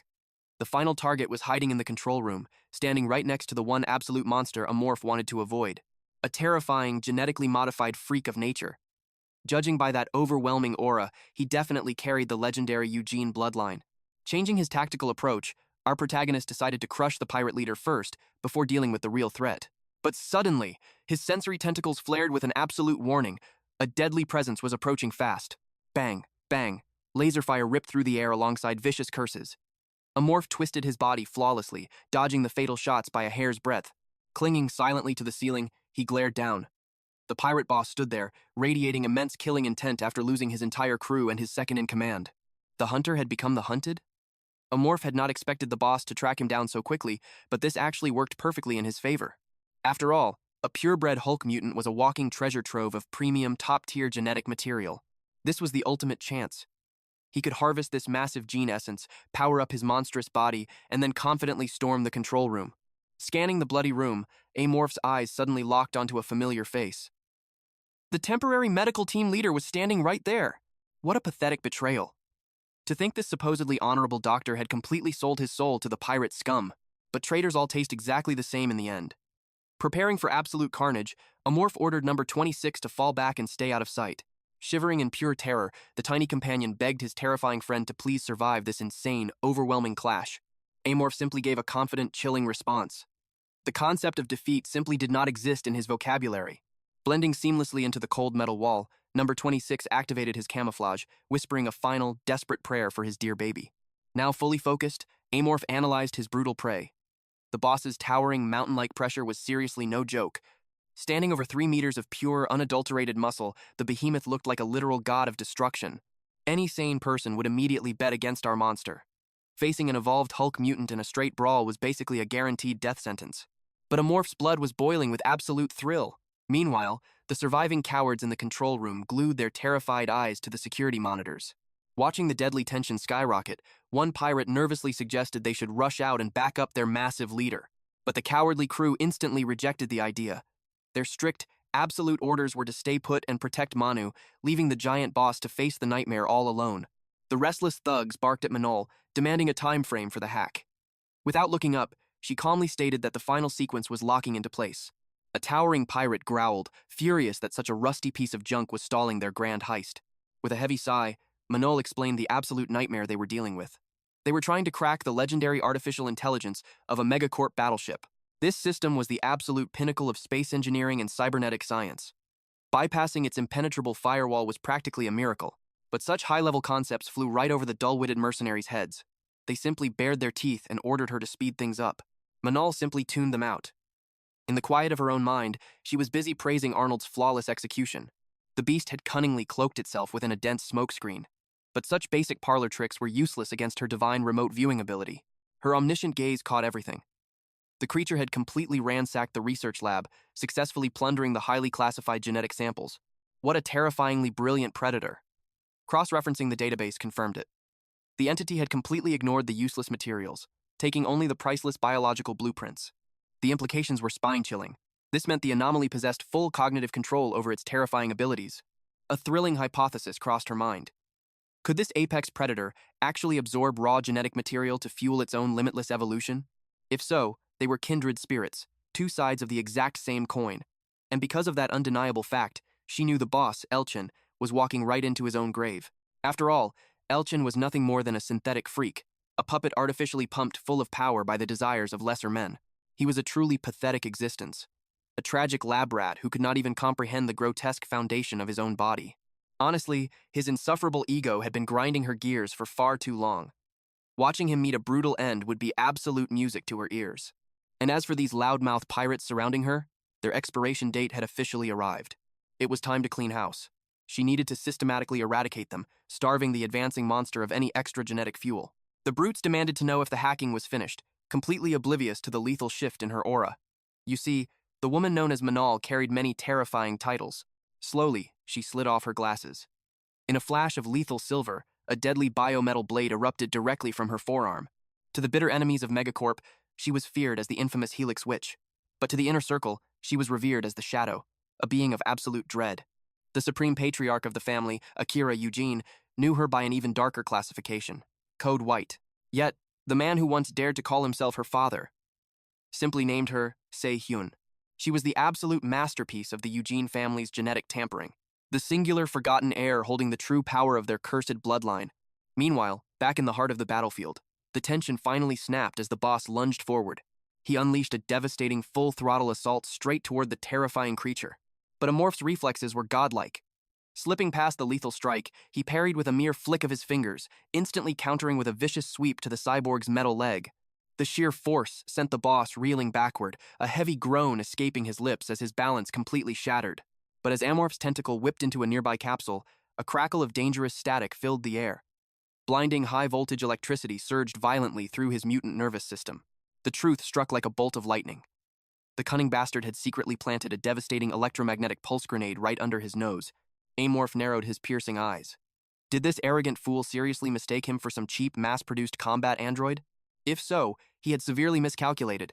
Flesh and blood, no matter how mutated, played by entirely different rules. Still, it was a brilliantly tactical weapon choice. Through that blinding shock, the boss had confirmed his worst fear. This entity was definitely not a mechanical weapon forged by the Star Union. Panting heavily, the boss locked eyes with the nightmare before him. He demanded to know if the beast possessed the intellect to understand human speech. With a grim smirk, he brushed aside a lock of his thick hair, revealing a sickening, deep red switch physically wired right into his own flesh. Amorph's hypersenses flared to life. Was this some desperate last-ditch berserker trigger? The boss barked out a chilling laugh. He proudly declared that a massive thermal explosive was wired to the ship's main reactor, and the detonator was biometrically linked straight to his beating heart. A classic dead man's switch. He coldly warned the apex predator that the moment his pulse flatlined, this entire battleship would be reduced to cosmic dust. Every single soul on board would be instantly vaporized. But Amorph wasn't born yesterday. He immediately focused his supernatural perception to scan for any sign of a bluff. The subtle micro-tremors, the steady heartbeat, the absolute lack of hesitation, the biofeedback painted a terrifyingly clear picture. This maniac was telling the absolute truth. Now, the true psychological warfare began. Amorph meticulously calculated the odds. Was this cornered rat actually crazy enough to pull the trigger and end it all? Reading the subtle shift in the monster's stance, the boss smirked in absolute triumph. The beast actually valued its own survival. It was a fascinating paradox, possessing a godlike physique, genius-level intellect, and bottomless arrogance. He knew instantly that an entity with such limitless potential would never willingly choose to die in a pointless, suicidal blast. Seizing the absolute upper hand, the boss slowly dragged the flat of his blade across the grotesque switch on his skull and pushed it deep. Instantly, his biological makeup went completely haywire. His cellular structure began writhing and boiling, mutating into something utterly nightmarish. The mutation was accelerating at a terrifying pace. The boss hacked up mouthfuls of black blood, screaming as his cellular structure violently warped. A sickening symphony of snapping bones echoed through the room. His human form shattered entirely, twisting into an absolute monstrosity. Heavily panting, the creature let out an earth-shattering roar.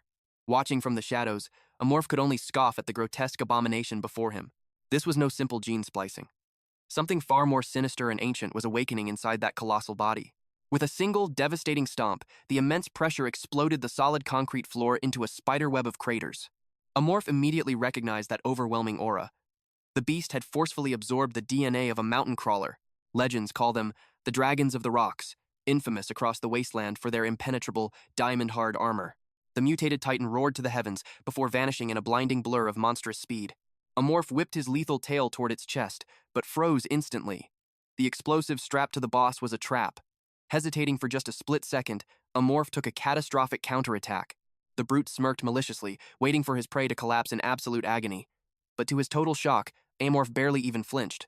Instead of returning the strike, Amorph bolted into the darkness, slipping away like a phantom in the night. Burning with blind fury, the boss unleashed a rabid growl. Meanwhile, Amorph had flawlessly retreated to secure a massive tactical distance. Still, searing pain ripped through Amorph's entire body. If his cranium wasn't reinforced like steel armor, that single impact would have obliterated him on the spot. But a sudden realization struck him like lightning. Why flaunt the explosive on his chest, only to deliberately aim the killing blow at his head? The truth finally clicked into place. The cowardly bastard was using the bomb as a psychological shield to control the flow of battle.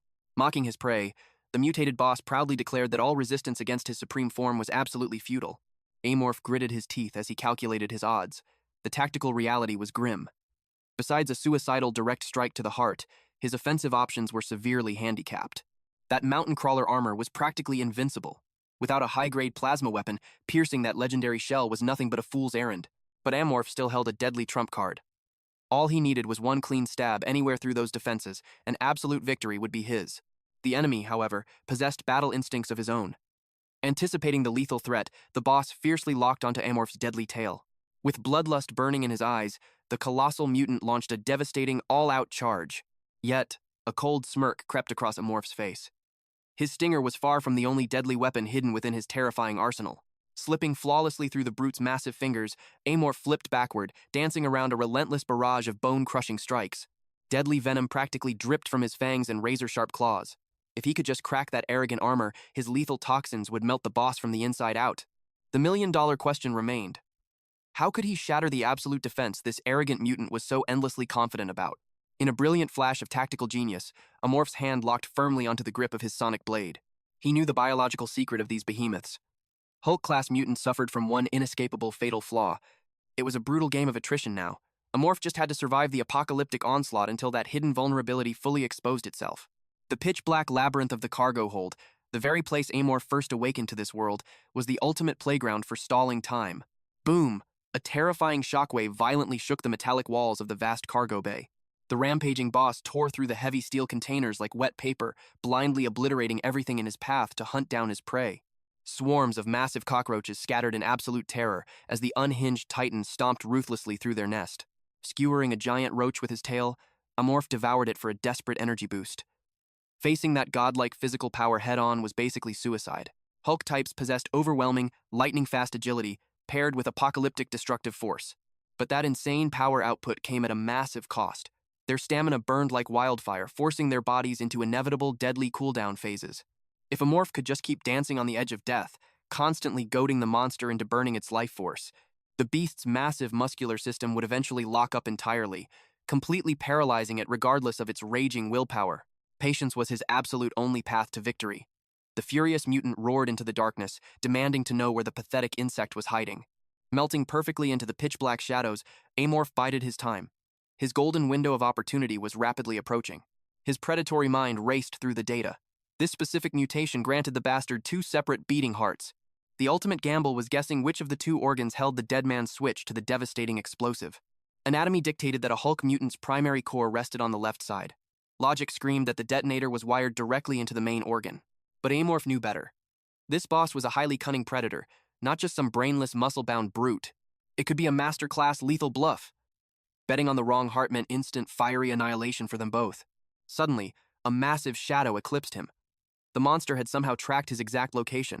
Without skipping a single beat, Amorph launched himself back into the deadly sprint, but the massive brute refused to back down.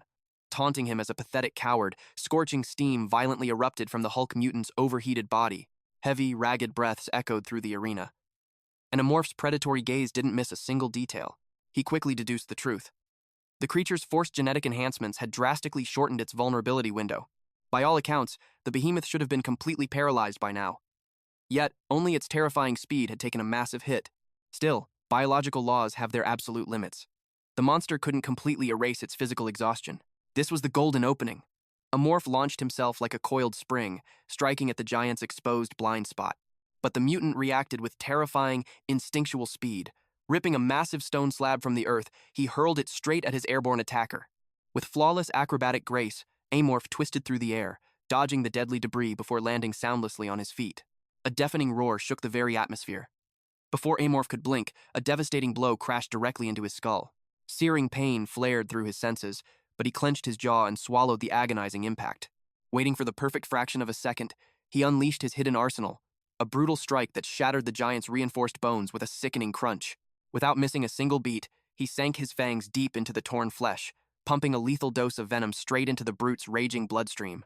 The grotesque giant shrieked in absolute agony, completely blindsided by the fatal venomous counterattack.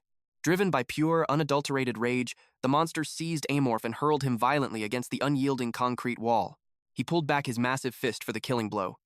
But his colossal body suddenly lurched. A sinister smirk crept across Amorph's face. Disbelief flashed in the giant's widened eyes as violent tremors hijacked his entire nervous system. His tree-trunk legs turned to absolute jelly. With a heavy thud that shook the battlefield, the towering behemoth collapsed helplessly to his knees. Amorph clicked his tongue in slight annoyance. The paralyzing toxin was spreading far too slowly compared to its instant lethal effect on normal humans. By now, the venom should have completely corrupted every single cell in its massive, mutated body. The brute sputtered a pathetic, desperate plea for mercy. But Amorph's razor-sharp tail ruthlessly pierced straight through his vocal cords. With terrifying, monstrous efficiency, he tore through the thick, mutated muscle. Until finally, his bloody claws grazed his true prize. A deadly mechanical detonator was wired directly into the creature's secondary heart on the right side of its chest. One wrong move, and the impact-triggered timer would start ticking. That artificial organ was the only thing holding back the devastating recoil of its intense genetic modifications. A chilling realization washed over Amorph. Was this walking time bomb planning a suicidal explosion to drag him down to hell from the very beginning? One thing was absolutely certain. If that fragile detonator took even a single scratch, both of them would be instantly vaporized into dust. Dismantling this explosive trap was going to require terrifying precision and incredibly precious time. But to the victor go the spoils. He eagerly prepared to harvest the rare genetic essence pulsing within the fallen, ugly giant. Suddenly, number 26's voice echoed through their comms, desperately warning his companion to remain completely concealed in the shadows.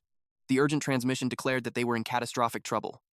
Amorph narrowed his eyes, demanding a swift explanation. But before an answer came, a terrifying sixth sense violently triggered in his brain, flashing a hyper-realistic vision of his own gruesome, fiery death. His survival instincts screamed at him. Lingering for even a second longer meant an incoming hellfire strike would incinerate both him and number 26 into ashes. The sheer, overwhelming horror of the premonition paralyzed him with absolute dread for a fleeting heartbeat. Snapping back to reality, his muscles exploded with power. He launched himself forward in a desperate dash, snatching number 26 right out of harm's way. Boom! A devastating inferno swallowed the exact spot they had just left. From the blazing smoke, Sihun stepped forward, her eyes narrowing as she realized her prey had dodged the execution. A cold spark of deadly intrigue lit up her face. How on earth did a mere, lowly beast predict an attack of that terrifying caliber? This was a catastrophic miscalculation. Amorph had deliberately saved her as his final, ultimate target, never imagining she would personally descend upon this battlefield so soon. His predatory eyes locked onto the horrifying weapon, a radiant, lethal blade seamlessly grafted right into her very flesh. Her overwhelming aura was suffocating. Woven with the legendary DNA of the White Galagon and the terrifying essence of an apex, celestial organism. And that was just the surface. Dozens of top-tier genetic modifications radiated from her body like an unstoppable, approaching storm. A cold sweat drenched his spine. His combat instincts rapidly calculated the odds, concluding a 0% chance of victory in his current battered state. Every single fiber of his being screamed in pure, primal terror, begging him not to cross blades with this absolute monster. Retreat was his only option to survive and adapt. Meanwhile, the dying Hulk mutant recognized the approaching figure, croaking out Manal's name in desperate, fading hope. "You have served your purpose," she whispered coldly. In a flash of merciless steel, she drove her blade straight through his chest, perfectly impaling the explosive core. She was more than willing to ignite the blast herself. Anything to ensure the cosmic anomaly wouldn't slip through her fingers again. Checkmate. Pinned between absolute, fiery destruction and a godlike foe, Amorph's mind raced at light speed to formulate a miraculous, impossible escape. The bomb's timer should have triggered the moment her blade pierced that Hulk mutant. Amorph quickly analyzed the battlefield. Attacking her right now? That would be absolute suicide. He needed more intel, choosing to observe his terrifying opponent instead. Then, he noticed it. Her eyes were glowing with an unnatural light. Were those the fabled eyes of an outspacer observer? Or, perhaps, the legendary gaze of a daredevil? Breaking the heavy silence, Si-hyun offered him a chilling proposal. Recognizing a kindred spirit in his monstrous form, she promised to spare his life, but only if he bowed to her absolute will. To put it bluntly, she wanted this proud creature to become her loyal, obedient pet. She knew his evolution depended on consuming genes. In her arrogant mind, that made her the absolute perfect master for his growth. "Submit and survive," she demanded. Amorph's mind raced as he processed the ultimate ultimatum. The overwhelmingly powerful Si-hyun Yujin was commanding him to be a slave. A cold gust of wind swept through the tense battlefield. His survival instincts confirmed she was dead serious. After all, an apex predator doesn't need to lie to its prey. His gaze locked onto her wrist. That deadly blade wasn't just metal. It was the legendary claw of a Galagon. Even with his highly evolved, armor-plated shell, one strike from that weapon would slice him to ribbons. Not to mention, she had an entire arsenal of devastating abilities just waiting to wipe him from existence. Number 26 whispered his name in worry. From a purely logical standpoint, submitting to her was the only way to survive. A victorious smirk crossed Si-hyun's face as Amorph took a slow, heavy step toward her. She praised him for making the smart choice. Meanwhile, number 26 gently patted him, promising to stay by his side no matter what. But hidden behind his submissive exterior, Amorph was secretly laughing. Si-hyun had absolutely no clue why he loved this form. She didn't know his obsession with this trash-tier character, or why the gaming forums continuously mocked him as the useless Amorph bug. The reason was thrillingly simple. It was the absolute, unmatched freedom of endless choice. Through his own strategic decisions, this creature possessed infinite growth potential. That was the true magic of playing an Amorph. And because of that boundless potential, yielding to a master was never an option. Stopping just an inch away from his arrogant opponent, the creature lowered his head in a deceptive bow. Number 26 sensed the shifting tension. Unaware, Si-hyun reached out her hand, cooing praises to her new, obedient pet. But in a split second, her victorious smile completely shattered. Bam! Amorph blasted a spray of lethal poison straight into her eyes. Without wasting a single breath, he spun around and dashed into the shadows. Blinded and dripping with venom, Si-hyun didn't scream. Instead, a twisted, euphoric grin stretched across her face. The rebellious choice ignited her blood. Her new pet actually wanted to play a thrilling game of life and death. Roaring with laughter, she launched a massive wave of fire. Flames scorched his back, but Amorph pushed through the searing pain and kept sprinting. He wasn't foolish. Her power levels were completely off the charts, making her the most terrifying boss he had faced since his reincarnation. But so what?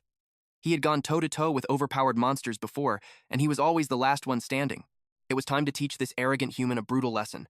True combat isn't just about raw stats. Meanwhile, back at the impact zone, the floor groaned under massive weight. The Hulk mutant dragged his shattered body upward, spitting venomous curses at those bastards. Searing rage burned in his chest over Si-hyun's ruthless betrayal. He swore to crush her skull and make her beg for mercy. But his fury peaked when he saw the broken pieces of his precious device. Panic set in. If he couldn't drag himself to the engine room within 10 minutes, his life was permanently game over. Yet, his sheer, unyielding willpower to survive fueled his mangled muscles. Leaving a trail of blood, he crawled desperately toward his goal. He was no ordinary mob. He carried the proud bloodline of an Edgerton. Back in the deadly game of cat and mouse, Amorph was burning every ounce of stamina to escape. Number 26 looked at his burned shell and asked if he was hurting. Amorph brushed it off, saying he was perfectly fine. "Are you absolutely sure?" she worried.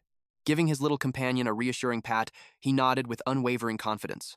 His mind calculated a million strategies.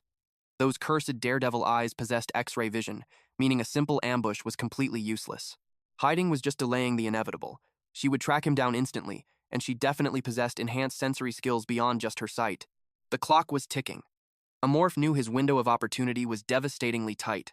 Dragging out this fight? That was a death sentence. Time was his absolute worst enemy right now. He knew Sehun wasn't stupid. By now, she had definitely figured out that the ticking time bomb was his biggest weakness. Her next move was obvious. She would completely expect him to make a desperate dash for the escape pods. She would lock down the hangar entrance, trapping him like a rat in a cage with zero room to breathe. It was a brutal, flawless strategy. Cut off his escape route, then crush him entirely with her overwhelmingly monstrous power. Basically, it was textbook combat tactics. She was throwing the exact same strategy he had used to annihilate the space pirates right back in his face. It literally felt like he was locked in an intense player-versus-player battle. So, he made a hard choice. Defusing the bomb was off the table. His only option was to absolutely obliterate the enemy standing in his way. Any missing puzzle pieces about her hidden skills? He would just have to figure that out in the heat of battle. But there was one massive glaring problem. His base stats for both attack and defense were terrifyingly lower than hers. Amorph's mind raced at light speed, desperately searching for a miracle counterattack.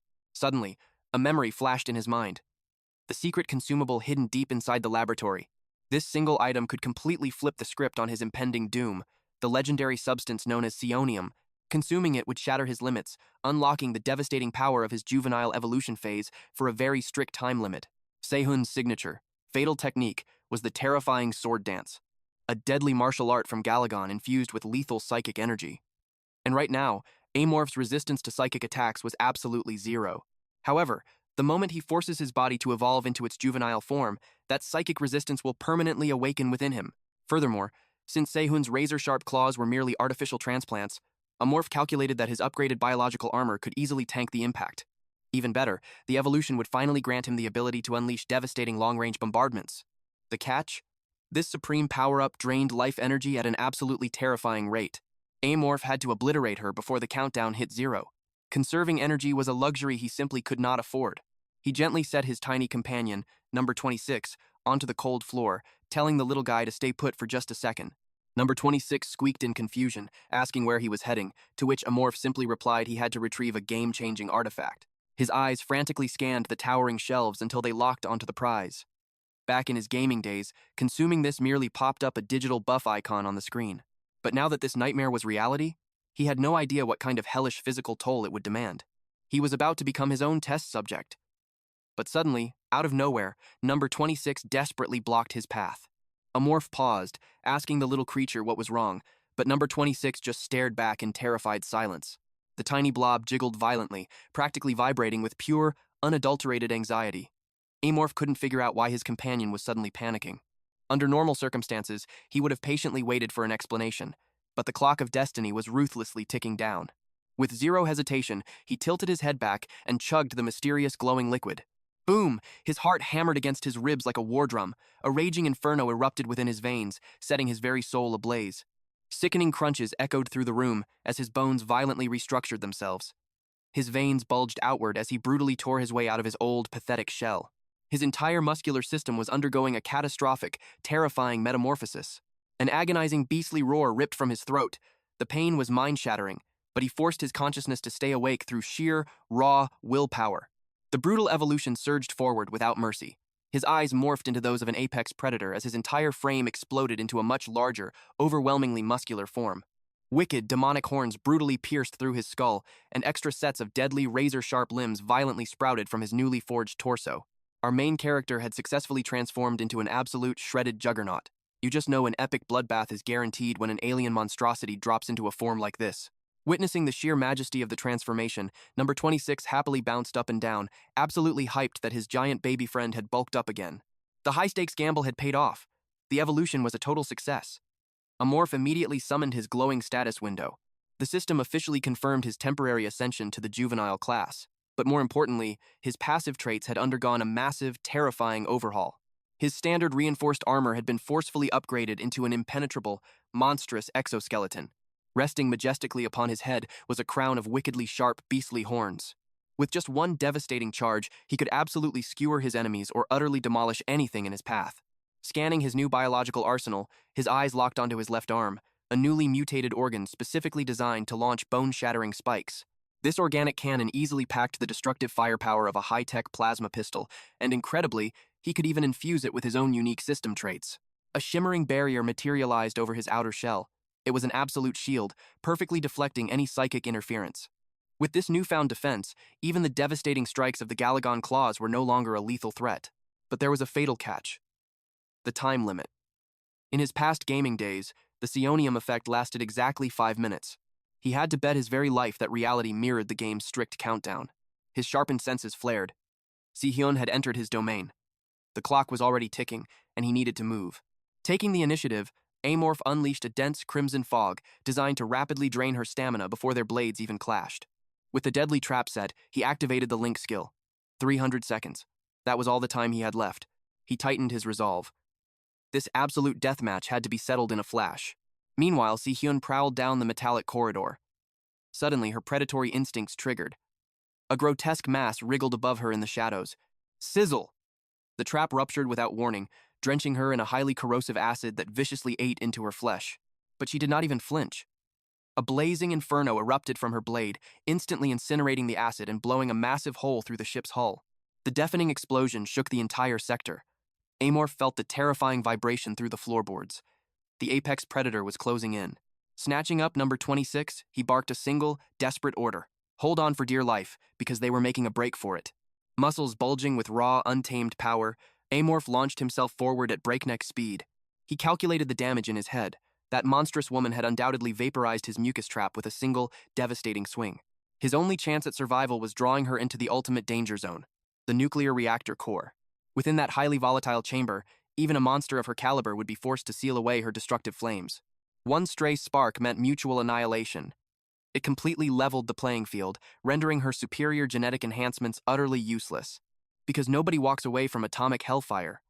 Amorph pushed his legs to the absolute limit. His tactical sanctuary was finally in sight. Just one sector left.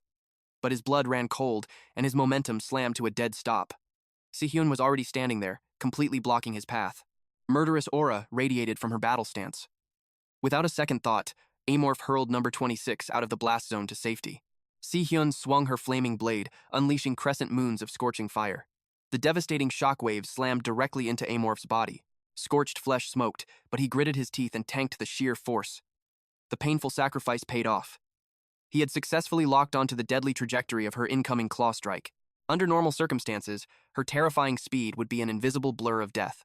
But a sudden realization hit him. His newly awakened superpower organ was hyper-accelerating his visual perception. Si-hyun tilted her head, a dark amusement in her eyes at his impossible survival. Beneath Amorph, the steel floor shattered into jagged pieces as he braced his legs. Boom! He launched himself like a living missile. A wicked grin spread across Si-hyun's face. Her blazing sword tore through the air, carving a deep, agonizing gash into his advancing form. But her battle-crazed eyes suddenly widened in shock. This creature, his combat speed, had evolved mid-fight. She fired off a lethal, lightning-fast kick, but he twisted away like a phantom. Amorph countered with a brutal swipe, only to strike empty air as she gracefully evaded. The thrill of the life-or-death battle consumed her. A chilling smile danced on her lips. She was absolutely reveling in the chaos. She mocked his futile efforts, demanding to see true despair. But in that split second, Amorph struck like a viper, binding her body tightly with his extended limb. With the deadly prey finally secured, he unleashed a merciless point-blank strike using his free arm. Crash! Her monstrous reflexes defied logic. In a mere fraction of a second, she shifted her guard to parry the fatal blow. Blood sprayed as she effortlessly sliced through his binding limb. Still smiling dangerously, she praised him. For a mere beast, pushing her into a corner was a legendary feat. Suddenly, an overwhelming pink aura erupted from her core. The sheer spiritual pressure forced Amorph back, violently breaking his desperate grip on her waist. His eyes widened in absolute trembling shock. Her previously concealed crimson hair was now flowing wildly like liquid fire. Swish! A blinding arc of light flashed. Excruciating agony ripped through him as his tail hit the cold steel floor, completely severed in the blink of an eye. Si-hyun watched with dark amusement as the wounded monster desperately leaped backward, creating a necessary tactical distance between them. Her predatory gaze pierced right through his soul. She instantly deduced the truth. He knew exactly what the red mist genetic trait meant. Cold sweat dripped down his face. His internal alarms were screaming. This woman was not just a strong opponent, she was a walking, breathing natural disaster. The red mist. An apex predator from a hellish jungle world. A nightmare beast that secretes an invisible, mind-shattering pheromone to trap its victims in endless, horrific hallucinations. A terrifying theory formed in his mind. Did this red-haired demon also possess that catastrophic, mind-bending illusion ability? The stakes had just skyrocketed to life and death. He had to completely obliterate her before his 5-minute psionium shield evaporated into nothingness. But fear was the ultimate mind killer. Giving in to the rising panic now would only guarantee a swift and brutal execution. He forced his racing heart to slow down. He had to breathe, observe, and strike with absolute deadly precision when the perfect opening finally appeared. He launched himself straight at her, and a twisted thrill ignited within Si-hyun's eyes. Amorph barely deflected the deadly arc of her right blade, only to find her left sword mere inches from piercing his heart. But right before the fatal strike landed, Amorph unleashed a blinding spray of corrosive acid straight at her face, forcing her to violently flinch away. Seizing that split-second opening, he sliced clean through her arm.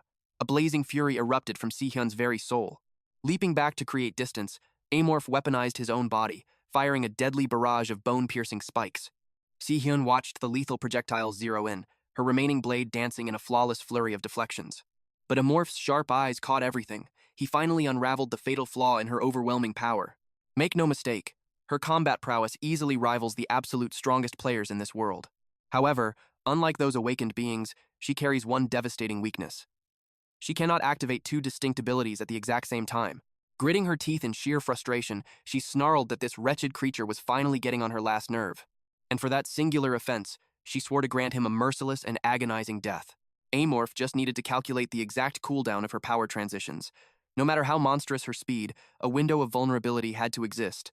He was hunting for that one split-second delay. The absolute fraction of time when she reverted to a defenseless mortal. The moment he pinpoints that weakness, the entire tide of this battle will shift drastically. With absolute resolve, he exploded forward once more, determined to back her into an inescapable corner. Meanwhile, a tragic memory surfaces. Number 26 recalls the very moment she first opened her eyes to a crushing and freezing world. The intelligent races called this desolate abyss the ocean floor, but to her, it was simply home. It was a brutal domain of survival, ruled by freezing temperatures and bone-crushing pressure. Yet, to her gentle soul, it was paradise, because she was surrounded by a family that protected her at all costs.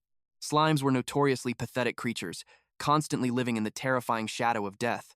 At least, that was the harsh reality for most. But the moment this unique slime awakened a miraculous power, she stood as an unstoppable shield against the vicious predators of the deep. Through her unwavering bravery, she rightfully ascended to become the absolute matriarch of her kind. Yet, power never corrupted her innocent heart. Sharing a simple meal and sleeping beside her kin remained her greatest treasure in life. Tragically, such pure happiness was doomed to be shattered. As the agonizing screams of her family echoed through the water, she prayed with every ounce of her being. She desperately prayed for the strength to fulfill her duty as their leader. She just wanted to protect the ones she loved so dearly. In the chaotic aftermath, she truly believed her sacrifice had saved them all. But reality was undeniably cruel. There was no grand miracle, only a devastating tide of unbearable exhaustion dragging her under. After an eternity of darkness, the fallen leader, burdened by her ultimate failure, finally opened her eyes once more, only to find herself completely submerged in a foul, nightmarish liquid prison. Trapped behind glass, she was forced to witness the horrifying, agonizing deaths of the very family she had sworn to protect. By the time a twisted human holding a furry beast coldly branded her as number 26, she was the last of her kind remaining in that living hell. Sinking into the deepest pits of despair, she prayed endlessly, begging the heavens for a savior to rescue her from this torment. She vowed that if a hero ever appeared, she would gladly sacrifice her entire existence to be their ultimate shield. Snapping back to the absolute chaos of the present, the only entity who ever answered that desperate prayer was our main character. And right at this very moment, her sworn savior is backed against a deadly wall. Si-hyun unleashed a venomous scream, declaring she was absolutely sick of this pathetic game of cat and mouse. Amorph bolted across the battlefield, unleashing a relentless storm of biological spikes. Her rage boiled over at his cowardly hit-and-run tactics. In a sudden explosive pivot, Amorph whipped his razor-sharp limb aimed straight for her neck. Si-hyun barely leaned back in time to dodge the lethal strike. With a swift counter, she severed the deadly appendage, but a shower of searing acid from the wound violently splattered across her flesh. Amorph lunged in to crush her with his monstrous grip, but her fist met his attack with a devastating counterpunch. He had fully anticipated her triggering some sort of magical defensive barrier skill, but he never could have predicted she possessed the indestructible super alloy skin of a monstrous wolf goblin. Si-hyun drove a bone-shattering punch straight into Amorph's gut. With a wicked sneer, she whispered that a disobedient mutt who dares to bite its master's hand must be disciplined with absolute pain. A sickening shockwave tore through his body as Amorph tasted the horrifying reality of her overwhelming physical might.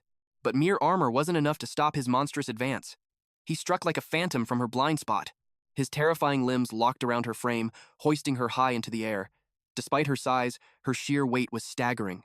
Her super alloy skin offered the absolute defense of a reinforced mech suit, but it carried a massive, crushing burden. Sensing a perfect opening, Amorph violently slammed her into the steel bulkhead. Blazing fury instantly erupted in Si-hyun's eyes. Glaring daggers at the creature, crackling electricity surged around her as lethal blades suddenly erupted from her forearms. Reading the deadly killing intent, Amorph instantly fell back to gain some vital distance. Her blades carved through the air. He gritted his teeth, enduring the devastating flurry of strikes just a second longer. Deep gashes already decorated his tough hide. But the exact moment her storm of attacks paused, he made his ultimate move. Si-hyun easily ducked beneath the strike, mocking his pathetic aim. But a chilling realization suddenly washed over her. Amorph just stared back at her, his predatory gaze oozing with overwhelming malice. His brutal strike hadn't missed at all. Everything was going exactly according to plan. She was never his actual target.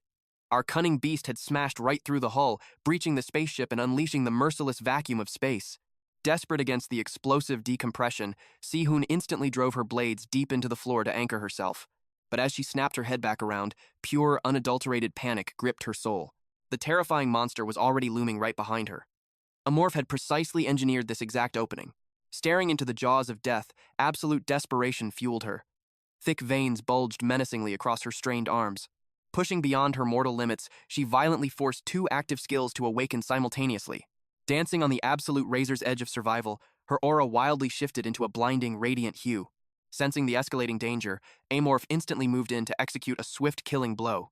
He unleashed a barrage of deadly projectiles, but they uselessly bounced off her hardened armor. A wicked, arrogant grin spread across her face. But out of nowhere, number 26 leaped into the fray, screaming to leave the baby alone. A violent spark of electricity blasted directly into Si-hyun's face. She shrieked in absolute sheer outrage. Suddenly, a deafening explosion violently shook the entire spacecraft. The devastating blast obliterated her left eye, leaving a smoking crater in her skull. Before she could even process the agony, another brutal strike hit home. Number 26 desperately sprang off the enemy, crying out for Amorph's help. The beastly main character swiftly caught his tiny companion mid-air. Even with fatal, agonizing wounds, the relentless warrior absolutely refused to fall. Amorph mercilessly crushed her torso, pinning her brutally against the bulkhead once more. He warned number 26 to hold on for dear life. He briefly questioned the mysterious psychic energy that had just surged from his tentacle, but quickly shoved the thought aside. Survival was the only thing that mattered right now. He needed to escape this collapsing death trap. Dragging her heavy, broken body along the floor, his breath was completely ragged, but his sheer willpower pushed him forward. This bloody aftermath was the ultimate proof. He had conquered this monstrous foe against all odds. With a massive breach in the hull, the ship's life support systems were completely and utterly failing. Under normal circumstances, a proper crew would have manually sealed the catastrophic damage and stabilized the sector. But this vessel was practically a ghost ship, manned only by a cowardly band of space pirates. And he was absolutely certain they were totally clueless to the disaster, far too busy cowering in fear from his own rampage. He knew this mechanical beast was doomed to become space dust. Right on cue, a terrifying rumble violently echoed through the corridors. Looking up with deep concern, number 26 asked what was happening to his massive arm. His hardened skin was rapidly flaking away into dust.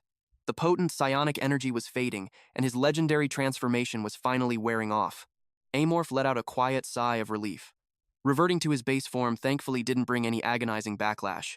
He wished the overwhelming power had lasted a bit longer, but the glorious spoils of this bloody victory were far more valuable.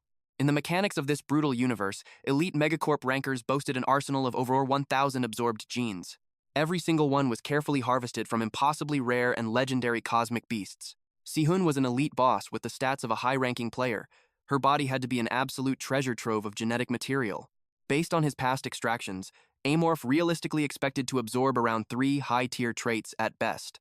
Honestly, he wouldn't even complain if the system only granted him a single drop, but if the gods of fate were smiling down on him, he desperately prayed to extract the legendary claw of Galagon. But fate had a sudden twist in store. Just as his jaw unhinged to devour Sihun, a startling premonition flashed before his eyes. A devastating vision of the future. The moment his fangs pierced flesh, a catastrophic explosion would tear the entire sector apart.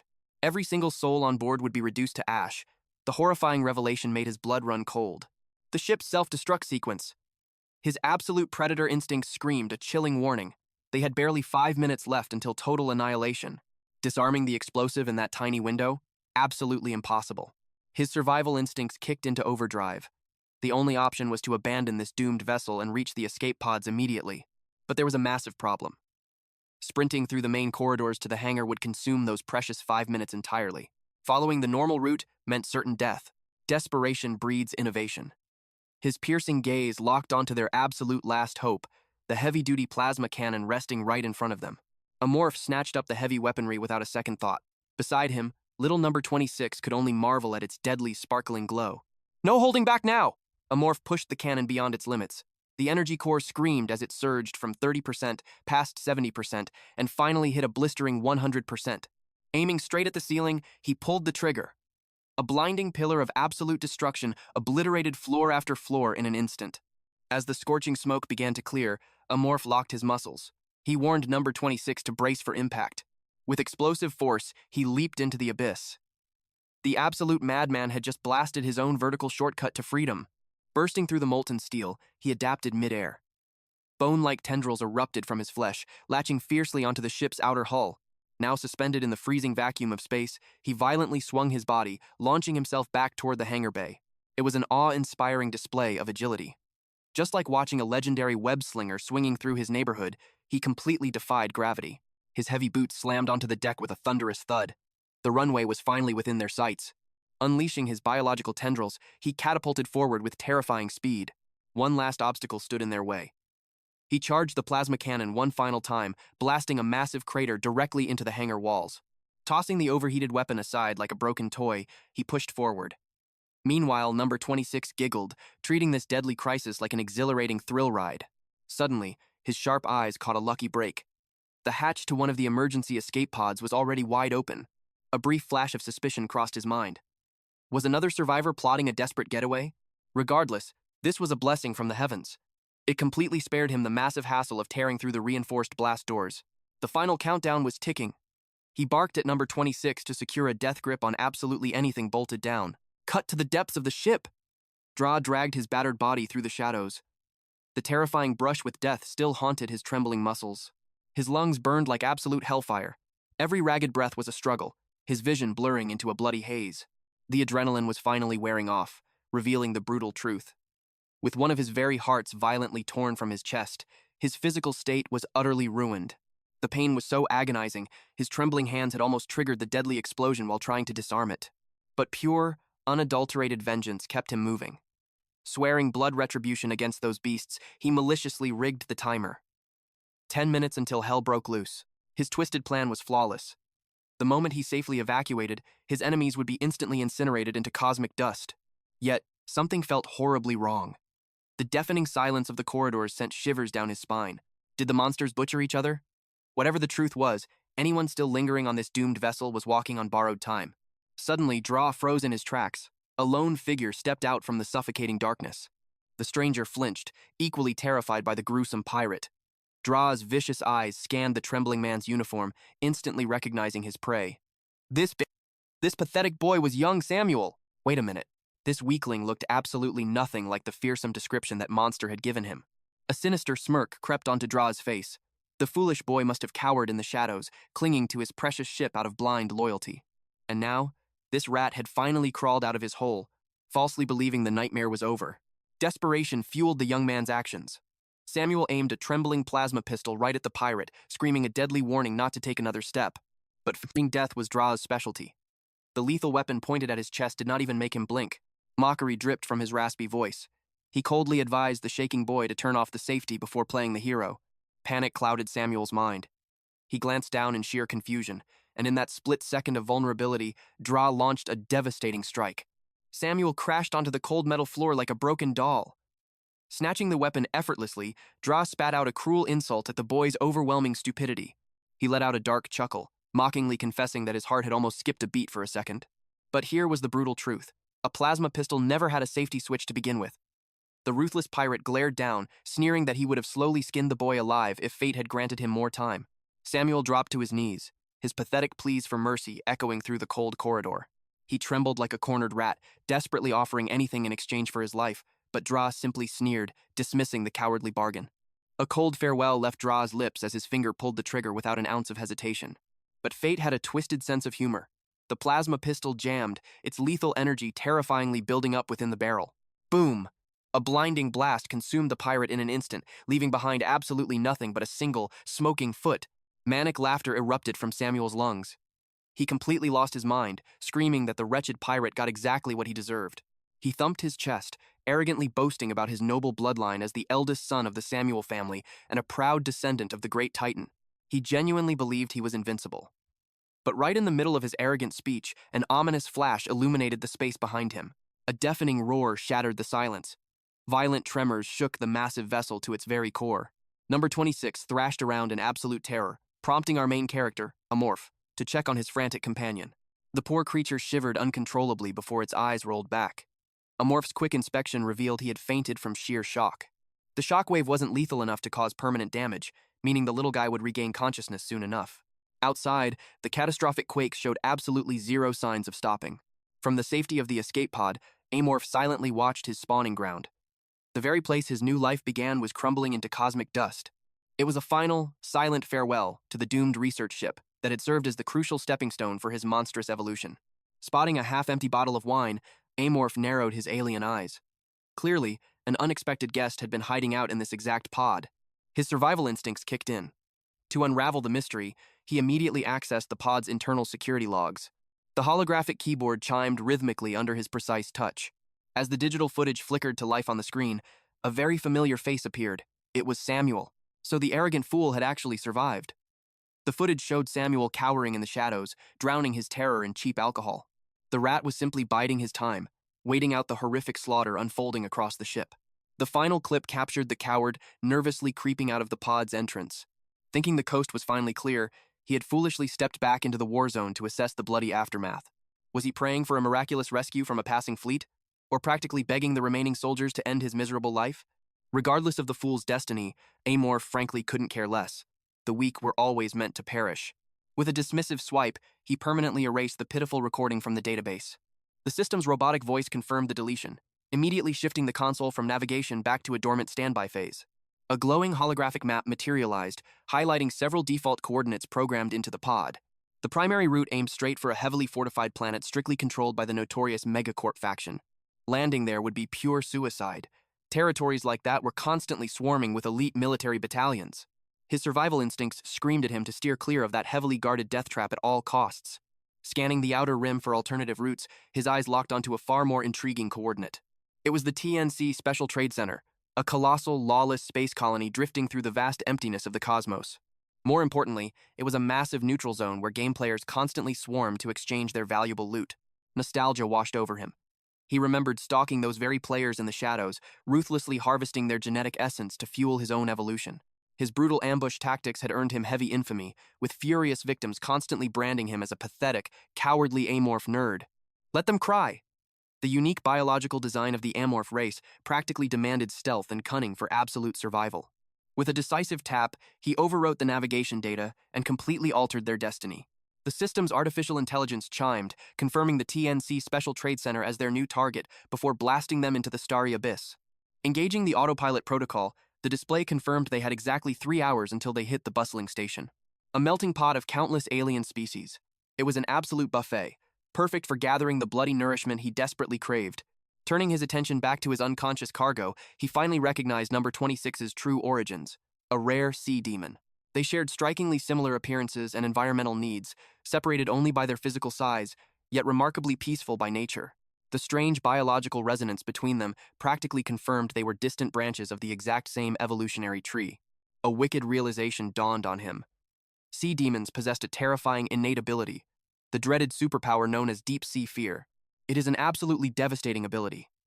Any soul caught within its terrifying radius is instantly swallowed by pure madness. Think of the mind-breaking red mist, but infinitely worse. This nightmare can stay active forever, dominating a massive territory. Its terrifying speed easily rivals the legendary strike of a Galan claw. For a fleeting second, Amorph considered taking this golden opportunity. But he quickly pushed the dark thought aside. Devouring. Number 26 might seem tempting, but fate is a cruel master. There was zero guarantee the predatory system would actually trigger. Deep down, the beast had to admit a strange bond had formed between them. This loyal pawn had proven incredibly useful to his survival. The kid always threw his life on the line, fighting fiercely for his master until his very last breath was threatened. Sparing his loyal minion for now, the monstrous entity shifted his hungry gaze toward the lifeless shell of Sihun. The long-awaited feast had finally arrived. It was time to claim his bloody prize. With brutal precision, he seized a limp leg, tore it from the torso with a sickening crunch, and eagerly dug his fangs into the flesh. The instant the meat slid down his throat, an electrifying surge exploded within his veins. The raw power was absolutely intoxicating. A twisted, euphoric grin stretched across our protagonist's face. The spine-tingling sensation was nothing short of divine. Consumed by primal gluttony, the feast raged on. Bones shattered under his crushing jaw as he devoured her arm without a second thought. He originally assumed this human would taste like generic trash. But oh, how completely wrong he was. This meal was a masterfully crafted delicacy. With every monstrous bite, the rich, savory flavor exploded on his taste buds like a culinary masterpiece.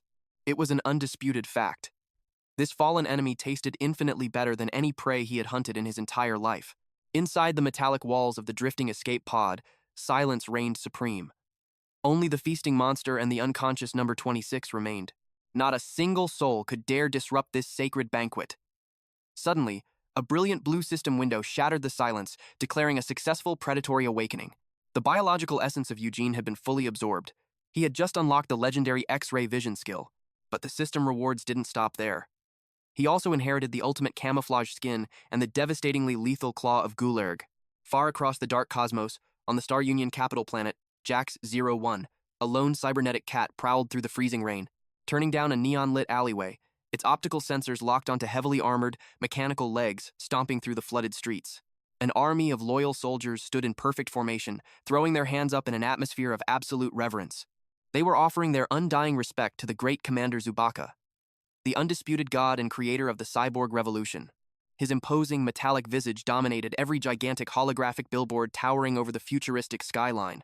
The citizens worshipped him blindly, believing his omniscient gaze would guide the Star Union toward eternal galactic supremacy. Slipping past the brainwashed masses, the cyber feline vanished into a dark, rusty ventilation shaft. Deep within the suffocating darkness of the metal maze, a heavy mechanical clunk echoed out, followed immediately by a sharp, high-tech warning beep. The passage opened up into a top-secret laboratory. Right in the dead center, a glowing incubation pod housed a dark, ominous silhouette. With an ear-piercing hiss of pressurized steam, the heavy pneumatic locks of the pod violently disengaged. Massive cooling engines roared to life. Through the thick, icy fog, a pale hand slammed against the glass before a woman dragged herself out, violently gasping for air. Her chest heaved as she fought for every single breath. Panic immediately set in. Was she trapped inside a backup vessel? It was Si-hun! The absolute shock of cheating death and waking up inside a mass-produced clone body hit her like a ton of bricks. Cursing under her breath, she muttered how alien and weak this artificial flesh felt. Stumbling forward, she finally broke free from her glassy tomb. Dragging her heavy limbs toward the glowing mainframe, she desperately initiated a full system scan, demanding her custom genetic upgrades be synchronized. But a cruel, flashing red error message appeared. Her precious evolutionary data had failed to transfer. Boiling fury forced her to grind her teeth in sheer agony. Rage exploded from her very soul. She drove her fist straight through the glass monitor, screaming that a lifetime of harvested genes had been wiped out. Years of meticulous, blood-soaked planning had been utterly reduced to ashes. A barrage of venomous curses echoed off the laboratory walls. Staring at her bloodied knuckles, she made a terrifying vow. The very next time she crossed paths with that monster, she would personally rip its brain directly from its skull. Meanwhile, back at the bustling Special Trade Center Port District, a completely unaware dock worker casually bobbed his head to a catchy beat. The guy, known simply as Carpenter, was slacking off. His relaxed vibe was suddenly interrupted when his buddy Howard barked over the radio, asking if he was occupied. Howard quickly dropped some urgent intel. An unregistered high-tier Mega Cobb escape vessel had just breached the perimeter of Area 7. The orbital control tower had bombarded the ship with transmission requests. But their screens showed only one terrifying thing. Dead. Absolute silence. Carpenter let out an annoyed groan, complaining that some rich, spoiled corporate brat was probably throwing a tantrum and running away from home again. But Howard's voice trembled with underlying dread. This was no joyride. The ghost ship was locked into a forced autopilot sequence, meaning something horribly wrong was lurking inside. Carpenter made the fatal choice to investigate, a decision that would soon seal his doom. He couldn't help but wonder which mysterious pod this wreckage belonged to. His vehicle slowly crept toward the crashed escape ship. As the shadows parted, his eyes widened with pure greed. This tech, it looks ridiculously expensive, he muttered under his breath. He bypassed the lock, and the heavy metal doors hissed open. But instead of glowing consoles, he was greeted by pitch-black darkness. Something felt incredibly wrong. The sharp click of his flashlight pierced the gloom. Its beam caught something reflecting on the steel floor. A thick, viscous puddle. Before his brain could even process the strange fluid, a sudden drip, drip, drip echoed ominously from the ceiling above. It wasn't water. It was the absolute horror known as Amorph, salivating over its next meal. Carpenter's fate was already sealed in blood. Meanwhile, back in the safety of the base, his co-workers were already searching for him. Didn't he say he was clocking out early today? One of them asked, scratching his head in confusion. The other scoffed in pure disbelief. No way. The guy is desperate for overtime pay just to afford that new house of his. Just then, a familiar silhouette appeared, slowly trudging up the steel staircase. "Hey, Carpenter!" they yelled out into the echoing hall. But as the figure stopped dead in its tracks, a sudden, unexplainable chill crawled straight up his co-worker's spine. Something was fundamentally wrong with him. His posture, his breathing. The primal instinct screamed that this wasn't human. Trying to shake off the creeping dread, they pressed on. "We thought you were grinding late tonight. You heading out already?" The response was cold, hollow, and mechanical. "I am. Busy." Suspicion instantly flared up. "Wait, did the chief actually greenlight you leaving?" the man demanded, stepping closer. Without missing a single beat, the dead-eyed imposter replied, "I told him I was busy. He let me go." Irritated by the sudden arrogant attitude, the man was ready to snap, but his partner grabbed his shoulder. "Just drop it. Let the weirdo be." They brushed off the eerie encounter with mocking laughter, joking about his sudden and bizarre mood swing. Little did they know, a sinister, blood-red glow flickered in his eyes. The imposter simply continued his silent, deadly march. The shadows swallowed him as he stepped into the empty corridor, moving with a calculated, predatory rhythm. Because that husk was no longer Carpenter. The flesh violently twisted and warped as the terrifying apex predator, Amorph, finally revealed its true, monstrous form. Even the beast himself was shocked. This newly acquired biological trait was operating with terrifying perfection. He had just stumbled upon an evolutionary secret that not even the highest-tier rankers could comprehend. By fusing Eugene's camouflage skin with his own imitation ability, the system had granted him a deadly new weapon. The mimicking organ. Its function was absolutely diabolical. It completely analyzed the cellular structure of every single prey he devoured. Then, it released a highly specialized pheromone, directly hijacking the cognitive senses of any living creature in the vicinity. It literally rewired their brains, forcing them to hallucinate and see the horrifying monster as their former comrade. While it sounded like an overpowered cheat skill, this terrifying evolution still came with critical flaws. Pheromones couldn't fool machines. A single glance at a security camera or a mirror, and his monstrous visage would be instantly exposed. Furthermore, there was the uncanny valley effect. The slight, unnatural stiffness in his movements naturally triggered a primal sense of dread in humans. The absolute depth and mechanics of this mimicking power were complex enough to break a normal mind. But despite the fatal drawbacks, for a brilliant predator like Amorph, it was the ultimate tool for absolute infiltration. And that wasn't his only loot. He finally obtained his most coveted prize, the legendary Claw of Galeron, though he wouldn't deploy it just yet. Its current combat application overlapped far too much with his existing super senses. Add in the newly extracted X-ray vision trait, and he had the perfect ingredients for a god-tier fusion down the line. But suddenly, a system notification shocked him to his very core. An entirely unpredictable mutation triggered. The system dubbed this horrific new anomaly the monster's tentacles. A sickening crunch echoed through the hall as thick, fleshy appendages violently sprouted from the back of his skull. They rapidly evolved, perfectly mirroring the terrifying maw tentacles of the Gorgons, the legendary apex predators known as space dragons. He couldn't fathom what triggered this cosmic anomaly, but one thing was crystal clear. This was infinitely more devastating than the claw. A twisted grin formed on his monstrous face.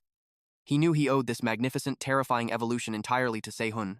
With this final piece of the puzzle, the beast had successfully assimilated all 4 superpower-related traits. The next stage was inevitable. He was standing right on the verge of unlocking absolute superpower tolerance. Once he shed this form and evolved into a juvenile, he wouldn't just resist superpowers, he would completely dominate them. Number 26 gasped for air, his voice straining as he warned that he was suffocating. Amorph just coldly ordered him to endure the pain. Navigating the shadowy corridors, Amorph's mind flooded with memories. He had cleared this exact zone countless times through a glowing screen. But this was no longer a simulation. The brutal game had become his living, breathing reality. The TNC Special Trade Center glittered like a jewel on the outside, but beneath that neon shell, its soul was completely rotten. And that absolute corruption was exactly why he chose this hunting ground. The territory was neatly split into 4 distinct sectors, all orbiting a heavily guarded central administrative core. For a shadow like him, the entertainment and residential zones offered the perfect blind spots with their laughably low security. The entertainment sector was a den of sin, where arrogant megacorp elites bought disposable lives to satisfy their darkest desires. The only real threat there was the relentless combat android, constantly prowling the neon streets for rogue elements. Then there was the residential zone, a sprawling, decaying slum packed with the absolute lowest class of society. In that abyss of despair, a person could vanish into thin air, and absolutely no one would bat an eye. Calculating his odds, Amorph set his sights straight for the lawless slums. As long as he stayed completely off the radar of those wandering combat androids, slipping through would be an absolute breeze. But the real puzzle was the infiltration route. 2 paths lay hidden in the dark, the infested sewers or the abandoned underground railway. Both networks were ancient relics, carved into the foundation the exact moment this massive station was born. However, space stations lacked natural water sources. That meant the sewage recycling systems were likely crawling with high-level maintenance crews. Adapting his strategy, Amorph once again shifted his form, taking on the rugged disguise of carpenter. A foolish player would blindly rush the sewers, but in this harsh reality, that was a guaranteed death sentence. With a quiet sigh of regret, he pivoted to his only viable option: the forgotten subterranean tracks. His gamer instincts kicked in. The old exploit tunnel had to be right around this corner. A wicked smirk crawled across his face. Bingo. The hidden entrance, a secret known only to him, sat completely untouched. He gripped the rusted handle and turned. The heavy metal groaned open. Amorph slipped into the silent abyss of the railway, resting right on the shadowy border of the port sector, his very own VIP shortcut. But suddenly, a blood-curdling roar violently shook the facility above. Chaos had erupted in the Port District's illegal wildlife monitoring office, where a terrifying beast was violently breaking its restraints. A desperate squad of men threw their entire weight against the creature, their muscles screaming as they neared their absolute breaking point. Panic filled the air as they cursed the containment squad, wondering where the hell their backup was. The furious boss roared over the chaos, demanding someone fetch a heavy-duty tranquilizer rifle immediately. One terrified worker screamed in absolute disbelief, cursing whatever lunatic managed to smuggle a deadly baby mountain crawler into the station. Right in the middle of this life-or-death struggle, a cold voice interrupted her. A man casually announced he was clocking out for the day. Her eyes widened in pure rage. She unleashed a storm of curses, demanding how he could abandon them in this hellish nightmare. It was pure madness. They were literally fighting for their lives against a monster, and this absolute bastard was walking away? But the cyborg-enhanced worker just scoffed, coldly stating he does not do overtime. He casually strolled out the door, ignoring his boss's desperate screams to return. Meanwhile, deep within the neon-soaked paradise of the TNC Special Trade Center's entertainment sector, the heartless cyborg stepped into a world of pure indulgence, warmly welcomed into a dark haven where twisted fantasies came true. This was the infamous Special Entertainment Lounge, a playground for the absolute worst of society. Scrolling through the digital catalog of companions, a cruel smile tugged at his lips. He spotted a girl who looked exactly like his screaming coworker. A dark memory surfaced. He recalled that his loudmouth colleague actually frequented this very same club. He locked in his choice. Cut to moments later. He was washing thick, crimson blood off his mechanical hands, a sickeningly satisfied grin on his face. The twisted experience had been absolutely intoxicating, far more thrilling than he ever could have imagined. He cast a cold, detached glare toward the lifeless figure on the bed, casually wondering if he had cranked his cybernetic strength a bit too high. The luxury suite had been transformed into a gruesome slaughterhouse. The girl lay utterly broken and dead, her battered body painted in a horrifying coat of crimson. But not a single shred of guilt crossed his mind. He had paid a small fortune, fully expecting the lounge's elite cleanup crew to erase his monstrous act. Sliding his premium chip into the terminal, the soulless machine cheerfully thanked him for his generous patronage. With his dark urges completely satisfied, a new craving hit him. His throat burned for the fiery bite of alcohol. Adjusting his blood-stained collar, he decided to grab 2 expensive bottles of liquor to cap off his perfect, twisted evening. The metallic screech of the train faded as he stepped onto the platform, but the sight waiting for him made his blood run cold. An oppressive, suffocating darkness had swallowed the streets. "Which punk smashed the streetlights?" he grumbled, frustration boiling up inside him. With a sharp click, a harsh beam of light cut through the shadows straight from his cybernetic arm. His heavy footsteps echoed down the desolate alleyway. He gritted his teeth, desperately wondering when he would finally escape this miserable, rotting wasteland. Suddenly, a foul stench assaulted his senses. It was an unrecognizable, sickening odor that sent shivers racing down his mechanical spine. Panic creeping in, he picked up his pace, desperate to flee the dread, until an eerie voice shattered the silence. A mysterious figure stepped from the abyss, demanding to know his destination. Trembling slightly, he muttered he was just heading home. The stranger's face remained hidden in the pitch-black void. "It is dangerous in the dark," the shadow whispered, asking to walk by his side. Reluctantly, the cyborg nodded, and the stranger offered a chilling word of thanks. Together, they marched deeper into the gloom. The heavy silence was broken when the stranger's voice slithered from behind. "Tell me, are you a cyborg?" "Yeah, I am," he answered defensively. The stranger simply replied with a cold, empty, "I see." Rage flared in his chest. How dare this random creep mock a cyborg for scraping by in the shadows of the Mega Cobb sector? He spun around to unleash his fury, but his breath caught in his throat. The stranger was cradling a grotesque, writhing pink mass of tentacles. The fleshy abomination squirmed relentlessly. A wave of absolute nausea washed over him as his mind struggled to process the nightmare. Then, a chilling memory struck him like lightning, a terrifying urban legend whispered by a terrified coworker.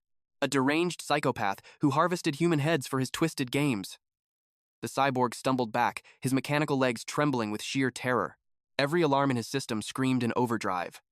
If he hesitated for even a second, his head would be the next bloody trophy. He bolted like a bat out of hell, pushing his cybernetics to their absolute limits. Behind him, a sinister black mist erupted from the stranger's body. The human disguise melted away entirely. In its place stood a horrifying Amorph, a nightmare born of pure darkness. But the prey was already gone.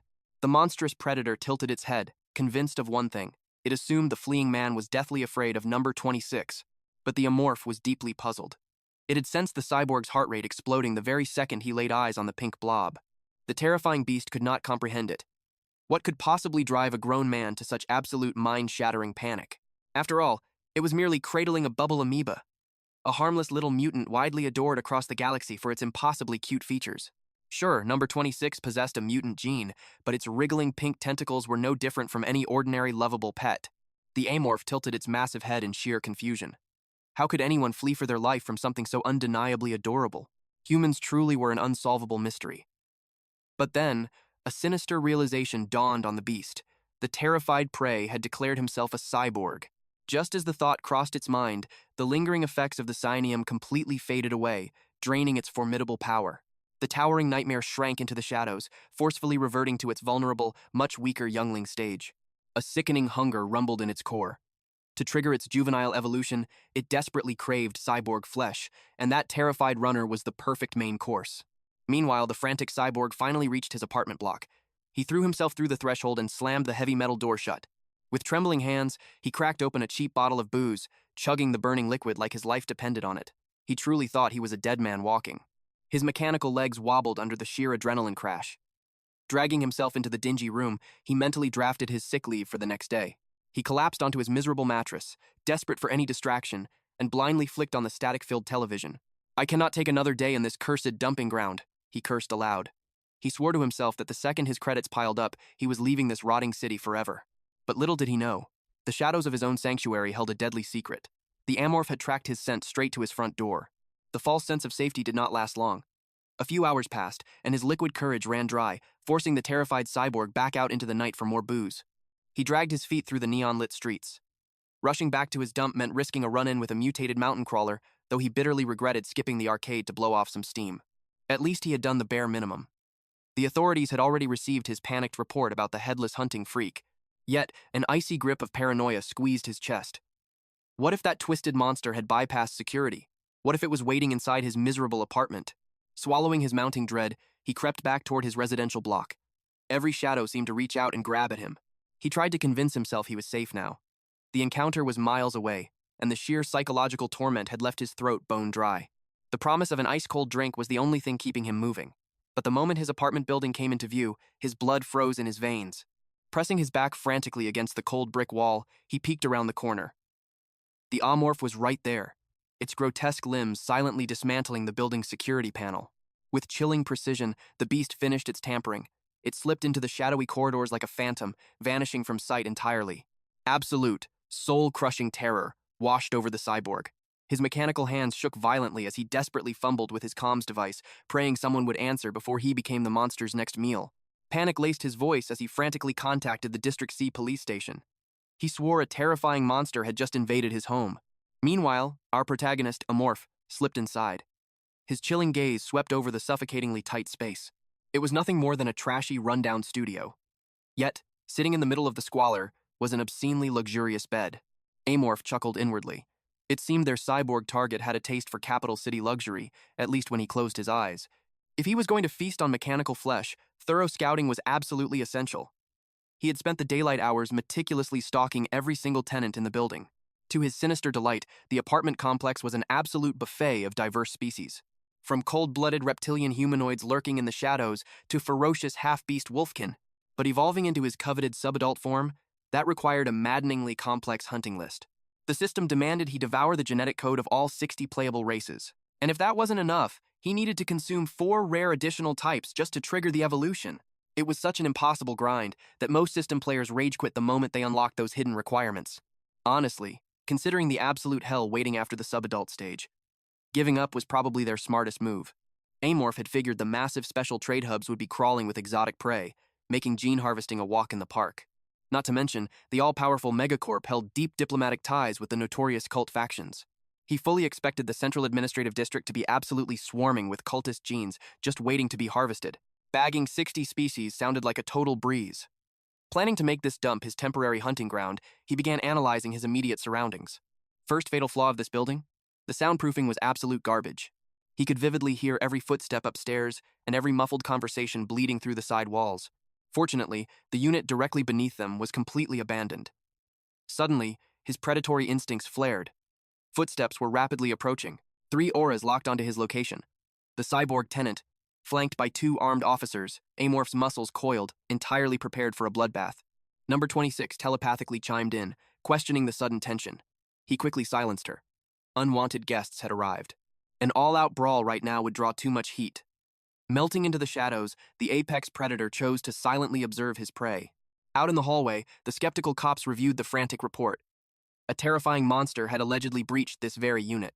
One officer examined the entryway, narrowing his eyes. The lock was flawless, not a single scratch on the frame. Sweating profusely, the cyborg desperately pleaded. He swore the beast had intelligently bypassed the security system and slipped right in. The officers exchanged incredibly deadpan looks. It was hard to take a witness seriously when he was clutching half-empty booze bottles. With a heavy sigh, the lead officer blatantly pointed at the liquor. Was the man seriously drinking in the middle of this? Pulling up his digital file only made things worse. Just last night, this exact same guy had filed a completely bogus report about some shadowy figure. Their conclusion was painfully obvious. The tenant was just having a drunken hallucination. Veins bulged on the cyborg's metallic forehead. Rage blazed in his mechanical eyes. If these smug jerks weren't wearing government badges, he would have pounded them into scrap metal right then and there. Still, protocol demanded a sweep. With annoyed groans, they ordered the fuming cyborg to unlock the door. Boots hit the floorboards, and the cops immediately gagged. The apartment was an absolute, undisputed pigsty. A suffocating stench assaulted their noses. Popping open the fridge revealed absolutely zero food, just endless rows of cheap alcohol. After a half-hearted glance around the cramped room, they confidently declared the area completely secure. Nothing but a drunk's mess. The cyborg looked like he was losing his mind. He refused to back down. He had stared directly into the eyes of a nightmare. Desperate, he begged them to interrogate the neighbors. But the arrogant cop just scoffed, sarcastically suggesting the cyborg needed a literal optics upgrade. The bitter truth crashed down on him. In this entire massive complex, he was the sole tenant crying wolf about a monster. Giving him one last condescending pat on the shoulder, they advised him to lay off the booze. The absolute audacity of these guys. But right in that agonizing moment, a faint, sickening scrape echoed from the walls. The cyborg's mechanical ears twitched violently. Oblivious to the looming death just inches away, the officers turned their backs, completely satisfied that the case was closed. He lunged forward, desperately trying to stop them from leaving. But they just brushed him off, lazily telling him to call back if the imaginary monster returned. As the door clicked shut, a chilling silence fell. His mental state began to fracture. Was his neural net glitching out, or had the phantom beast already slipped away? A pathetic mix of misery and boiling frustration washed over him. Defeated, he slumped onto his luxurious bed and popped open another bottle of cheap courage. Staring into the amber liquid, he spiraled into paranoia. Were his cybernetic implants finally rejecting him? Was this all a terrifying hallucination? Exhaustion taking over, he laid back against the pillows, completely unaware of the terrifying predator watching his every breath. He kicked back on his bed, already plotting to track down a girl who mirrored the captain, purely so he could spoil her completely rotten. He was just drifting into a deep sleep when a sudden, irritating noise from the floor below shattered his peace. He grumbled under his breath. What kind of madman was making that much of a racket at this ungodly hour? But then, a chilling realization struck him like cold water. The apartment directly below his was supposed to be completely empty. He shot out of bed to investigate, only to freeze in pure, absolute terror. A monstrous Amorph was already hovering mere inches from his face. Honestly, the sheer horror of this encounter sends absolute shivers straight down my spine. Our monstrous protagonist casually unhinged his jaws, politely giving thanks for the meal. The cyborg let out a blood-curdling scream as the Amorph viciously clamped down on his flesh. Meanwhile, right next door, a neighbor was violently jolted awake by those horrifying, desperate shrieks. His peaceful slumber completely ruined, he sat up in the dark, a massive scowl plastered across his furious face. Boiling with righteous rage, he stormed out into the hallway. He swore to the heavens he wouldn't let that loudmouth cyborg off the hook this time. He aggressively hammered his fists against the metal door, screaming for the guy to show his face. But suddenly, a sickening, stomach-churning stench hit his nose. Slowly, with an ominous creak, the heavy door swung open. He immediately opened his mouth to unleash his fury about the midnight racket, but the words instantly died in his throat. Pure, primal terror washed over him. The cyborg offered a terrifyingly deadpan apology. Every single survival instinct screamed that something was horribly, fundamentally wrong with the man standing before him. Trembling uncontrollably, the neighbor politely begged him to keep the noise down. The eerie cyborg simply smiled, promising to be much more careful now that they had an understanding. Too paralyzed by fear to argue, the neighbor desperately accepted the excuse and hurriedly scurried back to the safety of his room. The cyborg's cold, lifeless eyes tracked his retreat. Because hidden beneath that stolen, fleshy disguise, the Amorph had just locked onto its next delicious prey. As morning broke over the neon city, the disguised monster casually strolled back into the towering apartment complex. Slipping into the dark elevator shaft, the creature mercilessly shed its human disguise, morphing back into its terrifying, unholy true form. Gliding back into their secret hideout, he caught sight of number 26. The little guy was happily devouring a block of cheese to curb his monstrous appetite. The Amorph warmly urged his tiny companion to feast. After a long night of hunting, he decided it was finally time to recover his own dark energy. Tearing a massive chunk out of the cyborg's severed leg, our protagonist gagged. He mentally ranked it as the absolute second most disgusting meal of his entire life. The wretched flavor was a stomach-turning cocktail of cheap booze, violently mixed with putrid, decaying flesh. A bitter realization suddenly dawned on him. A prey's physical health directly and drastically impacted their culinary value. Yet, he forcefully swallowed the vile meat. His glorious path of evolution demanded bitter sacrifice. And suddenly, the glowing system interface flashed before his eyes. His original grand plan was to trigger this awakening back on the Mega Cobb research vessel. But gathering enough raw biomass had taken painfully longer than anticipated. The glowing holographic text confirmed the thrilling truth. The arduous evolution requirements were finally, completely fulfilled. Turning to his small, loyal ally, he casually announced that he would be transforming into a dormant egg for a little while. Number 26 tilted his head in sheer, adorable confusion. Why on earth would he regress into an egg when he was already technically a newborn? The Amorph simply chuckled in response, explaining it was the only true path to achieving massive power and incredible size. In number 26's simple logic, his master was just upgrading from a regular baby to a giant baby. The Amorph humorously confirmed that exact assessment. Comforting his worried companion, he promised everything would be perfectly fine. He then warmly urged the little guy to polish off the remaining scraps of meat.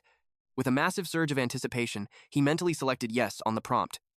The grand, unstoppable process of evolution officially commenced, upgrading from a mere larva to a formidable subadult. His blood boiled with excitement to unleash this newfound strength, especially after tasting that divine power during the psionium incident. While the mystical transformation took hold, number 26 happily snacked away on the discarded bloody hands of the cyborg. As the Amorph's body completely encased itself in a protective shell, the tiny alien slowly, reverently crept toward the glowing egg. Vivid memories suddenly flooded his mind. He recalled the silent vow he swore upon escaping that rancid prison to guard this sacred child with his very life, no matter the cost. Yet, a bitter truth weighed heavily on his tiny heart. Up until this very moment, rather than being the ultimate shield, he was the helpless one being protected. That agonizing, undeniable realization absolutely tore at his pride. A desperate, burning wish echoed in his soul. If only he possessed a larger body. If only his weak tentacles carried the fatal might to strike down their enemies. Reaching out, his delicate appendage gently brushed against the pulsating egg. Instantly, a massive whirlwind of profound, unspoken emotions violently flooded his tiny heart. Without a single warning, a mysterious, crackling stream of energy began surging wildly from the very tip of his resting tentacle. The brilliant, unearthly light flowed directly into his veins, seamlessly and beautifully merging with his very being. Almost instantaneously, a warm wave of absolute fulfillment washed over him. It felt exactly as though he had devoured a heavenly feast of the gods. Deep within his tiny core, an ancient, unimaginable surge of raw power finally began to awaken. A wave of profound relief washed over him. Finally, he had managed to protect the child. But before he could even celebrate, his consciousness was violently ripped from the Amorph's body, plunged straight into an abyssal void. He stared down in absolute disbelief. There, floating in the endless dark, were his human hands. The realization hit him like a physical blow. He had not been teleported. He was trapped deep within his own mindscape. A surge of irritation bubbled up. What twisted game developer would force a 6-hour paralysis during a real-time survival match where every shadow hid a ruthless player killer?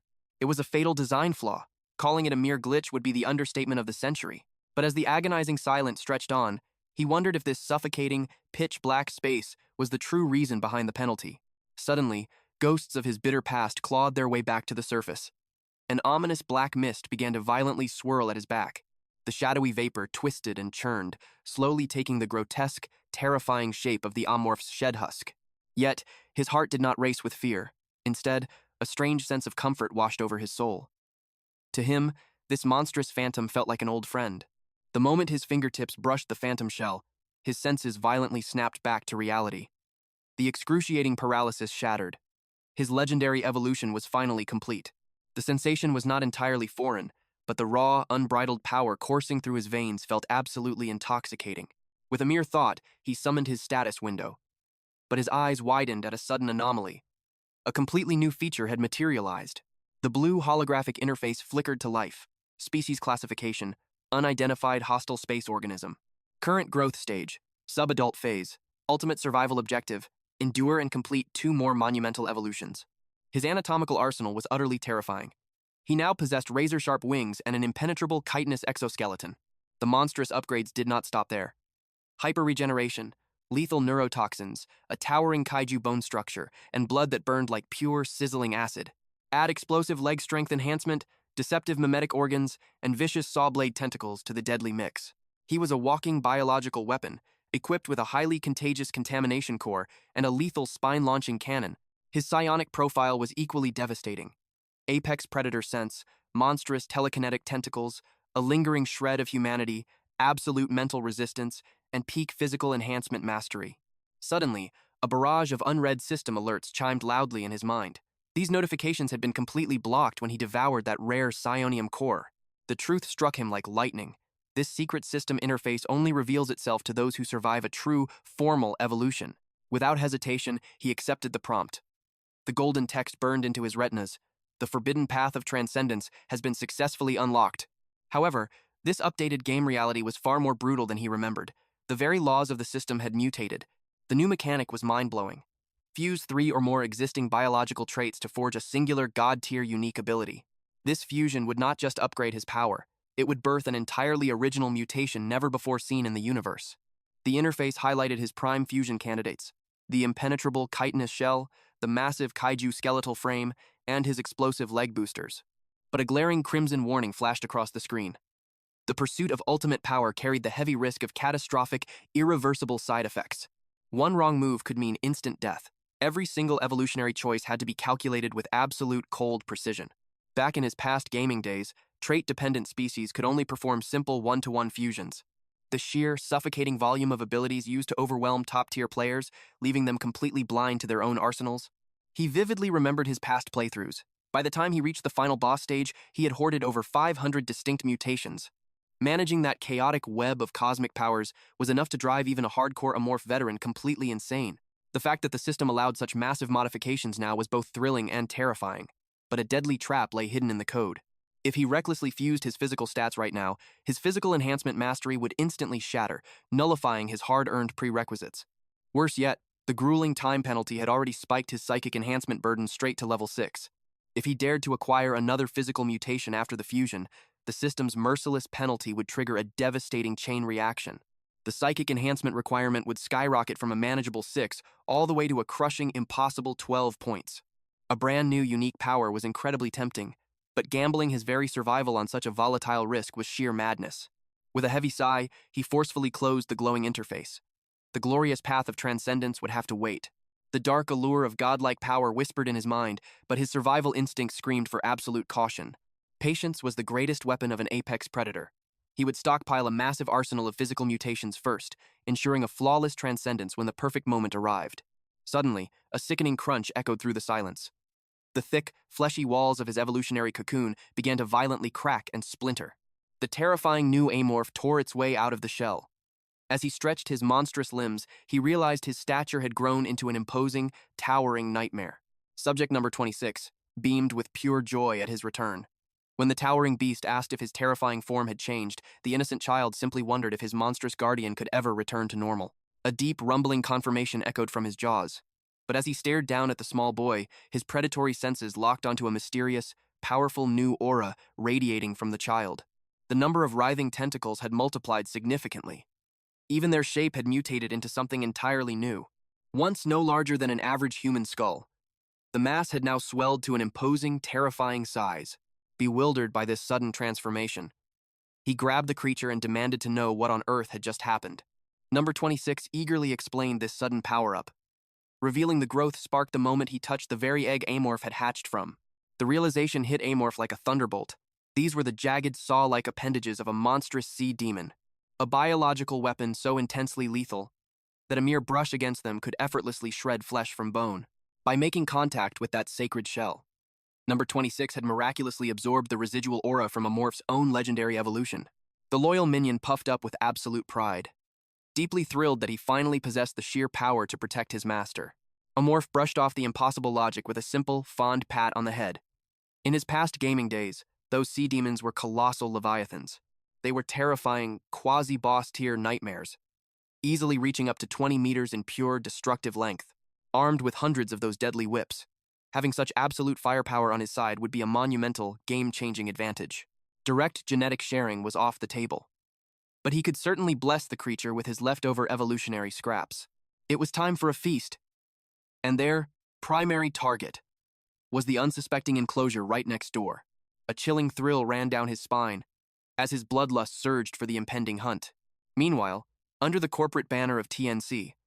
Their absolute motto was simple: hold the line and ruthlessly advance. This interstellar titan of industry had originally sprouted from the humble roots of a New York insurance firm. But rather than fight over Earth's dying, limited soil, TNC violently pivoted toward pioneering massive space colonies. They aggressively abandoned the cradle of humanity, setting their greedy sights on conquering uncharted cosmic frontiers. Astronomical fortunes were heavily poured into artificial habitats and revolutionary terraforming technologies. Their dark reach expanded exponentially, swallowing entire planets through monumental projects like the Mars Terraforming Initiative. From solar system outposts to sprawling orbital colonies, this relentless ambition birthed the very first cosmic metropolis, a massive bridge between the solar system and the deep void. TNC's Special Trade Center spanned a staggering 60 kilometers in pure, metallic diameter. Because of this architectural miracle, countless extraterrestrial races flocked to its booming ports every single day, all desperate to witness humanity's crowning milestone. The legendary Monument Tower, standing tall in the administrative district, deep within its sterile walls. A fierce blonde executive slammed her hands down, demanding answers from the HR management team. Her icy voice demanded an immediate explanation. For a sudden, disastrous 3% plunge in critical incoming supplies, the supply chain had been heavily disrupted, and a trembling staff member quickly delivered the bleak report. Production had catastrophically dropped across both the Z101 ranch planet and the P82 livestock planet. Her eyes narrowed with corporate ruthlessness, declaring they could easily stomach a massive 20% cut in the total workforce actively deployed to the neon-lit entertainment district. But a 3% loss in vital supplies? That was an absolutely unforgivable sin. The crushing weight of her aura terrified the staff member, forcing out a barely audible stuttering agreement. The executive coldly calculated the high stakes, knowing the entertainment sector raked in 40% of the entire trade zone's revenue. If HR allowed even a 3% drop in base supplies, the crown jewel of their district would painfully hemorrhage profits. Shifting her piercing gaze, she locked eyes directly with Deputy Captain Pizarro. She challenged the commander with a chilling question. What was the single most vital weapon in any merchant's arsenal? Pizarro hesitated, guessing it was financial credit.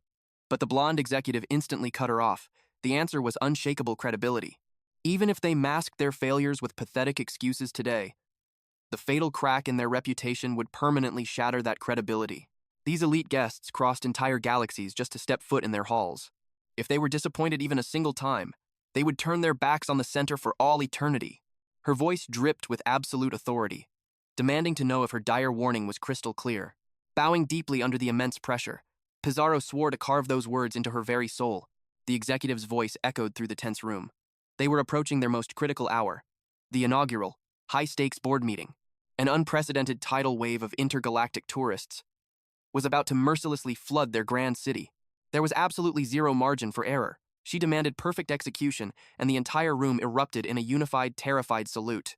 "Contact the planetary leaders immediately," she commanded, her voice like ice. "Tell them I don't care what dirty tactics they use. Even if it takes aphrodisiacs, they will meet that quota." She ruthlessly plowed through the rest of the agenda, finally letting out a heavy, exhausted sigh. The mountain of paperwork was endless. If only she could clone herself just to survive the workload. But if she played her cards perfectly, the supreme seat of the family would finally be hers to claim. Inside the colossal TNC empire, only two bloodlines truly mattered: Thompson and Chamberlain. The victor of this brutal power struggle would ascend to the absolute throne, a position that held total monopoly over every single right and astronomical profit within the Mega Cobb system. For generations, the Chamberlains had hoarded that ultimate authority. Now, the Thompsons were practically foaming at the mouth to snatch the crown. If the Thompson faction actually seized power, the corporate ladder would be painted in blood. Her dark thoughts were interrupted as Pizarro slid a VIP guest list across the desk for the upcoming summit. Giving a brief nod of thanks, her eyes scanned the digital tablet. Suddenly, her blood ran cold. The impossible was written right there. Kisaragi Eugene was actually attending. Pizarro quickly confirmed the horrifying truth. The legendary Eugene family had locked in their arrival just an hour prior. But strangely, they were skipping the high-stakes board meeting, claiming they were simply here to sightsee. She knew exactly what kind of monster he was, the infamous usurper, a title earned through absolute carnage. He was the only man in the entire capital to violently seize the throne through sheer rebellion. He had mercilessly slaughtered the rightful heir, Jungwoo Eugene, without a second thought.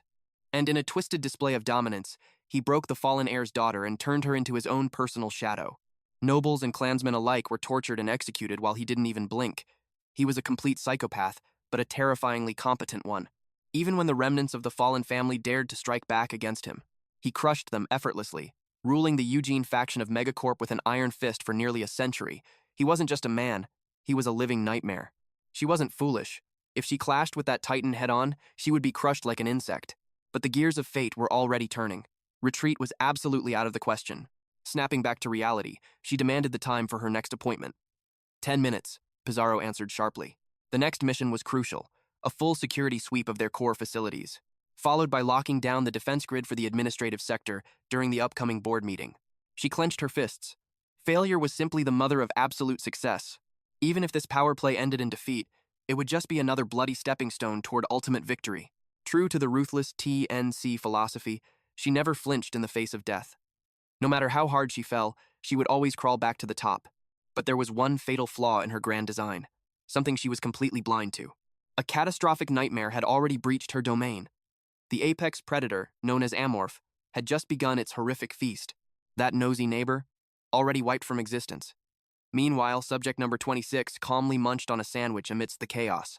"How's the food tasting?" Amorph asked playfully. "Delicious," the clone replied without missing a beat. Tucking his companion safely inside the fridge, the shape-shifting menace began to prowl through the house. The place was obsessively clean, not a single speck of dust in sight. Compared to the previous cyborg's disgusting pigsty, this place was practically a 5-star hotel. But as much as his stomach growled for fresh, warm meat, business had to come before pleasure. He set his sights on the next target next door. "Watch your back," number 26 warned him. But first, it was time to cover their bloody tracks. His predatory eyes scanned for the victim's communication device, quickly spotting a sleek cell phone discarded on the floor.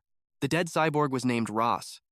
Amorph scrolled casually through the contacts, looking for a specific target.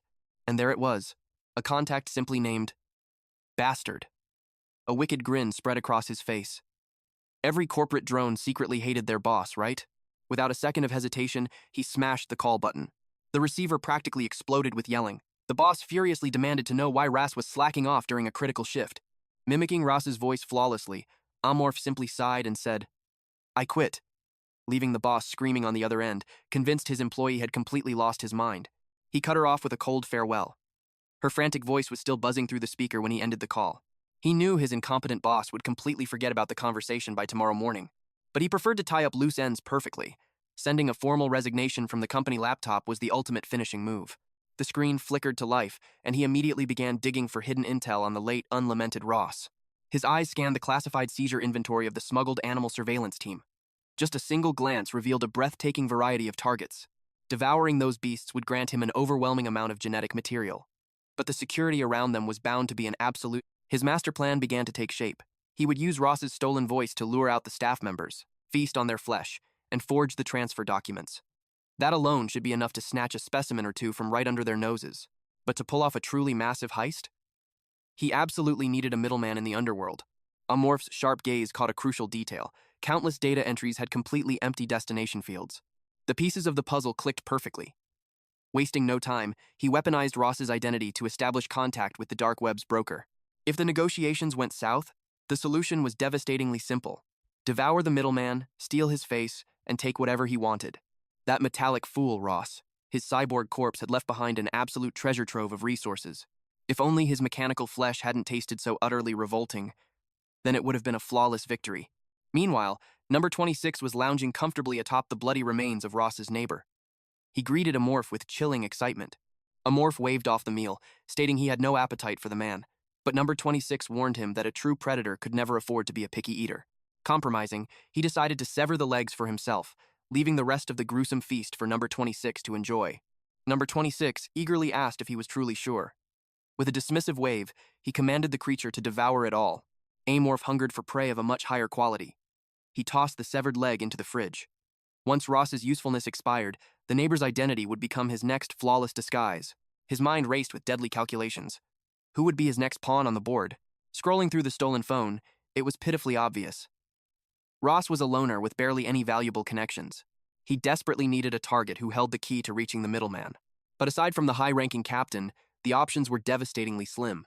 Making the head honcho vanish would trigger an immediate, high-alert manhunt. That was a rookie mistake. He needed a nobody. Someone whose sudden disappearance wouldn't even cause a ripple. Suddenly, a specific chat log caught his predatory gaze. A contact Ross messaged obsessively. The name on the screen read, Lloyd. He instantly deduced this was a degenerate friend who shared Ross's unspeakable, twisted hobbies. Reading between the lines, it reeked of highly illegal underground adult entertainment, a notorious shadow establishment located deep within the Special Trade Center, a place famously infamous even back in the game world. Its very existence was a dark stain, sparking endless debates about twisted human ethics. It had even splashed across the bloody headlines. If Lloyd was submerged in that kind of underworld filth, he absolutely held a lifeline to the middleman. Amorph swiped through the digital trail. The two creeps had been chatting as recently as yesterday afternoon. The bond of shared sin. They had to be as thick as thieves. Without a single shred of hesitation, he fired off a text message to set the trap.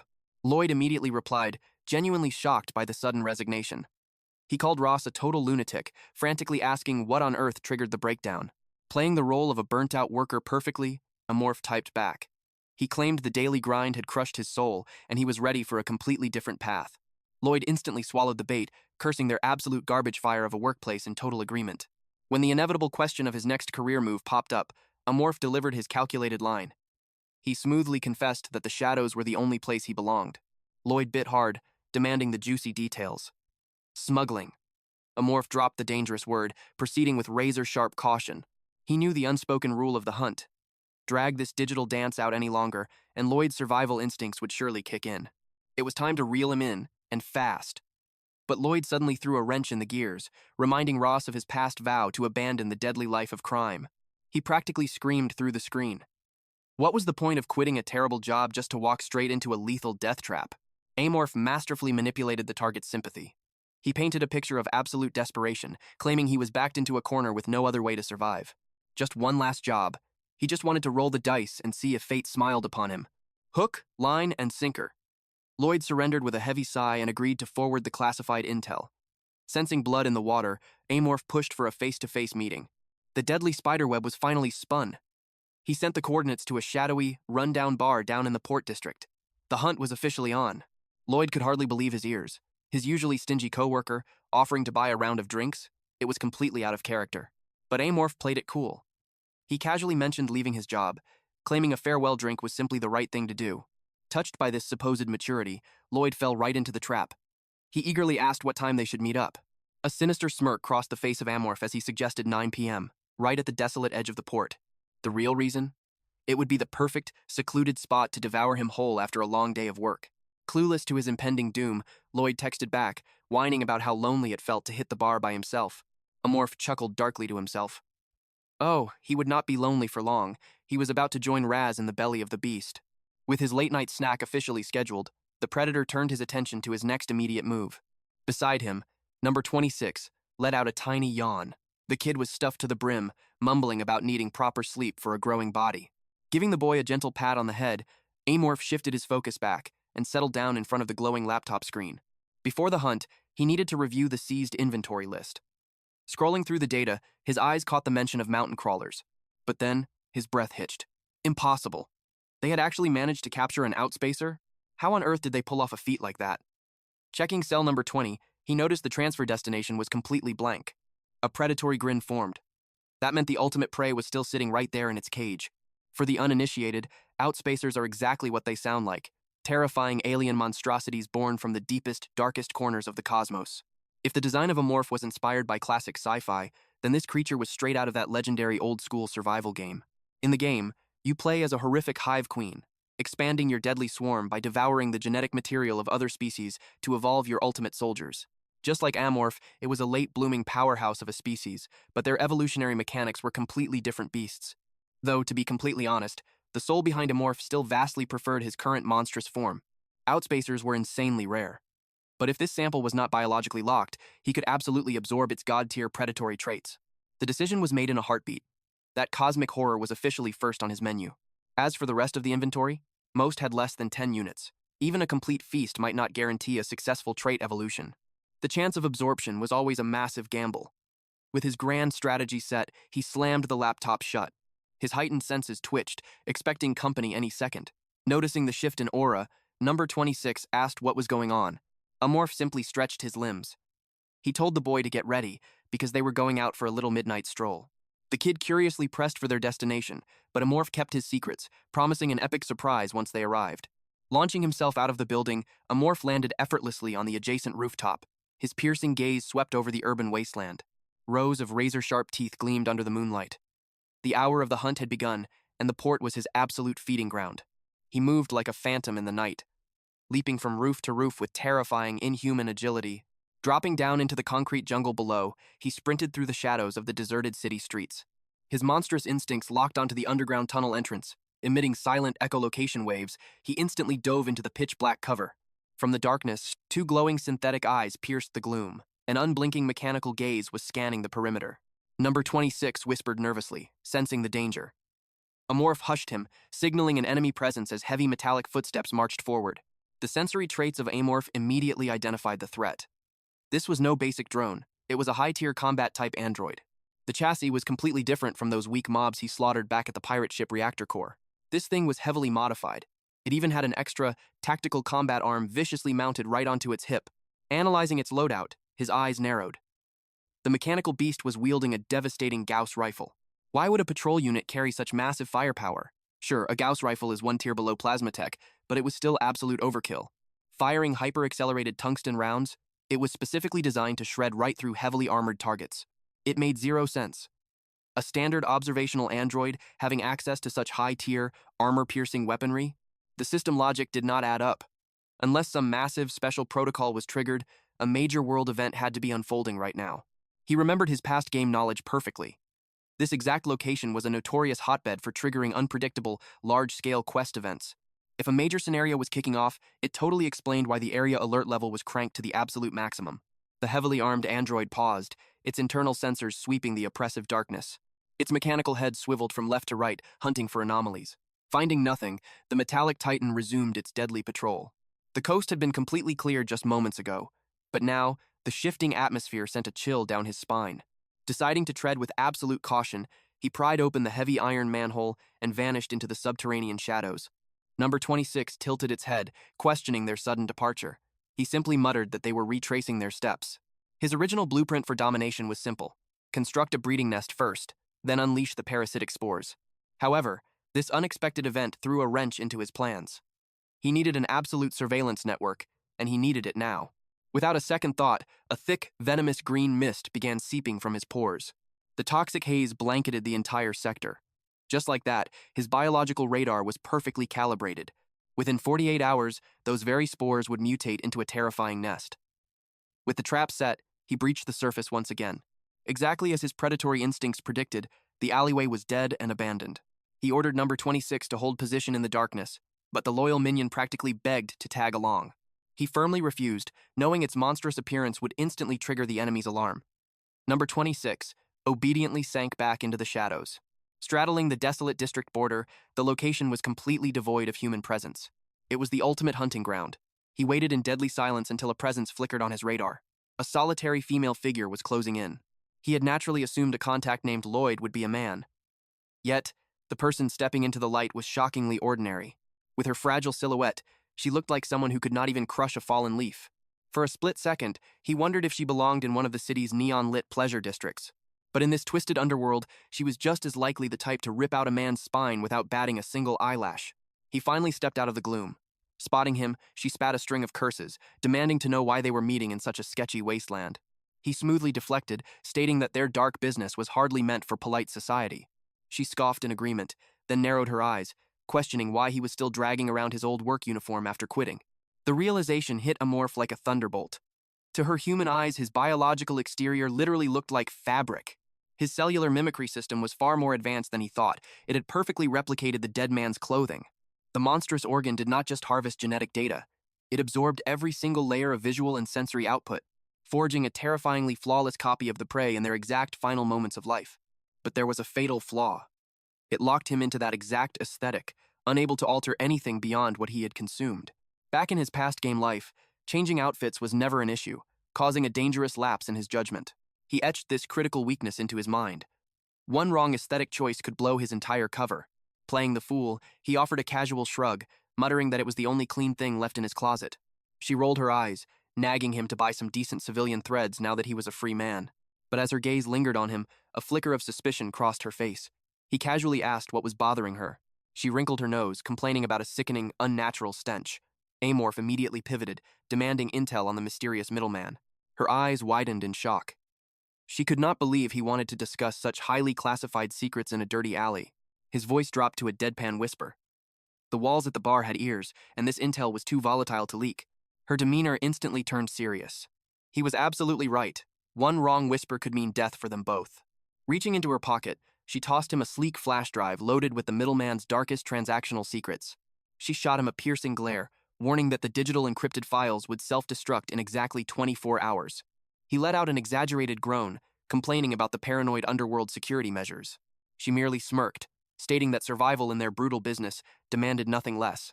With a quick swipe on her device, his phone buzzed. A secure contact labeled only as S had been transferred from Lloyd. He stared at the cryptic initial. A classic criminal failsafe, designed to keep identities buried even during intense interrogations. With the heavy business concluded, her tense aura vanished. She brightly suggested they grab a celebratory drink.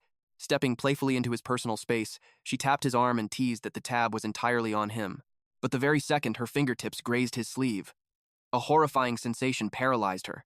She recoiled violently, her eyes trembling with raw terror as she demanded his true identity. Amorph's blood ran cold. His cover was blown. The brutal truth hit him. His monstrous mimicry might fool the eyes, but it could never replicate the authentic warmth of a human touch. Terror fueled her desperate sprint as she shrieked for salvation. But in a flash, a relentless hand clamped over her mouth, while multiple unseen appendages coiled tightly around her trembling frame. Pure, unadulterated horror and confusion flashed in her wide eyes. After all, according to the laws of reality, he was supposed to possess nothing more than a normal pair of arms. Yet here she was, trapped in a suffocating web of phantom grasps. This terrifying sensory mismatch was his absolute favorite psychological weapon back in his gaming days, perfectly designed to shatter a victim's mind. Without a single shred of mercy, he sank his fangs in. A blood-curdling wail tore from her throat as a crimson mist painted the surroundings in a grisly masterpiece of despair. The night's chilling hunt had finally reached its ultimate conclusion. Leaving nothing but dead silence in his wake, he discarded the fallen vessel into the deep shadows. Thank you all so much for tuning in to today's epic journey. Make sure to click on the next Absolute GigaChad video on your screen right now, and I will catch you in the next thrilling chapter. If you want to take your support to the next level, consider awakening your true power by joining our exclusive Summon Club membership. You can also fuel this channel simply by smashing that like button and continuing to be your awesome, legendary selves.